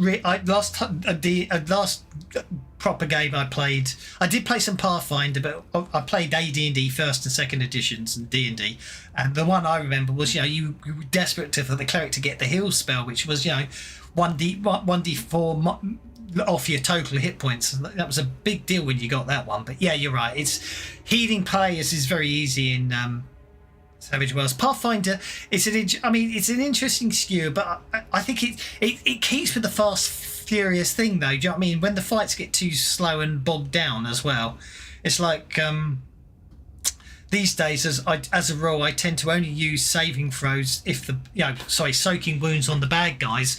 If you're going to one hit incapacitate them, if they only take a wound here or there from their blow, then I'm more inclined to save their bennies to hit you back. But yeah, no, I started the fight and realised I hadn't actually given him any spells, so I was a bit annoyed. And the other thing I would recommend is I would give him what's the one that gives you the ability to take more wounds? He's a wild card, so there isn't technically. Indomitable? Yeah, there is. I think there's one Indomitable, isn't there? Yeah, I know wounds. He could be. I should have given him some legendary edges in hindsight. But to be honest, you were hitting him for four plus wounds every time. Right. And so Bert has he taken probably that have edge. some sort of protection against regular weapons, like some damage reduction. Bert has taken that edge that allows you to take extra wounds. So trying to kill Bert, you need to hit him for a total of 4 wounds before he'll go down. And you probably want to set him up. You probably want to make it so that he doesn't take minuses from taking any wounds either. Because that all seems pretty up to speed for a magical skull. So. Yeah, I know what you mean. Actually, I won't deny that. But that is what nobody says at the end. Is that he needs a melee attack and a ranged attack, other than the soul drain, I think. Well, again, you see, don't forget, I am literally converting how he was written in the original as well. Don't forget, he's very much a magic user in the original. In the original, isn't there? Every time you hit him, doesn't he do like a soul trap or something, and his teeth do disintegrate or something crazy? Or every time you hit him, you get canuked by something. I get a horrible I have a horrible feeling I hadn't finished him. Is the honest truth, and I forgot that I hadn't finished him because I looked at him and went, "Where's the rest of his stats?" But oh well, that's my mistake. To be honest, I was just thinking about ways to make him. To be honest, to be honest, I find, as I say, a party of 4 to 6 adventurers against one bad guy in Savage Worlds is always a short fight. Always, unless the players roll really bad. The only exception I would ever say to that And it wasn't Suede. Suede has actually sped things up again, but that's the whole point. The whole point about Suede is meant to be fast and furious. You're not meant to be having long fights. In fact, I do believe I read somewhere the average fight shouldn't go more than 3 rounds. Unless it's really big, do you know what I mean? And that was a 3-round fight. Because, otherwise it gets really dull. I mean, I'll be honest, I do remember the things with Pathfinder. It's like, I'll hit him. Okay, I knocked off 5% of his hit points if I'm lucky. He hits me. I hit him. You know what I mean? I don't get me wrong. I know that's down to how you play it, but that's how I remember D20 being. It's like, oh, this dragon's got 400 hit points, off you go. But it's meant to be fast and furious. But yeah, I mean, if you get to gang up and you get to buff each other up, he's on his own. The only thing is, I suppose, as I say, if I was going to do a real nasty bugger who knew you were coming, he'd be buffed up. He'd have minions in front of him.